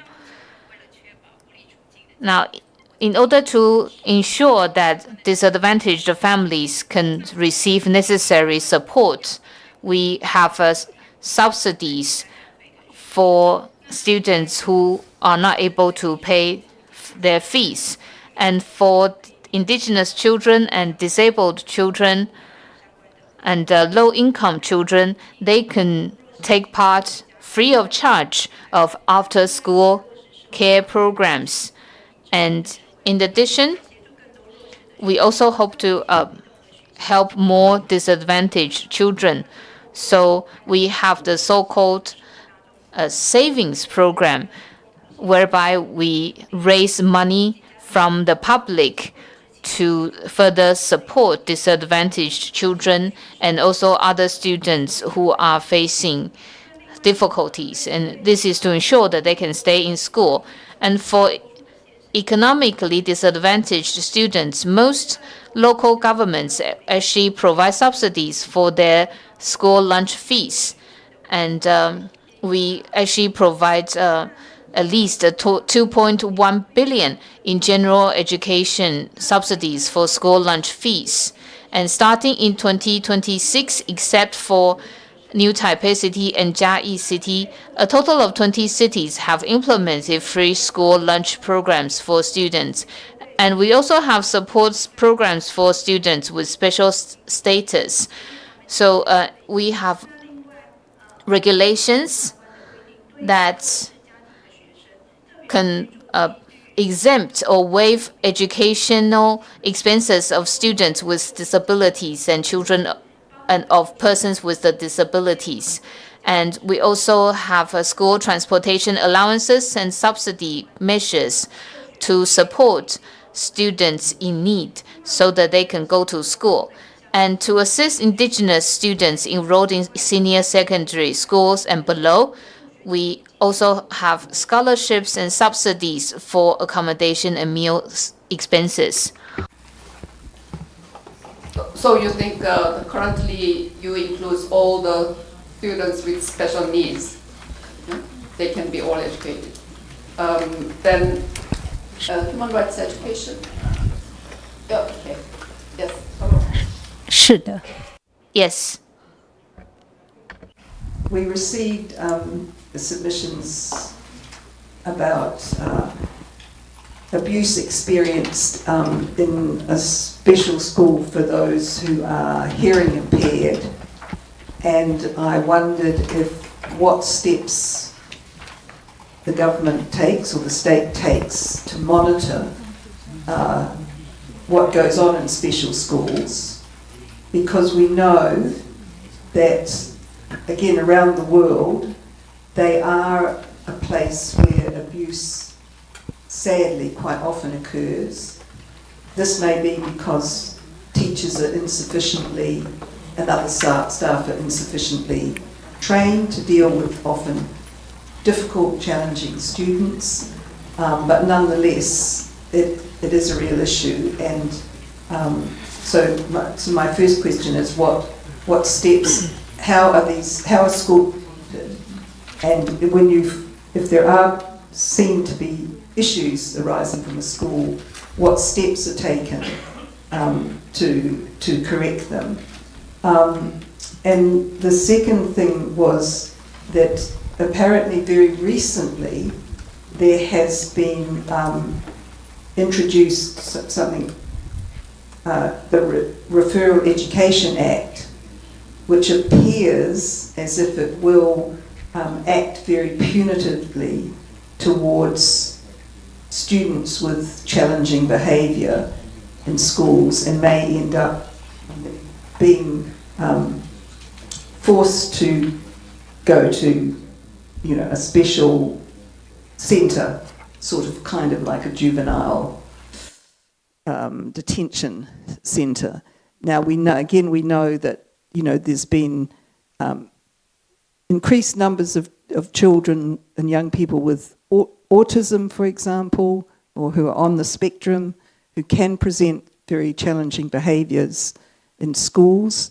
And again, often there's a lack of adequate development of teachers and a lack of adequate support staff to work alongside teachers. But it's very disappointing, given all the other things positive things you are doing, to try to ensure that every child can access, I hope, a good quality of education, that something like this can develop, which is really, again, looking to punish children who are, who have behaviours, developmental issues which are not, not their fault, but which they may require real expertise to handle appropriately. So those are my questions, I guess. How are you monitoring where you have special schools? How are you monitoring them to ensure that they are safe and providing quality education for the children that are in them? And what resources are you providing in the mainstream schools to ensure, because that's ultimately the the preferred placement for most children with special needs. So what resources are you providing? And actually I do have a further question which relates to what extent, and maybe we can bring this up later, but I'll flag it now, to what extent has Taiwan considered, for example, in relation to Indigenous children, encouraging and supporting the development of at least primary schools in their mother tongue? And of course, you will be aware that we have submissions about people, also a significant number of people wanting school education as a whole, not just 1 hour a week, for example, in Taiwanese. And so as a way of ensuring that languages are not are preserved and flourish, and that they can develop. So there's 3 things about the right to education. They're all related to the right to education. But maybe can we get response regarding Johan's question about human rights education? Okay. First. 一个教育部哈。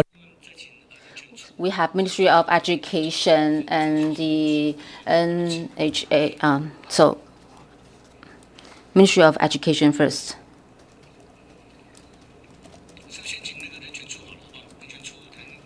So can we have the Department of Human Rights first?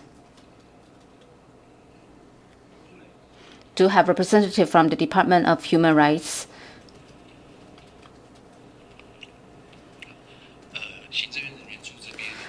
From the Department of Human Rights of the Executive Yuan, we focus on human rights education for government agencies.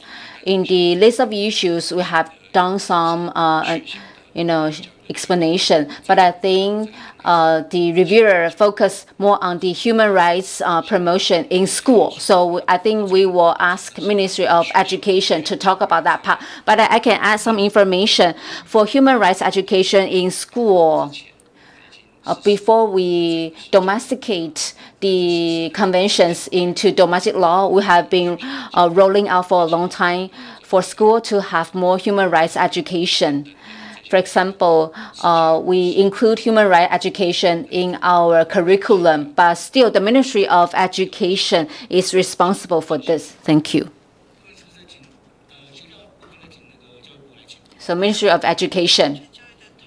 For human rights education in school, we have different programs, and we consolidate different conventions. Actually, in 2024, on December 23rd, there is a implementation action by the Ministry of Education. Actually, content is referred from the UN Special Rapporteur report. And the school are asked to do self-evaluations. For example, whether the environment is compliance with human rights education, as well as the training and the literacy of educators. Thank you. Okay, so Mr. Jochen van Storm, you are okay with the answers given? I'd be really interested to know, when you mention, because it's very important, human rights capacity development for professional public servants who play such a critical role in developing policies and so on. So just it would be good to hear a little bit about how you go about that. And I'm also interested in whether the Department of Human Rights and the Ministry of Education draw on the expertise of the National Human Rights Commission in the development of your approach to human rights education. In relation to that, I'm wondering whether your education on human rights at schools, at the elementary school or junior middle school include education on Universal Declaration of Human Rights or Convention on the Rights of the Child? Because somewhere in one of the websites in Taiwan, I said there is a easy-to-read version for children, yeah, of CRC. So I'm wondering whether actually teachers are taught to teach regarding these international conventions that Taiwan ratified, at least on the rights of the child. I don't know. So please, Ministry of Education, somebody.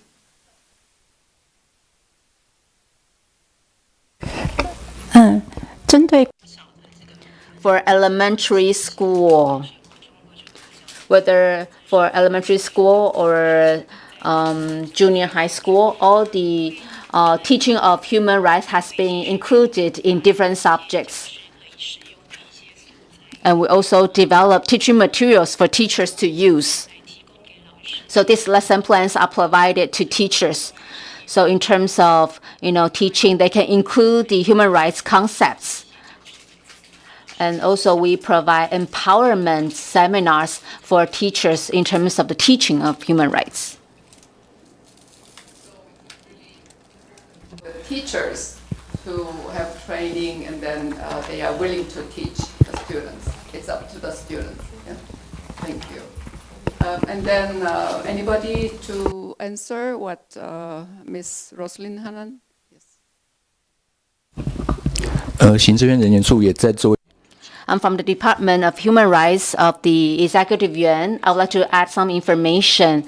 I remember on the first day in the afternoon, the reviewers also talked about human rights education and the teachers' training for human rights. I remember that day, the K-12 Education Administration answered briefly, talking about there are trainings provided to teachers. There are resource centers providing empowering teachers. For the frontline teachers, when they teach human rights education, they can be trained themselves.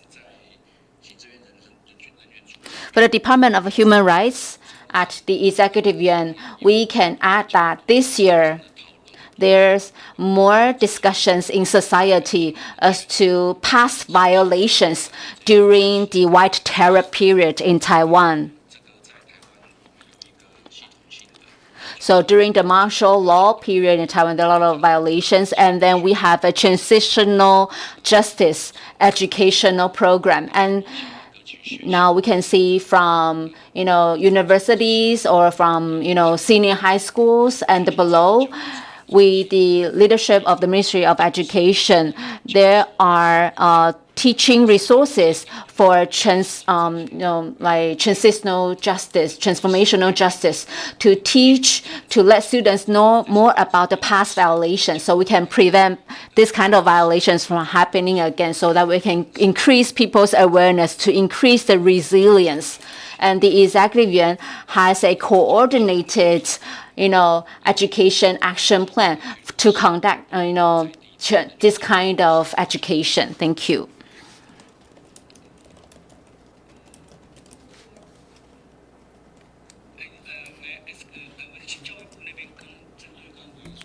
For the Ministry of Education, for special schools, like bullying or how to deal with this kind of situation in special education.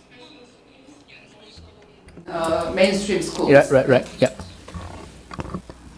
好，现在教育部这边对于 For the Ministry of Education, whether these students are in mainstream school or in special schools, the bully or sexual harassment related or any situation, we take a zero tolerance stance. So whenever school identifies such case, they should report immediately.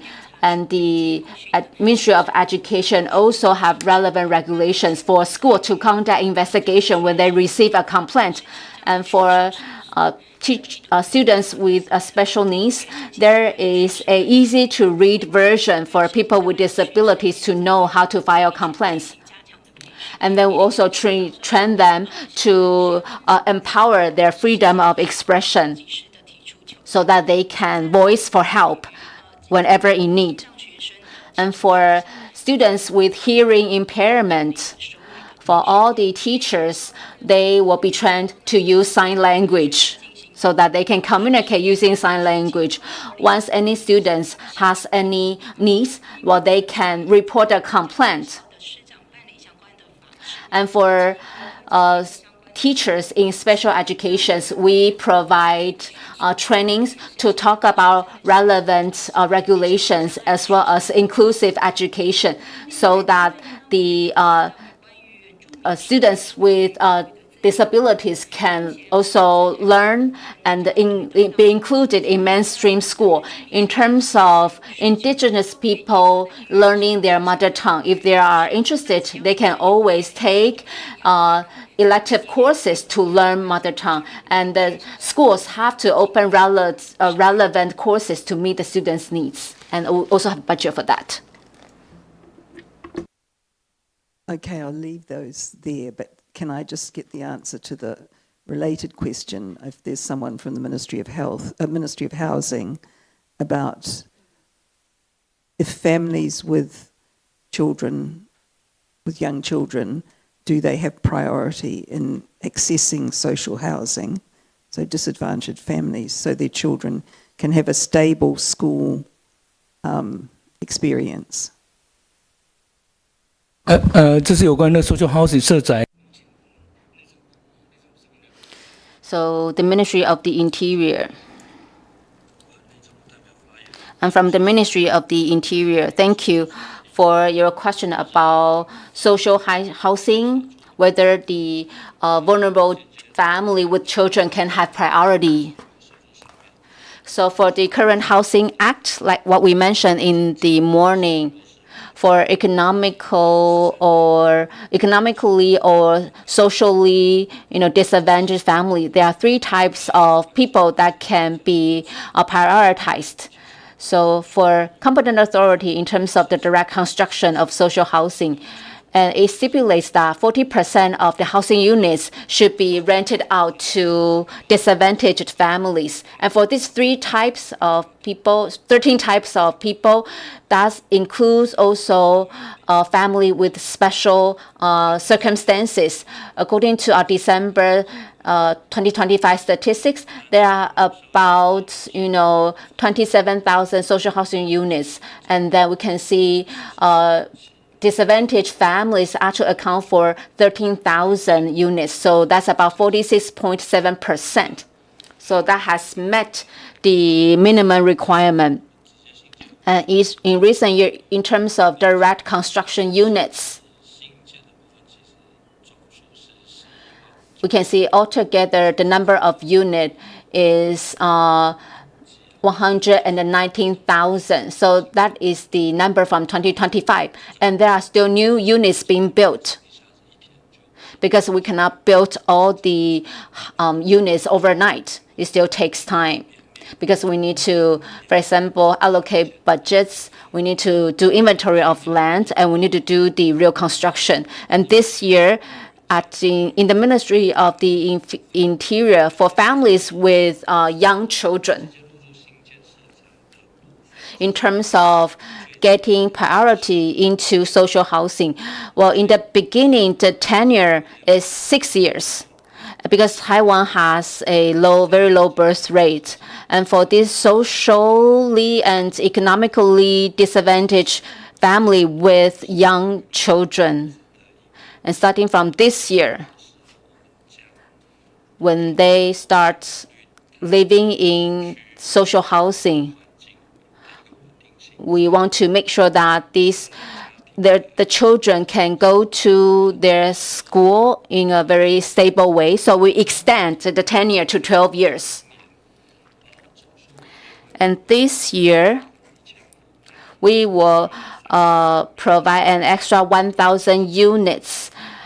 And for the next 3 years, an extra 10,000 units for these kind of families. So you said that you met the minimum requirement, of 40% of social housing should be provided to the people in need from poor families. But do you think it is enough, or you still need to provide more? Although you said 46.7% of the social housing was provided to the people. Is that enough, or you still need to, you still have more room to improve? You met the legal requirement of meeting the minimum requirement of 40%. But I'm asking whether there are still unsatisfied need in terms of, want to add? Yeah, I think the point is that there is an assumption that social housing being provided is covering the needs of all the families with vulnerable children, which is not the case. Social housing only meets a very small percentage of the need of either vulnerable families or families with children. And there are many families with children who are living in precarious conditions, who may be evicted, who might be in resettlement sites where the conditions are not good. So I think the larger question is what is being done to meet the educational needs of all vulnerable children, not only the ones that are in social housing. That's the larger question. Have you understand correctly the point of our question?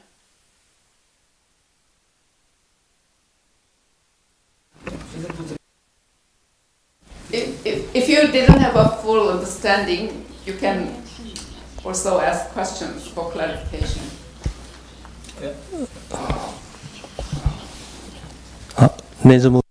I'm from the Ministry of the Interior.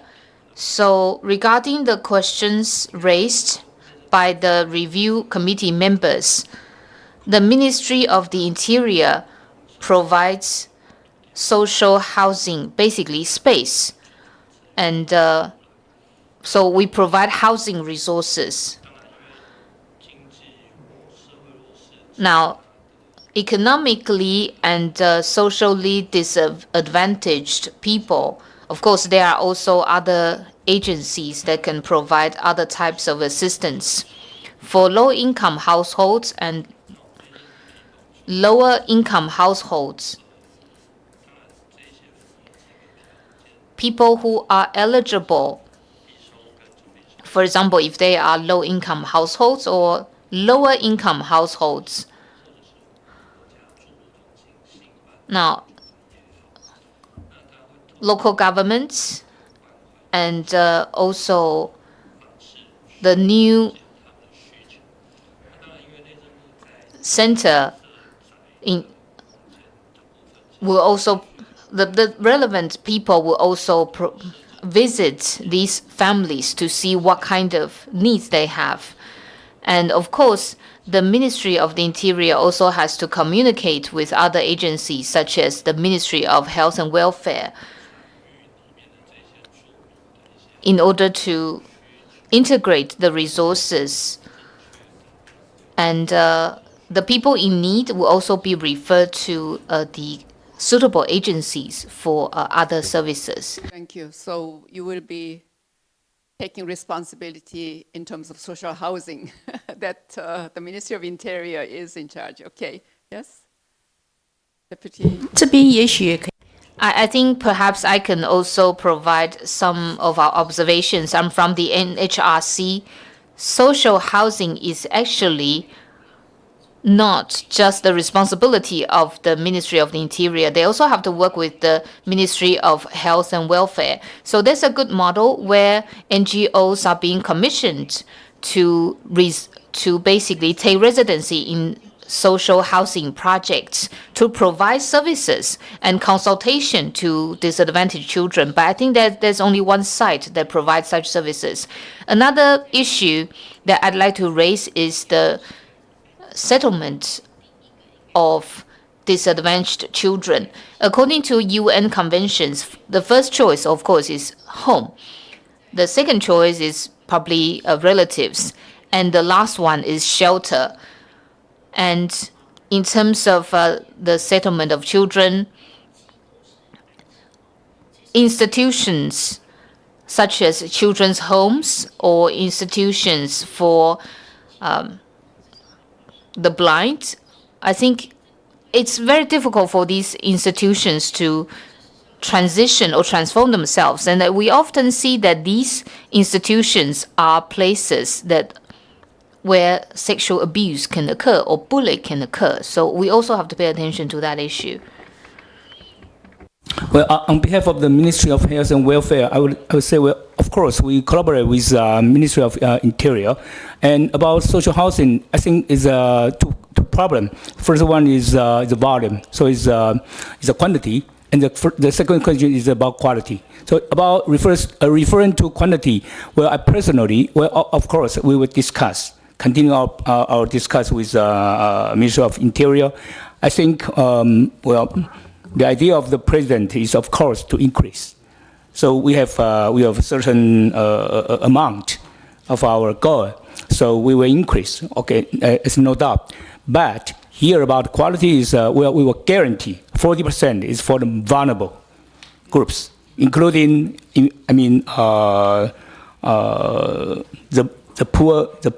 poor people, disabled, and etc. etc. So this is our policy.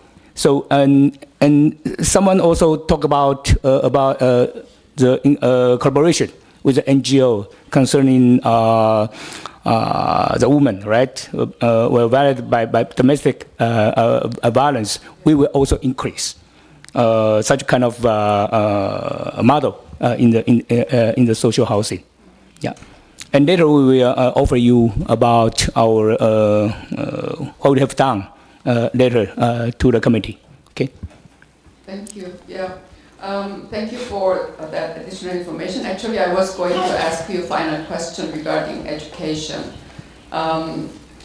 So we talked about in schools in general, the mainstream schools. And then the issue of human rights education, bullying, etc. You have to deal with it as it happens. And then there's also a situation in special schools, which are vulnerable. They can be many problems also. And then there was also issue raised whether indigenous students are getting education in their own mother tongue, yeah. So that's another issue that we dealt with. Now, finally, what do you do with children with severe disability? They can be stuck in their own homes if they are, well enough. But those who cannot really move out, yeah, bedridden, they can be stuck in their own home. And I once met with the delegation from the government of Denmark, who says that there is no education provided for those children with severe disabilities. You cannot believe that in a country like Denmark, developed country, still children with disabilities face difficulties in getting education. Otherwise, as you mentioned, there are children's home or there is institutions or facilities for children with severe disabilities. So I'm wondering whether they are staying in an individual home or whether they are in the social institution or children's home, whether education is provided for them or they are just left there to maintain their everyday life, which will be a tremendous burden for the family, of course. Yeah. So how is the education for reading, writing, even speaking, how is it done in a country as developed as Taiwan? 好，请教育部回应一下，来，请。Ministry of Education, please.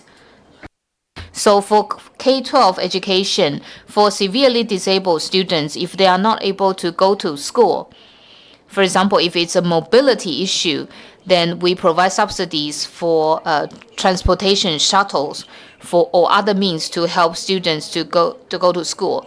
But if they cannot leave home, even with transportation, then they can apply for at-home education. So we can send teachers to homes to provide education to students.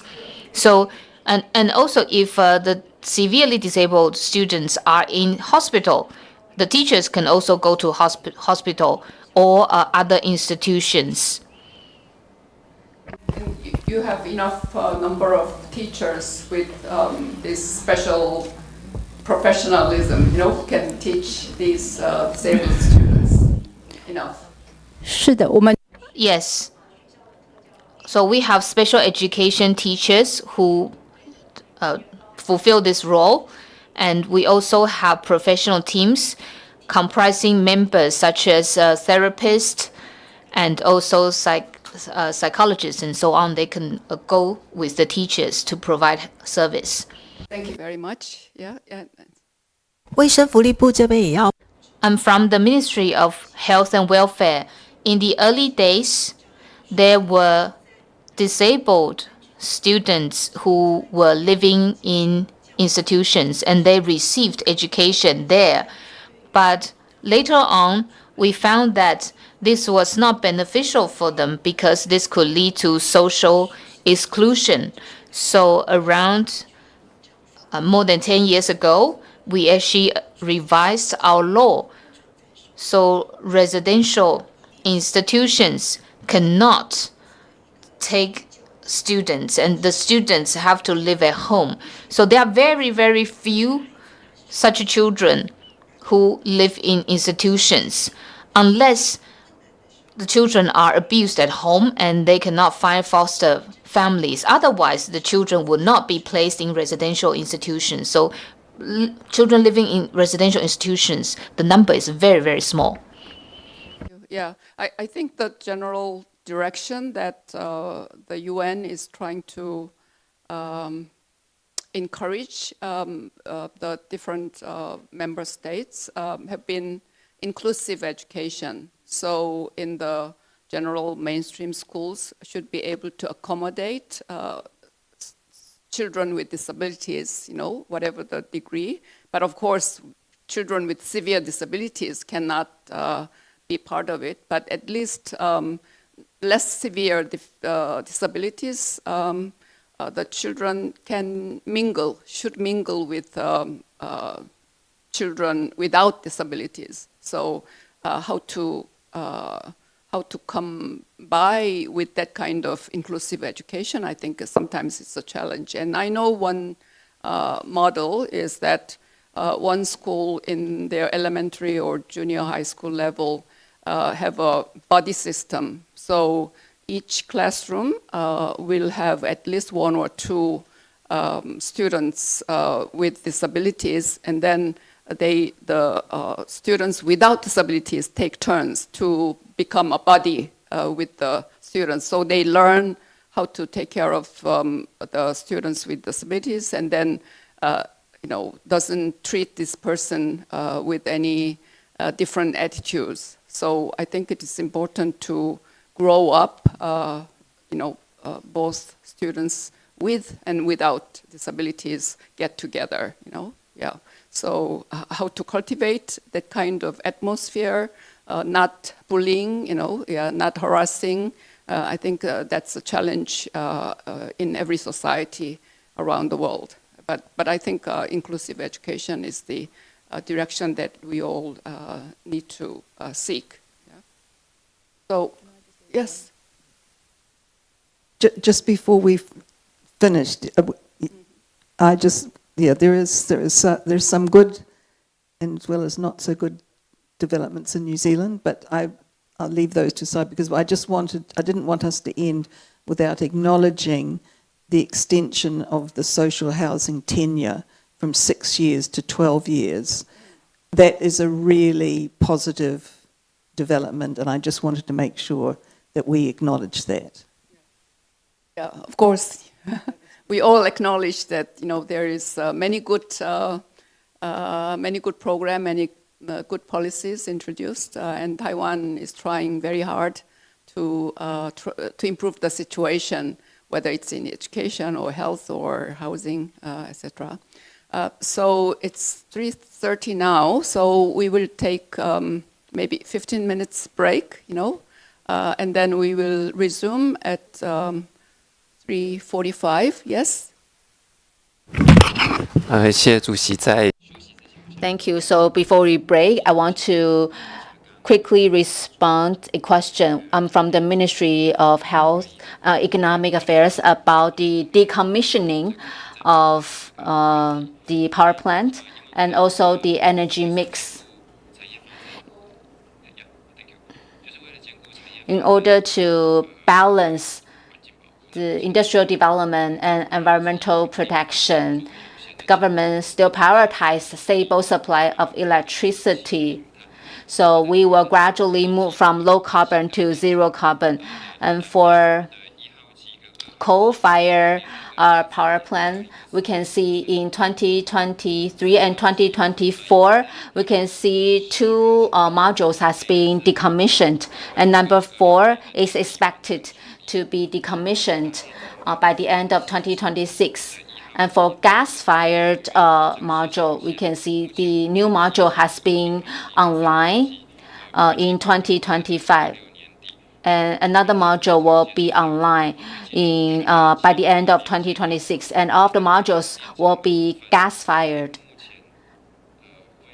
As for Taichung power plant, we will start to demolish number 1 and number 2 coal-fired modules. And in 2031, we will start to launch new gas-fired modules. And the coal-fired modules will be used as a backup only when there are disasters. These coal-fired modules will be used. Taiwan started energy transformation started in 2016. And then for gas generation accounted for 31.5% in 2016. And coal-fire accounted for 45.9%. Renewable energy is 4.8%.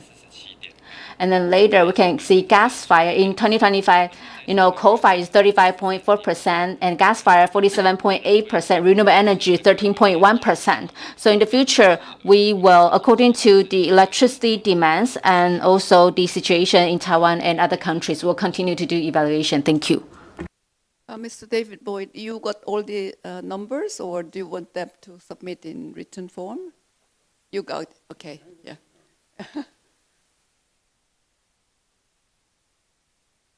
I actually think Taiwan could save a lot of electricity if you just turn down your air conditioning. Everywhere, everywhere we go, the air conditioning is much too cold and it's not necessary, it's not good for health. So as a recommendation, if you can consider. Air conditioning here is fit to men, wearing suits always.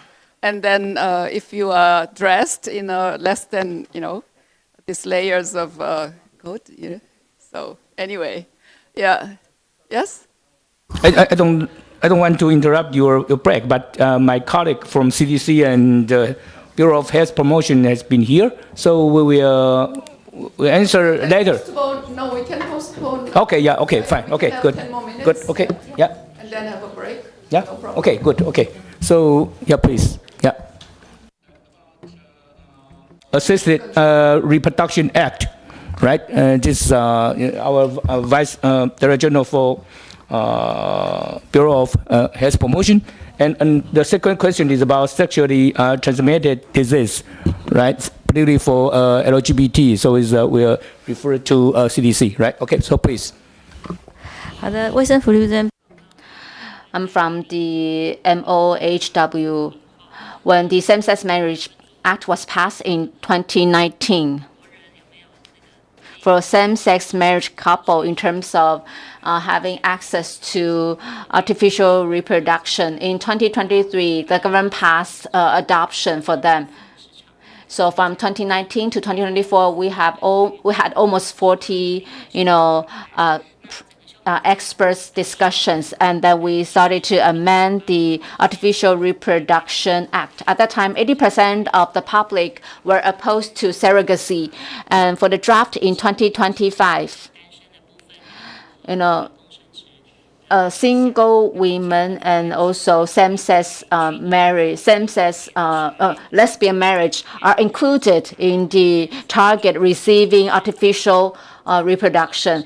And then this act has been submitted to the executive yuan by the end of last year because we want to balance women's health and also the right to have artificially reproduced children.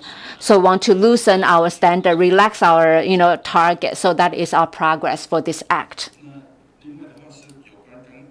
Secondly, for paragraph 24, 25 for HIV prevention. I'm from the CDC. We know that these diseases, what matters is health education. So health education is not just done by the MOHW. We work with the Ministry of Education. We work with healthcare professionals. We work with NGO to raise awareness. And our targets are, these students may not listen to what their teachers teach them. They prefer to learn things outside of school. So we will use Facebook, Instagram, Line ads, and YouTube. We also use Tinder or Grindr for this app for LGBT to make friends. And we want to encourage them to do screening and testing. And some people, because of privacy, and we provide an anonymous testing screening platform. As long as they scan a QR code, they can have access to information provided by us. We also provide screening and testing services for them in an anonymous way.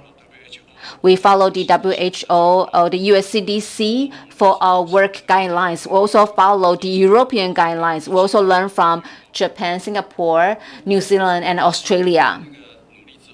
After making these efforts at the government, after 2018, our AIDS, our HIV infection rate has been reducing, and then we did testing for HIV drug resistance.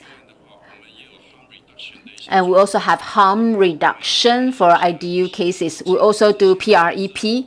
With these efforts, we want to work on U and U. Undetectable means untransmissible. We want to reach 95, 95, 95. Now we are at 92, 96, and 95. Of course, we need to work harder, but we are confidently saying that Taiwan can help. Thank you. You said that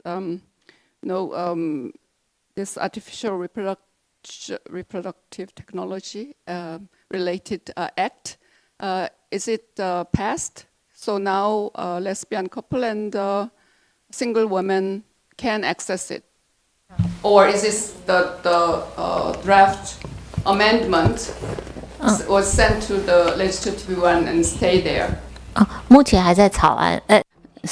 Well, they're still at the legislative yuan waiting to be reviewed, so it's not passed. So my question was, what do you expect from that? Because we got it, the information in your replies, and okay, so we finish up to Article 12 and 13 and 14, and then the only left out article is Article 15 on cultural rights, and we'll take 15 minutes break, and then we'll have the discussion in the remaining time only on Article 15. And if there is any colleagues would like to raise any additional issues covering the whole Article 1 to 15, we can do that, yeah, as far as the time allows. Okay. So the meeting is suspended. 谢谢。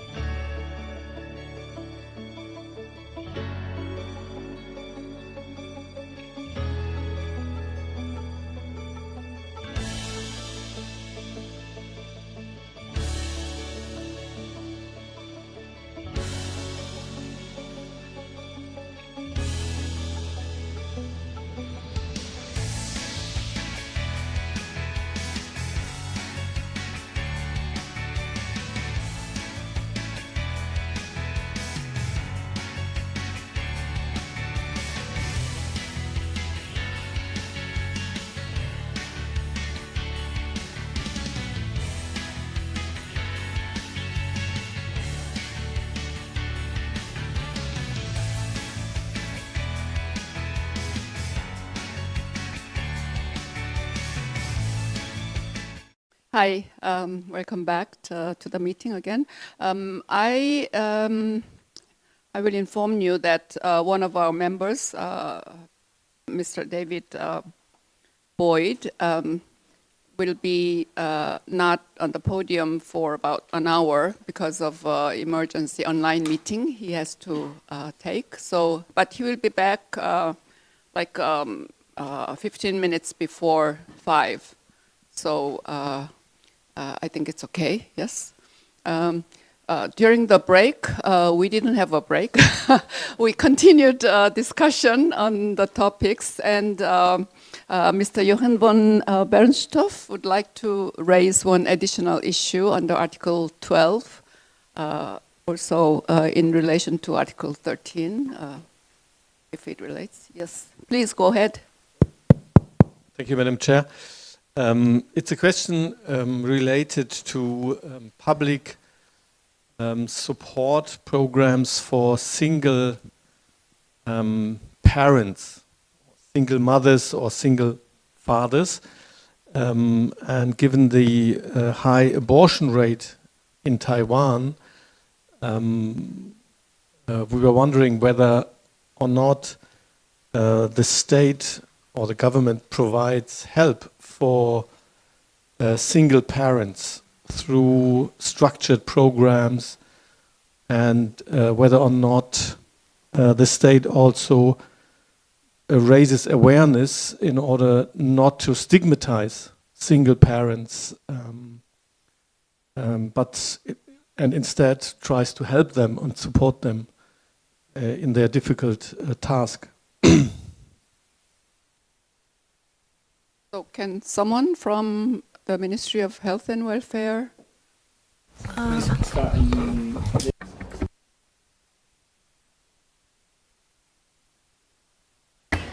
I'm from the Ministry of Health and Welfare. So regarding support and assistance for single parents, we have a law that targets families in special circumstances. And in this law, for such families, we provide economic assistance and also stipends for childcare. And while a person becomes a single parent, perhaps previously the person suffered from domestic abuse. So we also provide support on that based on this law. Regarding the stigmatization that single parent families face, we also have awareness raising programs. And regarding education and at school, we also make sure that people know that you have to treat single parent families fairly and equally. About abortion rights for the single parents, well, my colleague, she will now, from Bureau of Health Promotion, she will come later and we'll add, okay? And before we talk about that, because in the morning section, you have talked about the Leshan sanatorium and hospital, and now my colleague is now here. May I ask him to respond? Okay? Yeah, please. I'm from the Ministry of Health and Welfare. So this morning, the relocation of Leshan Sanatorium was mentioned. I think the Leshan Sanatorium was set up in around 87, and then in the 2000s there were discussions of whether to preserve the sites, and our ministry talked to a lot of different groups, and in 2008 there was also regulations to protect the human rights of people suffering from Hansen's disease. And regarding the residents of Lesheng Sanatorium, I would say that they are receiving very good care. So, for example, when they receive medical assistance, it's free. And if they are hospitalized, we also provide subsidies. And every month, they also have living stipends. And for people who are in a worse condition, for example, if they cannot walk, then there will be a subsidy of 15,000. And regarding diet, they also have nutritionists. And also, we also provide household goods such as quilts, covers, and so on. And where they live, they have 24-hour security service. The house is equipped with air conditioning. And if patients need to go to hospitals, they have shuttle transportation. And they also have entertainment events such as karaoke events and also birthday celebrations. And in their houses, they also have internet and TV. So I think that the state is providing very good care of Lesheng Sanatorium residents. And recently, the head of the sanatorium also provided cosmetic services.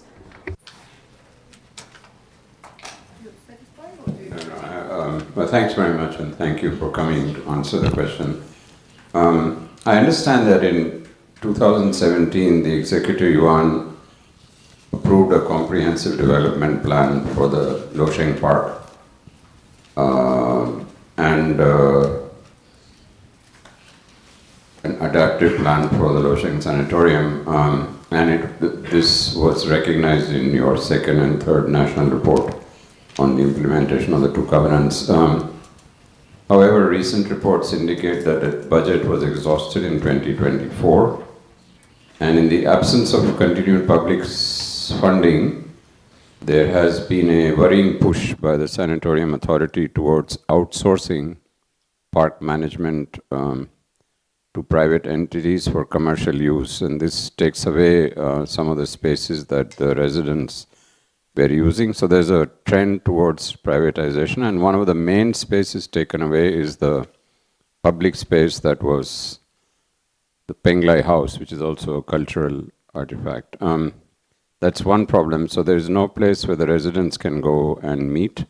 The second is because of the change in their residential location.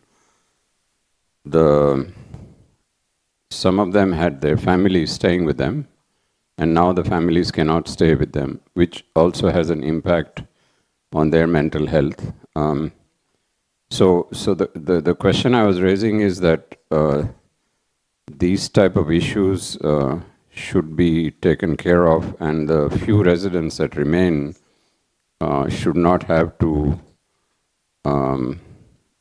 have their mental health further affected because of this trend towards privatization.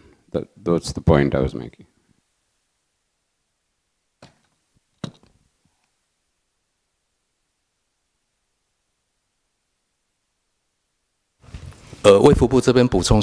So allow me to provide additional information. So there was a cultural heritage issue. So in 2017, we applied for funding from the Executive Yuan. So regarding some of the historical buildings on the Lesheng site, we actually repaired and restored some of these historical buildings. Now these buildings, if they are not in use, then they might fall into disrepair again.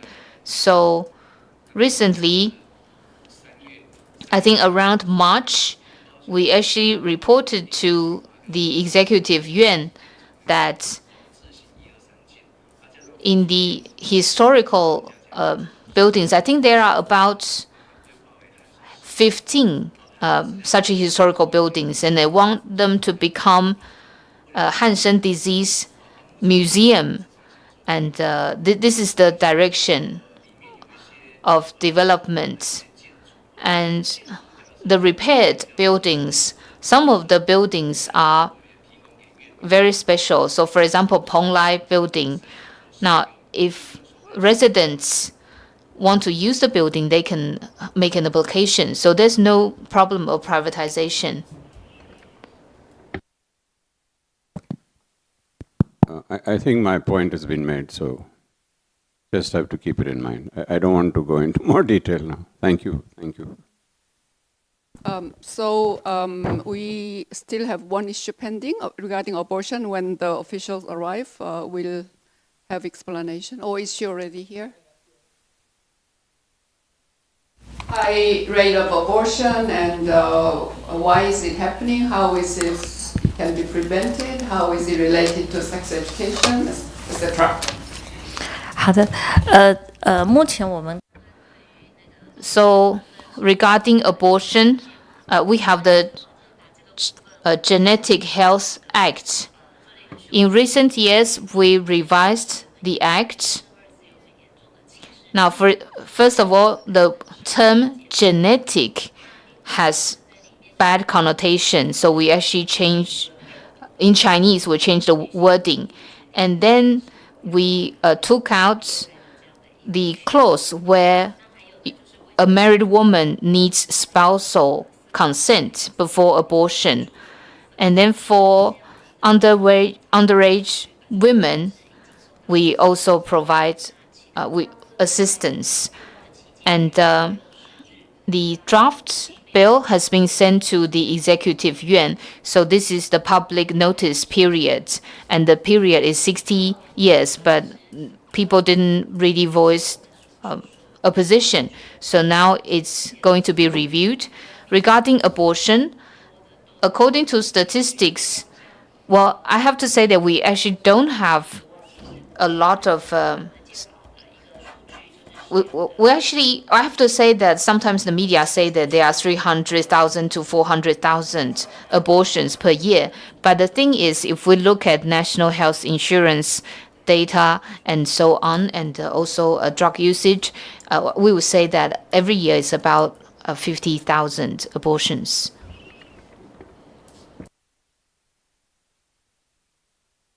And when abortion is performed, that's supported from the health insurance. Is that it? How do you collect the correct data when there is other information that's inflated, in hundreds of thousands of abortions are performed? Okay.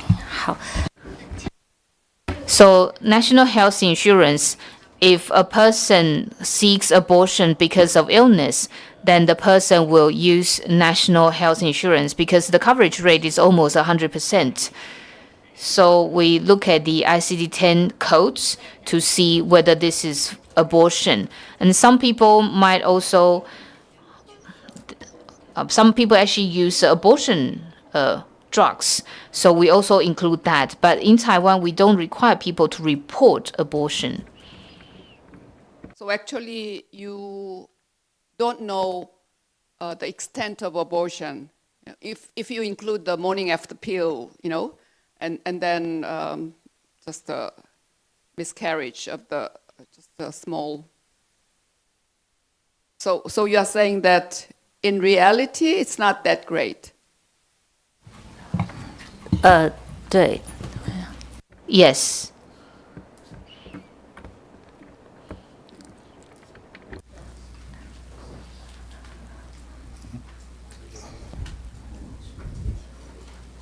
No, I think it's very helpful to have the official figures. I'm not sure that the morning after pill, to be honest, counts as abortion. It's sort of preventing pregnancy, which is slightly different.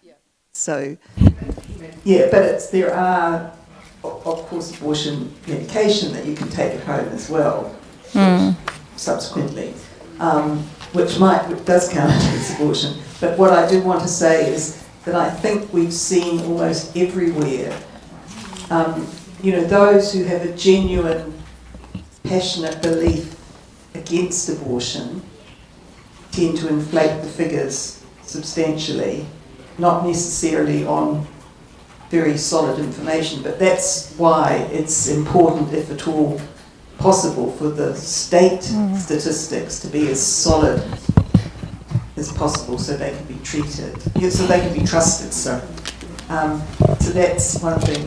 And the other thing I just wondered about, our chair mentioned in passing, do you have figures for like what percentage of the abortions that are recorded are for teenagers? And has teenage pregnancy, say since our last review, is that still about the same? Has that increased, decreased? Because I know that was an issue, and of course has been a problem in other places as well, not just in Taiwan. And I do feel that teenage pregnancy can really undermine the life chances for a young woman. So it is a real issue to take account of in terms of equality. But I just wondered what's been happening with teenage pregnancy since you officially had told us some years ago that it was quite high.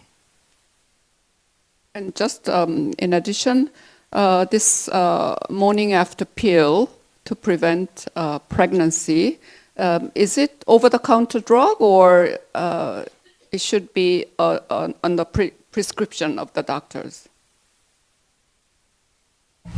没有，这个是指It needs to be prescribed by doctors, so it's not OTC. It's by prescription, so the doctor has to issue a prescription. Other information regarding what she has said? Adolescent? Teenage pregnancy or the adolescent pregnancy? What percentage? Do you have figures, surveys, or correct collection of data? 我想我必须承认 I have to admit that I don't have data related to teen pregnancy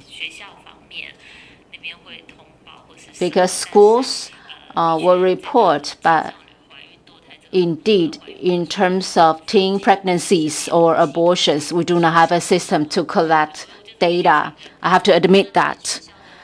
Maybe when school identifies a case, they will also provide professional medical intervene. Thank you. Clandestine abortion. So anyway, we can encourage the government to collect data and find out the correct situation regarding teenage pregnancy, abortion, etc. Yes? Yeah?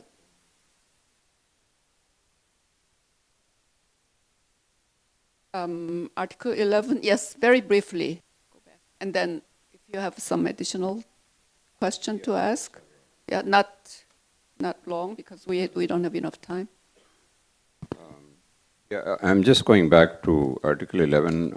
In the morning we discussed the issue of homelessness and what is being done to take care of the homeless. In 2017, in our report, we had recommended the formulation of a National Homelessness Welfare and Human Rights Act that would contain a comprehensive definition of homelessness, prevention measures, adequate budgetary resources. And as far as I know,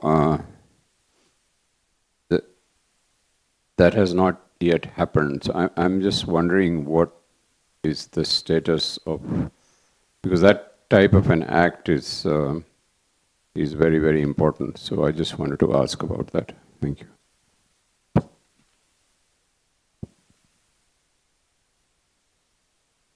So you are expecting replies?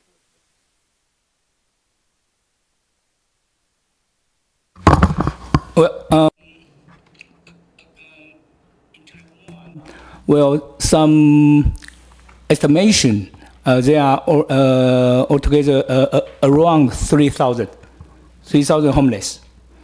And most of them, they concentrate on in Taipei, New Taipei City, and Taichung. I mean, the metropolitan and near the train station and the temple. And the duty is actually the job of the local government to manage and to provide their services. And now in our newly amended law of social assistance, we also have we also consider to have a special chapter for the homeless people. And well, the idea is actually to put the obligation for the local government to coordinate all of the integrated services, including hygienic, health, housing, employment, and the last but not the least is about the basic benefit for the homeless. And yeah, it's the simple answer to your question. Yeah.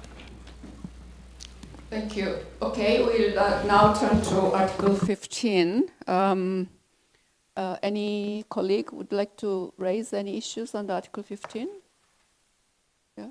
Otherwise, I will raise it. One of the issues in our list of issues to you was regarding the digital divide, especially how Taiwan society is trying to provide the older persons so that they can cope with this digitalized society without difficulty. And from the restaurant we visited for yesterday and the day before, I didn't see that happening yet in Taiwan, but in Korea, almost all stores, restaurants are now equipped to have mobile order, this thing. Whether you go to restaurant, you will find not only QR code, but you have to order, pinching.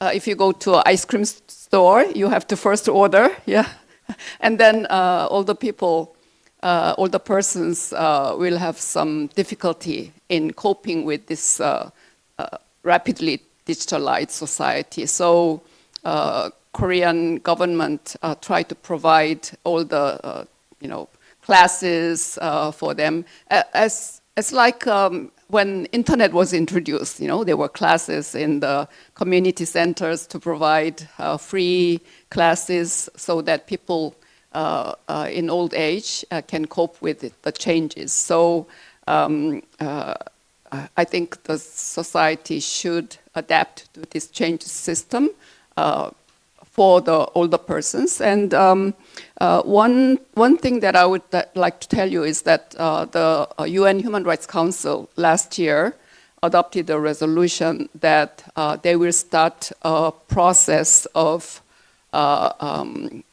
getting new convention on the rights of older persons. I don't know how long it'll take, maybe usually 4 or 5 years at least. So the discussion will take. From this year, there was organized a session already last month, no, the month before, regarding how to proceed at the Human Rights Council level.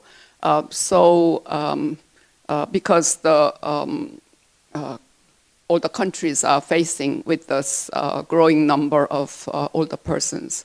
So I think Taiwanese society should also adapt to that kind of change of society so that older persons will not get lost in this highly digitalized society. One other issue that I want to raise is women in science. And in this age of AI, we see the phenomenon that the designers, developers of artificial intelligence, it's the percentage of women, women designers, women developers in the AI industry, the percentage is, I think, less than 15%. So there is this issue of AI and gender, and then there should be equal participation of women. And I would like to know whether Taiwan is doing anything regarding women's equal participation in this automated world with AI. Yeah, so that's one thing. Final thing is there has been a lot of issues raised regarding languages and indigenous people and how their cultures can be maintained. And I think that everybody knows about this cultural heritage site to be preserved. And then there is also intangible heritage that UNESCO is trying to preserve. But not many people know about this additional program that UNESCO has, which is called documentary heritage, that is called Memory of the World. And then that is documentary heritage is photograph or handicrafts or even documents written in indigenous languages, for example. And there can be efforts from the government side to preserve. I think that will help the indigenous community to revive and then pay more attention into their traditional, into their recorded tradition, culture, things, which will help preserve the indigenous languages if they have artifacts, from that tradition. So there is cultural heritage that's maintained by the convention. There is intangible heritage also by the UNESCO convention. But this Memory of the World is a program, and there is an Asia-Pacific body that works to preserve, which is called MOCAP, Memory of the World in Asia-Pacific. So I wonder whether Taiwan is aware of that, whether Taiwan can make effort on this documentary heritage, especially regarding the indigenous people's tradition or heritage. So basically 3 questions regarding older persons' adaptation to the digitalized world. Second, AI and gender. And third, documentary heritage. So who would like to answer? Okay, thanks so much for your question. Well, the first one, I think, referred to MODA. 数发部，能不能请数发部先回应一下来请？ Thank you for the questions. So regarding digital divide, in our ministry, every year we conduct survey on digital access. And you mentioned, for example, generational divide or gender divide.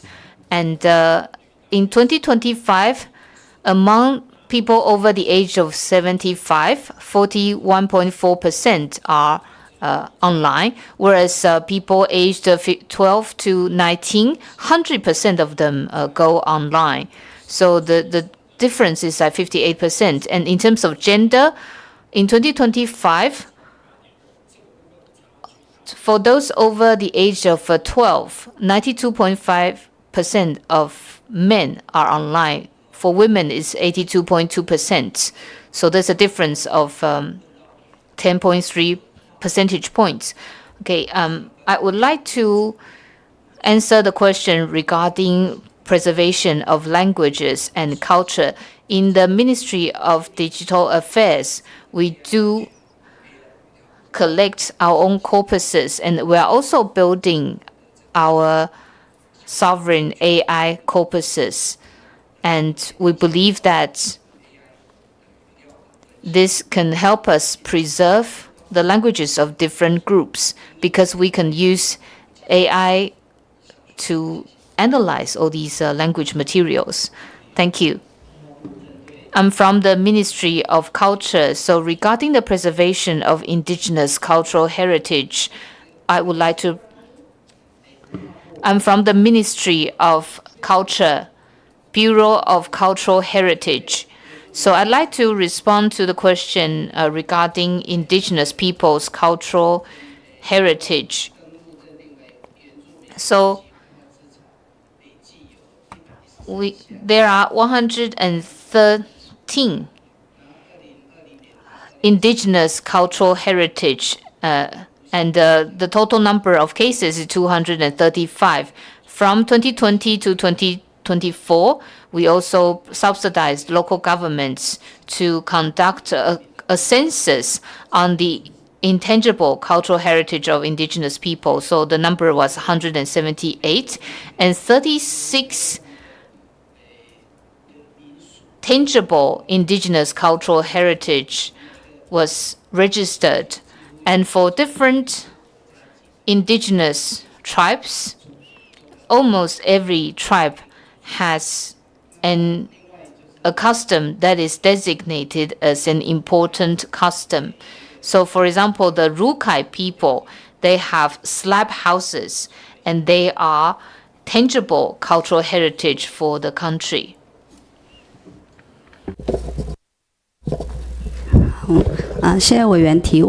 Thank you for the questions. I'm also from the Ministry of Culture. So regarding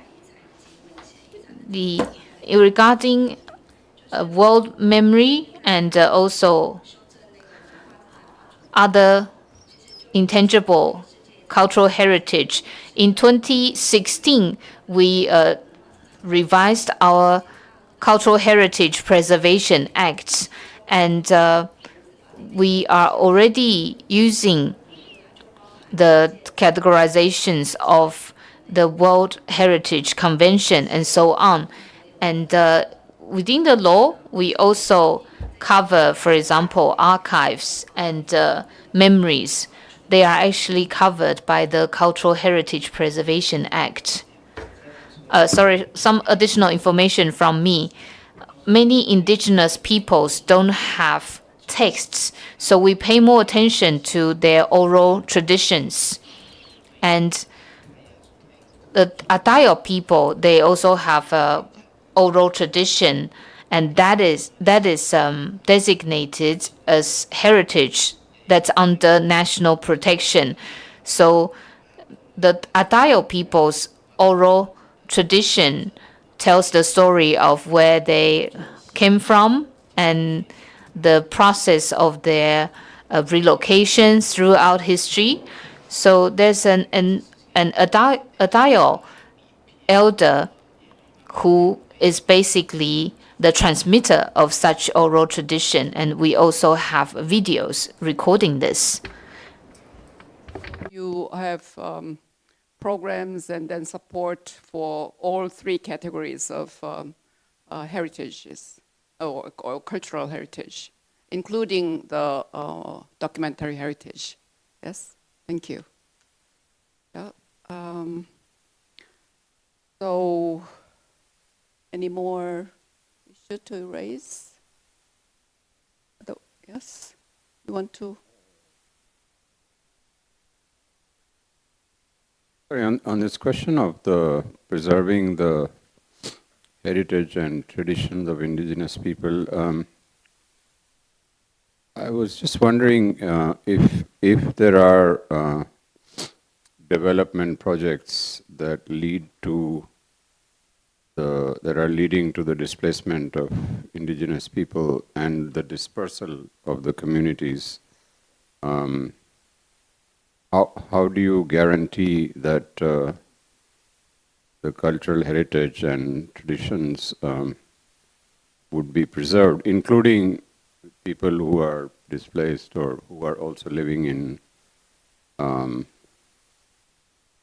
urban areas? Because many of the indigenous also do not possess formal title, and so how do we ensure that their rights are respected, including the right to free informed prior consent. Many of them complain that they are not even consulted when development projects are affecting their area. Thank you.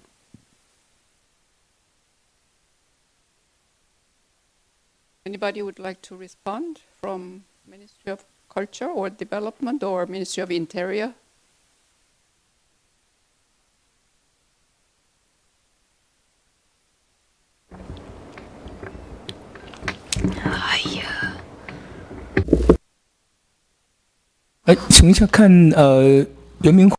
So perhaps the CIP, Council of Indigenous Peoples.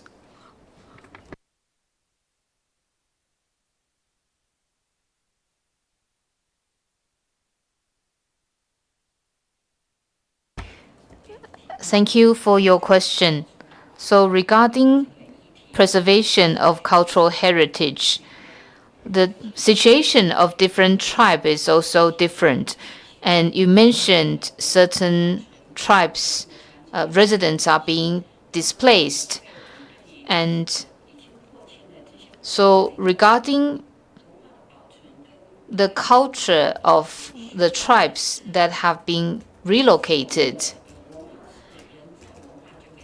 our belief is that when people are there, then the culture is there, unless the people are being assimilated. So if there are communities that have been forced to move, we also hope that the tribes can conduct, for example, a survey of their cultural heritage. If the cultural heritage is deemed valuable, then there will be a designation. We, in fact, have a regulation regarding indigenous people's cultural heritage. And with the regulations, there are more and more indigenous cultural heritage being designated as the nation's cultural heritage. And I think more and more indigenous people are aware of this issue. I'm from the Ministry of Culture. So the speaker mentioned the regulations on indigenous cultural heritage. When we review indigenous cultural heritage, the process is actually different. The review committee has to have a certain percentage of indigenous members. So this process is different from the review process of other types of cultural heritage. So this is just some additional information. Okay, thank you. I probably am going to sound like a broken record or something, but I have to say that the New Zealand experience with Indigenous people, Māori, has been that the flourishing of the culture, so that it's kind of, in many respects, sort of mainstreamed into New Zealand life. And I realise that's different when you have several, a number of Indigenous communities, so it's more of, there's a challenge. But that has really been the result of immersion in the language, because it is in the Indigenous languages that the culture, the wisdom, the knowledge is embedded.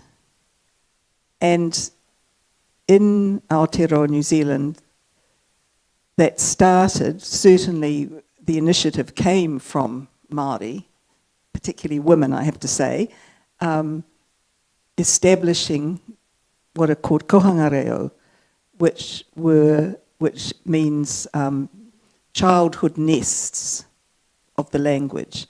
And so they established early childhood centres, the equivalent of kindergartens or play centres or childcare centres, but where everything was in Māori. And so we had parents who didn't speak Māori parents who had grown up without the language because their parents thought that for them to get on, they needed to just speak English and be good at English. And yet what we've now got is so the kohanga movement flourished, and then quite a number of those tribes or sub-tribes or families, whānau, formed primary schools and then secondary schools, and then the mainstream system started to respond. So the school that the secondary school my grandsons went to has a completely immersive Māori stream. You learn everything in the Māori language, maths, science, whatever. And there's a whole generation now of young Māori, scientists, educators, all sorts of things, bringing a very different dimension and really, and the culture is, as I say, coming into the mainstream of New Zealand life. It's not without challenges, don't get me wrong, and some people, I regret to say, often older people,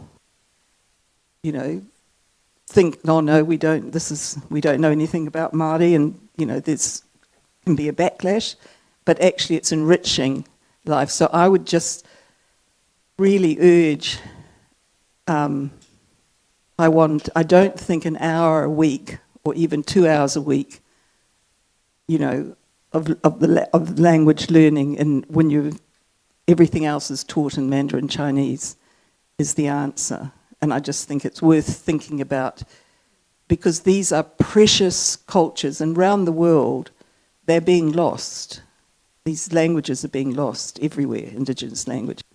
And you're in a position, because you've got such a strong foundation of engagement, to really be, leading the way in many respects. So I look forward to hearing where to next and how things are going. Mr. Johan von Bernstorff. Thank you, Madam Chair. Speaking about indigenous people's rights, we have been discussing this, of course, before, but I have a very specific question. I've learned during our stay here that the control yuan is dealing with transitional justice issues, is dealing with historical injustices committed during the White Terror regime, and that there is a sort of complaint procedure, and that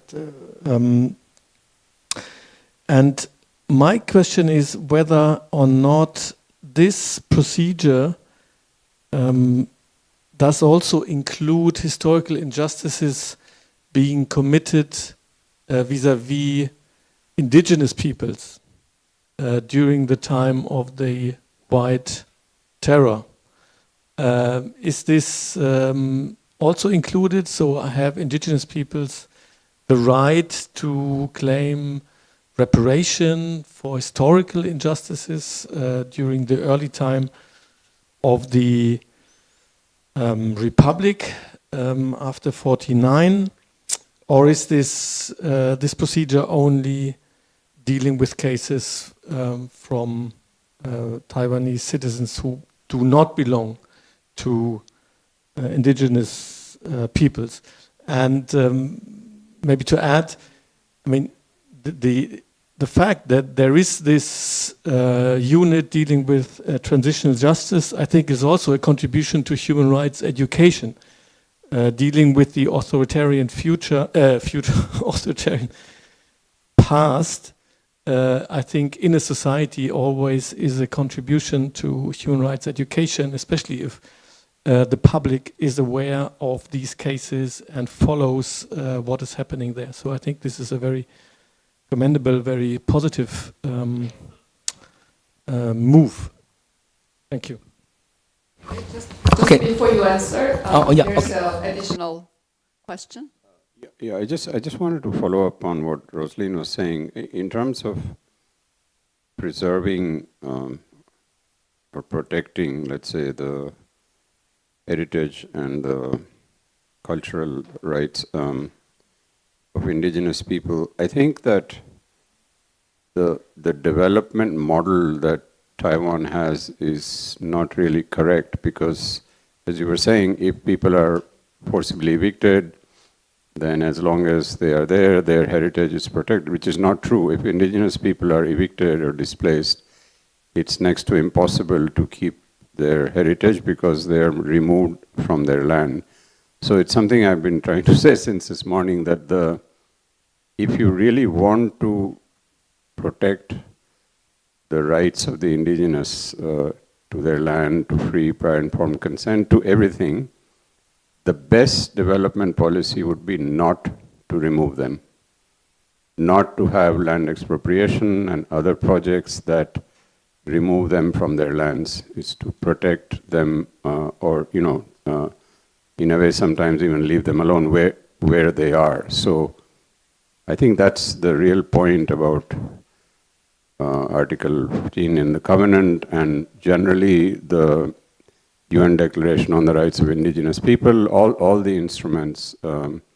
So, you, as Rosina was saying, you have an opportunity here to do that, and we would urge that you take that step and you re-examine your development policy in that context. Thank you. Would you like to respond? 我是不是先请那个袁明慧哈先 CIP. And for transitional justice, can I have the NHRC? So CIP first. Of the Department of Human Rights may add information. Thank you for giving us the example of New Zealand in terms of immersive education.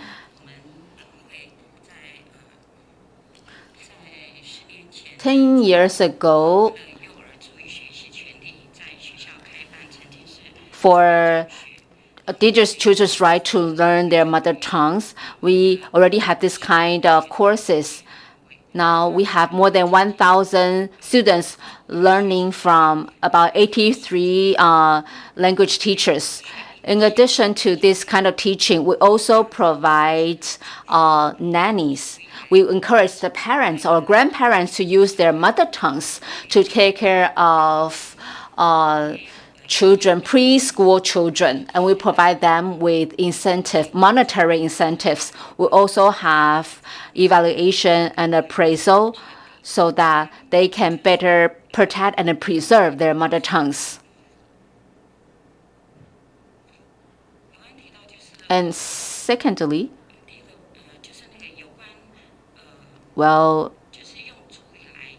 using mother tongues for education purposes. We are now creating an indigenous knowledge system centered on the people and using their own mother tongue to create their knowledge world. So this knowledge world is based on culture. And in the end, we hope that indigenous schools can use their mother tongues to teach all subjects. So that is what CIP is working on. And also, I talk about from my tribe as an example. As long as the people are there, the culture is there. For example, my tribe left our hometown 50 years ago. And in the recent cases, these people were relocated because of natural disasters. And for our tribe, for our rituals, our ceremonies, for our funerals, everything related to tribal affairs, we have our elderlies. We learn from our elderlies. We actually moved from the mountain to plains 50 years ago. And for those who are forced to leave, the government has to do so because because of natural disasters. And we can see these people move from high mountains to other places. They actually brought a lot of their culture to their new settlements. They continue with their culture. However, if they are relocated, if they move to cities, it will be more difficult to preserve their traditions. That's why we encourage indigenous people in cities So on very important occasions, these people will go back to their tribes to continue with their tradition.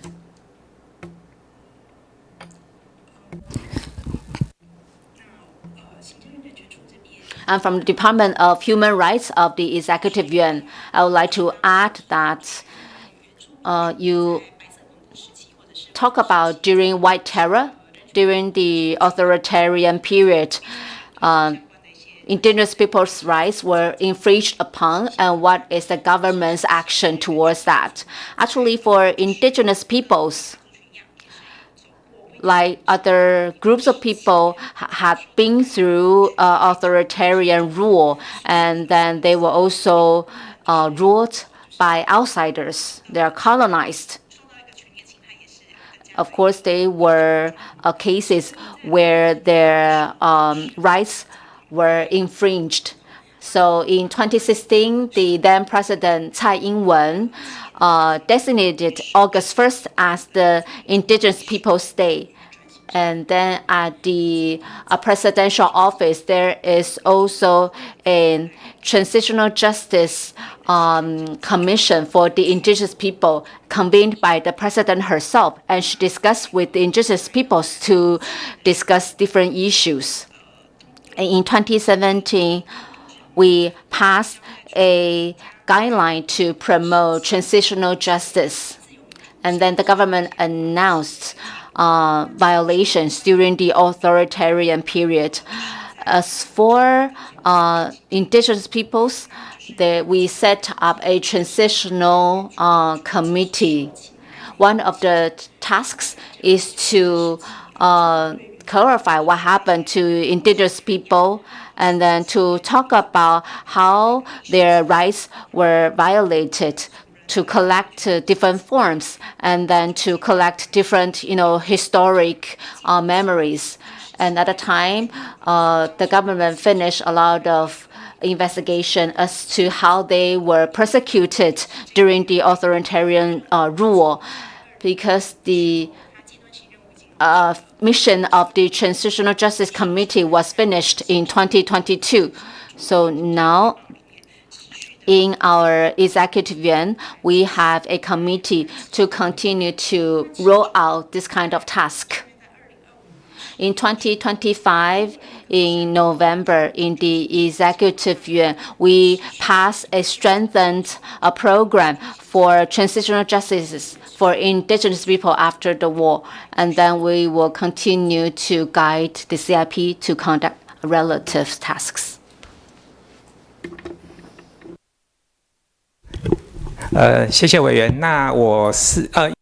Thank you.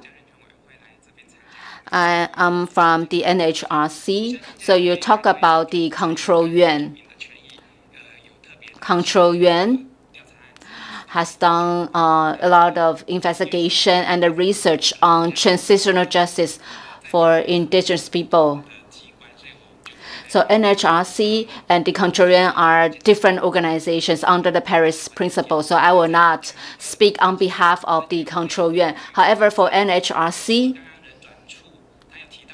so we just heard from the Department of Human Rights to talk about the actions that have been taken.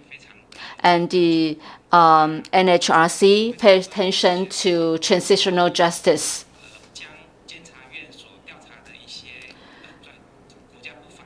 For violations committed by the state, which were investigated by the Control Yuan, we consolidated this kind of violation reports, and we have done analysis. And then we keep these archives, and we ask governments, agencies to open up their archives so that these kind of secrets are now opened to the public.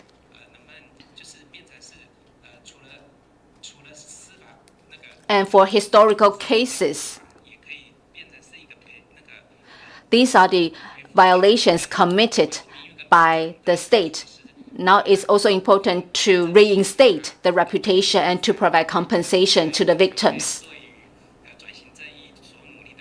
So this is what NHRC has been doing for transitional justice. And also the reviewer asked about paying attention to transitional justice for the indigenous people. And NHRC will continue to work on this. Thank you. Apologies were spoken and then compensation follows regarding the violations during those terrible times. Okay, I think this concludes our discussions and dialogue on the remaining articles of the covenant. So I would like to thank you very much for this constructive engagement for today, 2 days, as well as the colleagues who put questions. And thank you very much for all of you who participated in this exercise, as well as the interpreters, including the sign language interpreter. Thank you very much. And after break, we will also have a session with NGOs for 1 hour.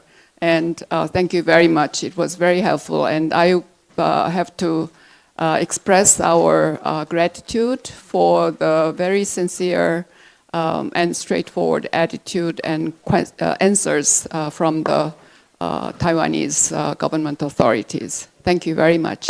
谢谢，很好。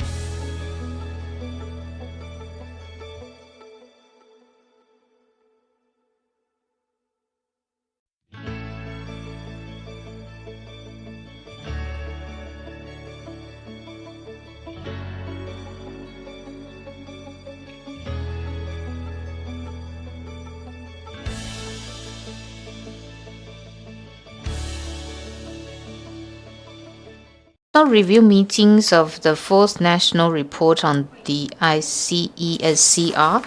Session 5 with NGOs now officially begins. The chair will decide on the order of speaking. When you speak, make sure that you slow down for the benefit of the interpreters. If you would like to speak, please raise your hand, and also please identify yourselves before speaking. Please limit your intervention to within 2 minutes. There will be a bell ring at 1 minute 30, and also turn off your microphones after speaking. Thank you. That's that's too cruel. Yeah, yeah. I hope that everybody will speak within minutes. I believe all of you are tired. We are tired, you know. I'm starting to lose my voice, so maybe maybe we can finish even early, yeah. So it has been very tiring 2 days, and this is the final session that we are going to have with you. 3 days, yes, 3 days. So regarding the discussion we had with the government this afternoon, there were additional issues raised regarding Articles 10, 11, 12, and then 13, 14, and 15. So I will ask my colleagues if they have any specific questions addressed to you, so that you can come up with your replies compared to what government has provided. So. When we broke at lunchtime, there were a number of people who hadn't been able to make their comment with respect to the health issues, and I recall you saying that they would have an opportunity now, you know, if they still wanted to raise anything relating to. I think there are less people remaining now from the previous sessions. So, you know, I had to limit your speaking time in the previous session, because I asked you, please just tell us what the topic of your concern, and then I didn't give you a chance to speak. So. If any of you would like to explain in 2 minutes what you wanted to talk in the previous meeting with you, I would give you the chance. So 1, 2, 3, 4. Oh, 5. 6, 7. So that would be already 15 minutes. Yeah. So starting from here.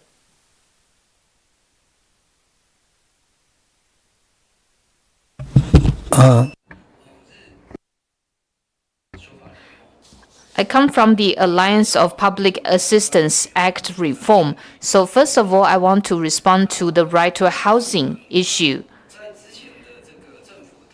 Now, in the previous meeting with government agencies, so basically, the economically advantaged people can only live in social housing for 12 years maximum. But for a lot of people, including disabled people, this is not enough. When the 12-year period is up, they have to move, and they may not be able to rent a house in the regular housing market.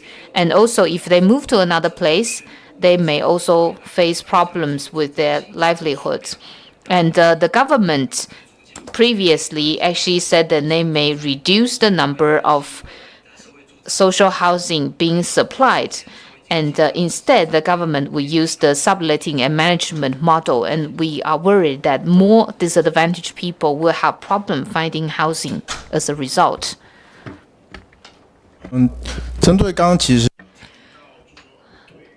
So regarding whether the government is regulating specific apps because they may have an impact on children's mental health. So, and in fact, the Ministry of Education is looking into the issue of banning certain apps on campus. In fact, the NCC, the National Communications Commission, it should be the competent authority, but the Digital Intermediary Act was not passed. So now the contents are being regulated by different competent authorities. So if we are talking about financial products, it's the Financial Supervisory Commission that is in charge. And if we are talking about drugs, then it's the Ministry of Health. But of course, there are certain problems where, for example, drugs are being marketed as so-called candies. And so sometimes the regulation is not really comprehensive. And also the key to such issues may be the algorithm. And also sometimes you see hate speech. But the Ministry of Education is not able to regulate such online contents. There was, yes.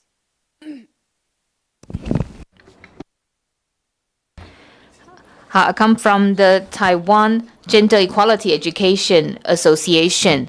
So from 2022, the Ministry of Education has been promoting sex education, but there are still certain issues. The Ministry of Education is still very slow in terms of research and teaching material development. And the teaching materials, in fact, doesn't cover a wider range of age groups. And in higher education institutions, there are departments on, for example, sex education teacher training. And some teachers may be misled into thinking that their education is sufficient, is comprehensive enough. But we need comprehensive sex education. And also certain NGOs, I think they are basically cherry picking, saying that gender equality education is different from sex education, but that is wrong because in the Taiwanese system, sex education is part of gender equality education, and gender equality should be the key in this area. Hello everyone. I'm from the PAP-CPR Taiwan Alliance to promote civil partnership rights. In terms of health rights, I want to mention that because we provide services to cross-gender people. So when it comes to medical services for transgender people, there are a lot of a gap between cities and remote areas. So we can see Taipei, Taichung, Kaohsiung, these hospitals and doctors have a great burden to provide treatment to transgender people. So some of them started to refuse to take new cases from transgender people. For example, they want to get hormone supplements. However, only certain doctors are willing to provide treatment or provide prescriptions to them.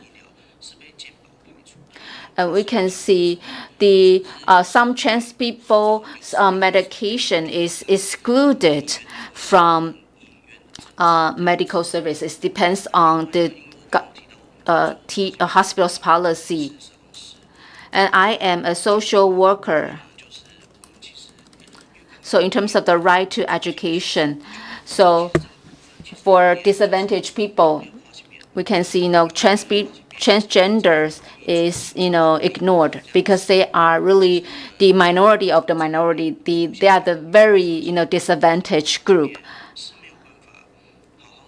we can see some transgender students are not able to go to school with peace of mind. Some people are forced to leave school because of their gender identity. So there is a case. Last year, we helped a transgender student. In our return reform, we talk about this case because there are a lot of binary concepts in school. For example, there is a gender marker in the student's number, and also in terms of toilets. It's all binary setup. So it's difficult for this student to fit in. Teachers, there's one time, actually, call this person, before, the transgender, identity. So he was forced to come out. And the reviewers mentioned that for on-the-job training for teachers is very important. Whether teachers, are educated about gender education. I think I'll put a question mark to that, especially for transgender. And this particular student, in the end, finally left school. And because his or her parents are very supportive, so this person, actually stays at home for schooling, homeschooling.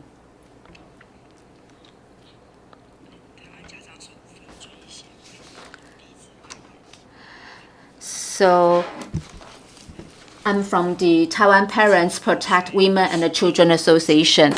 We support age-appropriate education. However, we look at the, sex education handbook is talking about, it's about CSE, but it is impartial because we're worried about children having more risks to contract STI. But I think complete sexual education, including postponing sexual behavior, risk identification, and the courage to say no to better protect themselves. However, in this handbook, for example, in page 54, we see that it asks biological female students to share about their thoughts on penises. However, this group of students is only 13 years old without parents' consent, without mental evaluation. They were asked to do so. For a 13-year-old girl talking about how they feel about a penis. Does that make sense?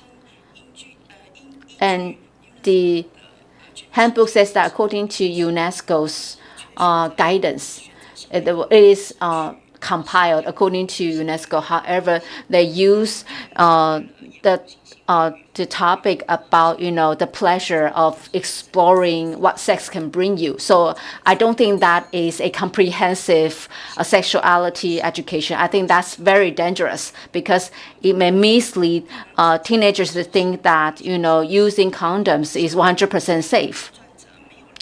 And the 12 editors do not have a professional expertise in terms of health education, sex education, and public health. So I want to ask the reviewers to have to encourage government to review this handbook with professionalism and trust and commission professionals, even parents, in re-editing this handbook.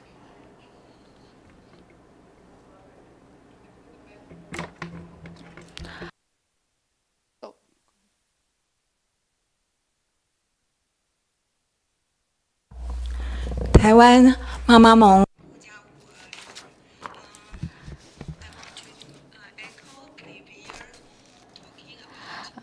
Our sexuality education guideline menu does not cover the topic of abstinence, and that is important. We are strongly commended because now our education about sex education and gender equality are not the same because parents do not know what teachers teaching in the school. And our education talking about gender is two gender, but parents know is only two gender, and the children know only two gender, but teacher give the textbook not the same. So we are concerning about the parental's right to review teaching materials and regarding schools CSE given. And we want to assess their children's class textbooks because my daughter is senior high school, and from junior high school into senior high school, I cannot go into the school to have to participate anything, and let it lack conversation with support to our education. So the CSE education lack integration of perspective, and this is more about sexual exploration. So this effective for our concerning and causing parents and the teachers to worry less sexually transmitted disease among children will spread. Thank you. OK， 台湾全国妈妈。From the Taiwan Mothers Shield Alliance, according to the data provided by the Ministry of Education, according to the statistics of qualified health education teachers, we can see in junior high school there's a lack of qualified teachers. So outside of Taipei City, in terms of qualified, actually 36% of teachers are qualified health education teachers because there's not enough teacher. We can see that schools tend to hire, for example, important subjects like language or math or science. However, for health education, this is actually ignored, and some teachers are not professional health educational teachers. So I would suggest that in university, when it comes to teacher training, there's training on human education and the gender equality. We should include training on teacher with expertise in sex education. We need to know more about STI statistics. 我是那个台湾身心障碍者。 So I'm from the Independent Living Taiwan. In terms of barrier-free living condition, actually more than 50% of residential buildings in Taiwan do not have elevators. And then we can see 84% of people with disability live in their own homes, and then we can see 1.35% live in social housing. Although there is a requirement that 5% of social housing should be barrier-free. However, for people with disabilities, sometimes they are allocated to regular units.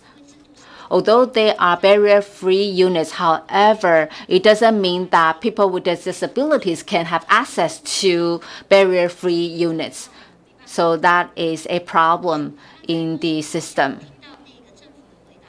In the afternoon, we heard the government's response to education. Although the government is promoting inclusive education, but inclusive education, we see that the government talking about transportation. However, this kind of transportation, the buses, they are not barrier-free. So when it comes to education, still parents, families have to shoulder the majority of responsibilities. And the government says that, low-income families are able to get subsidies. However, lots of people are not qualified for low-income status. So for people with disabilities, it's difficult for them to get relevant resources.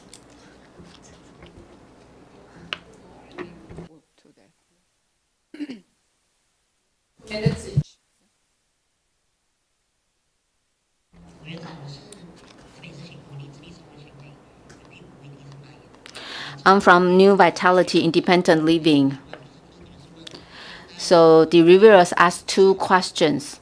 One is people with indigenous people with disabilities need for social housing and their right to living. I actually look for some information. Actually, there's very few research on indigenous people with disabilities. However, we're able to find Taiwan has done a survey of the living needs for people with disabilities. We can see 1.2 million people with disabilities in Taiwan, and then 1.1 million of them live at their own home. And so the population of indigenous people is about 610,000 people. And for indigenous people with disabilities are only about 20,000 people. And then very few of them actually live in the city because the number is small. It's difficult to identify their real needs when it comes to access to social housing. However, if they do have this need, it's difficult for them to make the application because of these intersectional difficulties.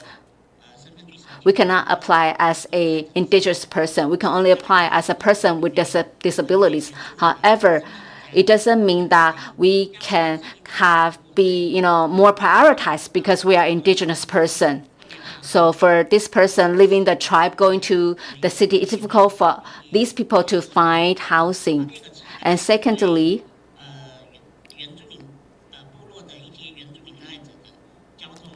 for transportation provided for indigenous people with disabilities. I grew up in an indigenous tribe. Like what our colleague mentioned, it still comes back to the family support. Basically, it's parents picking you up, and then there are some rehabilitation buses. However, it's difficult to be able to get a seat in that kind of bus. I think did you raise hand? Okay, yeah, you, and then.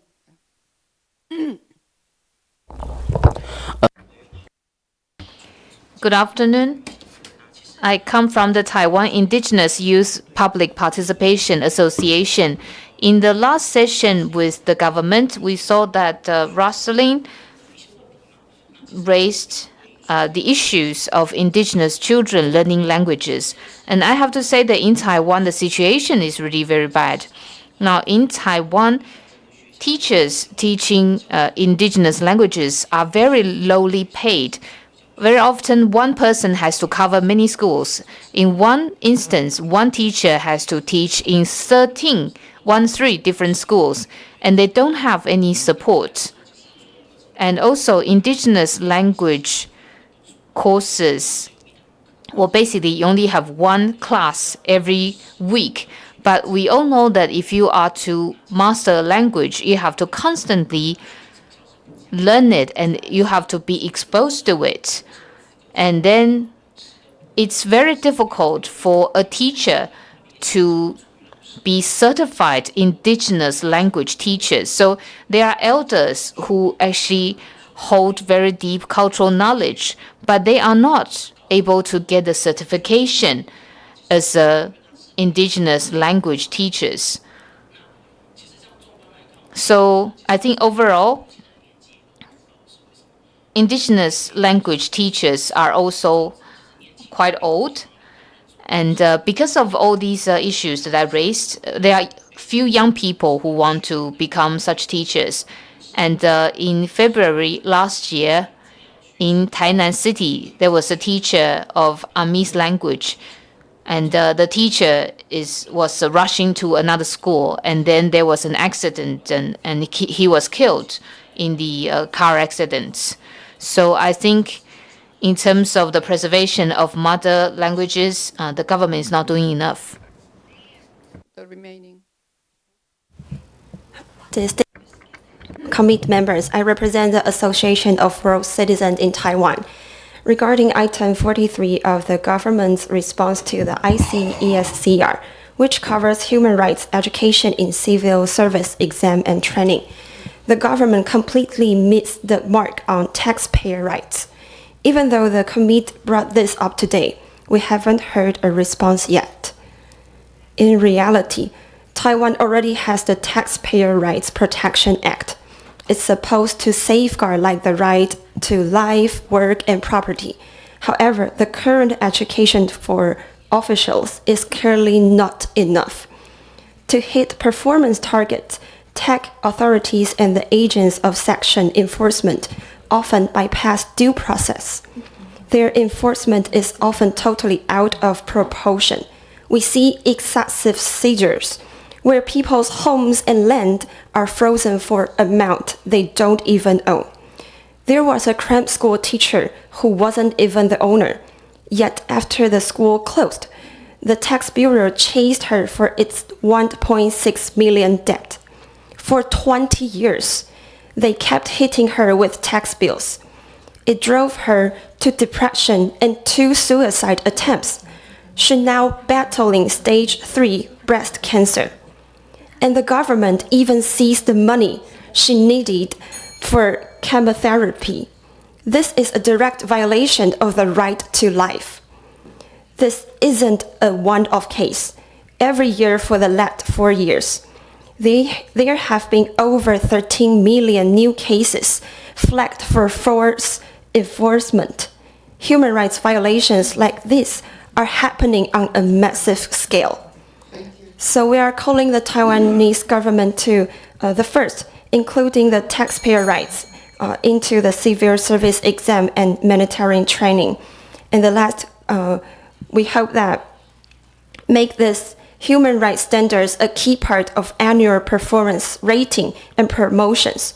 This is the only way to ensure officials actually follow the international covenants in their daily work. Thank you so much. Thank you.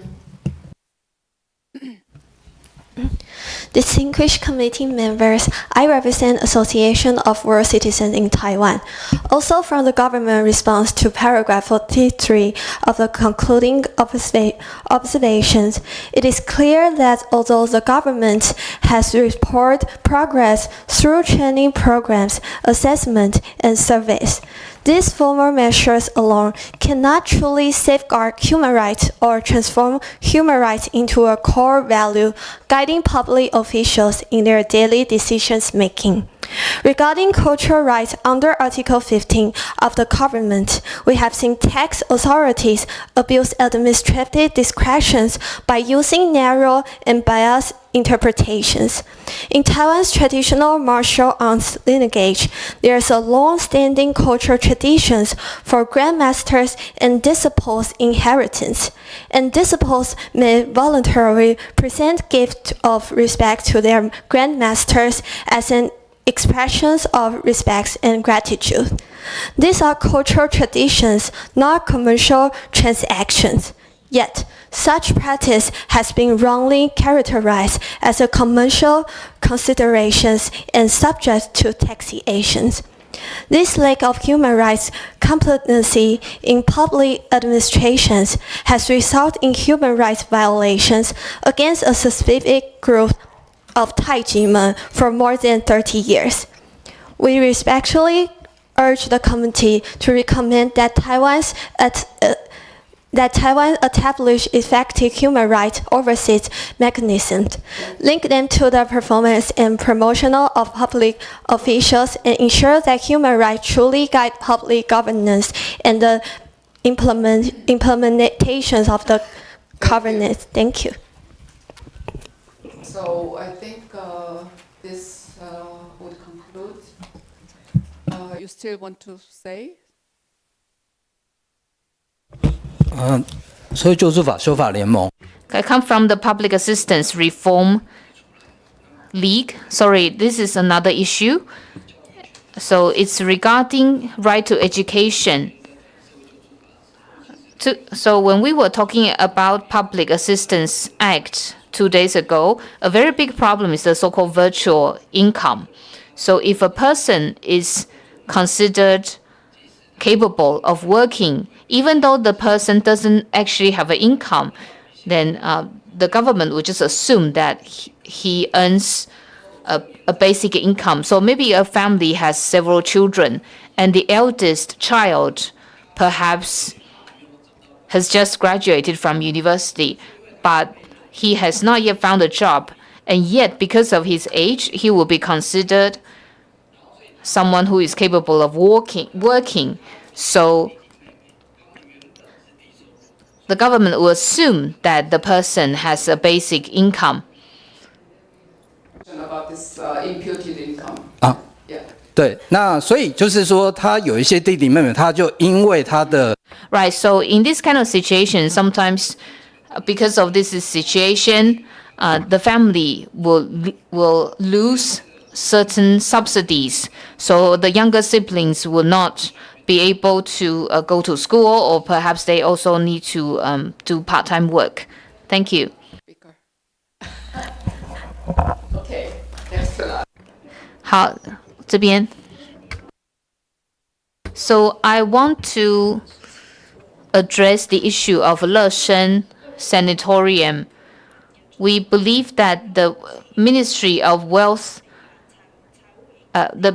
Health and Welfare has a blind spot. So they in fact neglected the people who've been living in the sanatorium for a long time. They want to preserve their original lifestyle. And they also exclude a lot of civil groups that have been working with the residents of the sanatorium. The government is not able to provide sufficient caregivers. So many residents still need to pay out of pocket in order to get sufficient care. Otherwise, they'll have to move to a new place. So I think the government's support is lacking. And the Executive Yuan's overall plan for Leshen Sanatorium, they have preserved certain buildings, and one has been repaired, and residents can apply to use it. But there are a lot of restrictions, and also public toilets are lacking in the area. And we believe that the Ministry of Health and Welfare has not really communicated properly with the residents.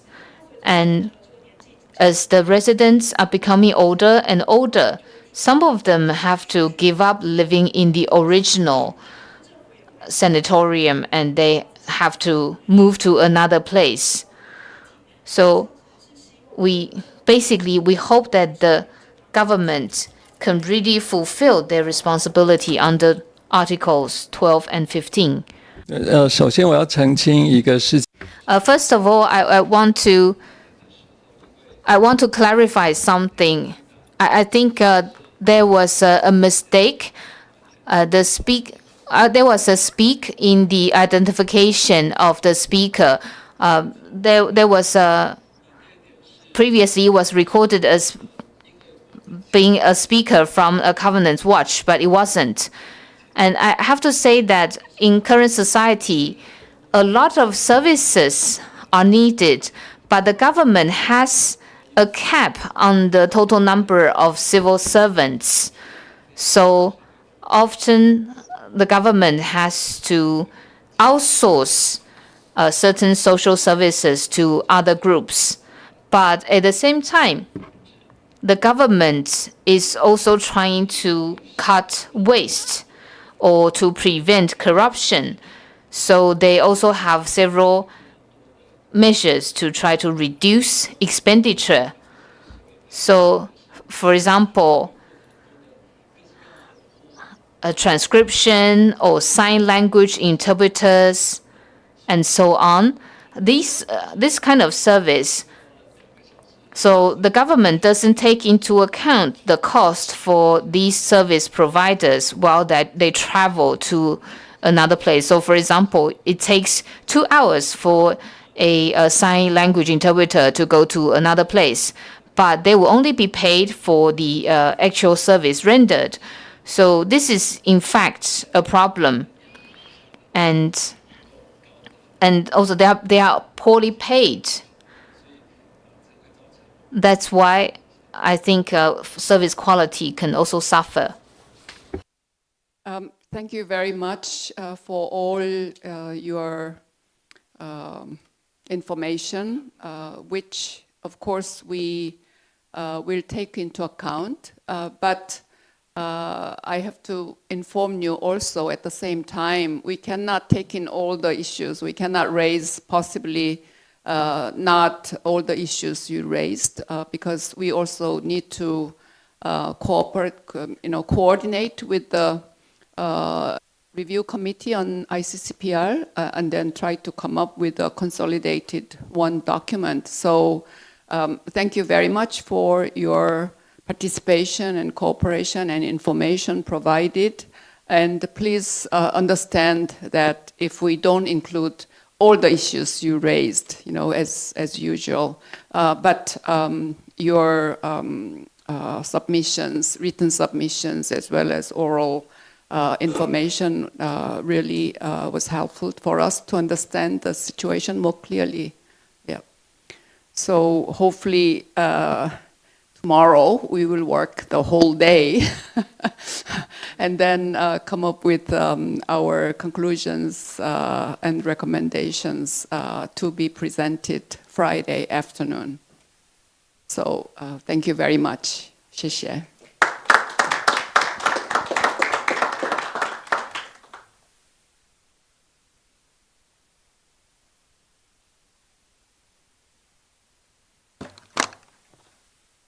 Thank you for your participation. This concludes the session. Once again, thank you very much.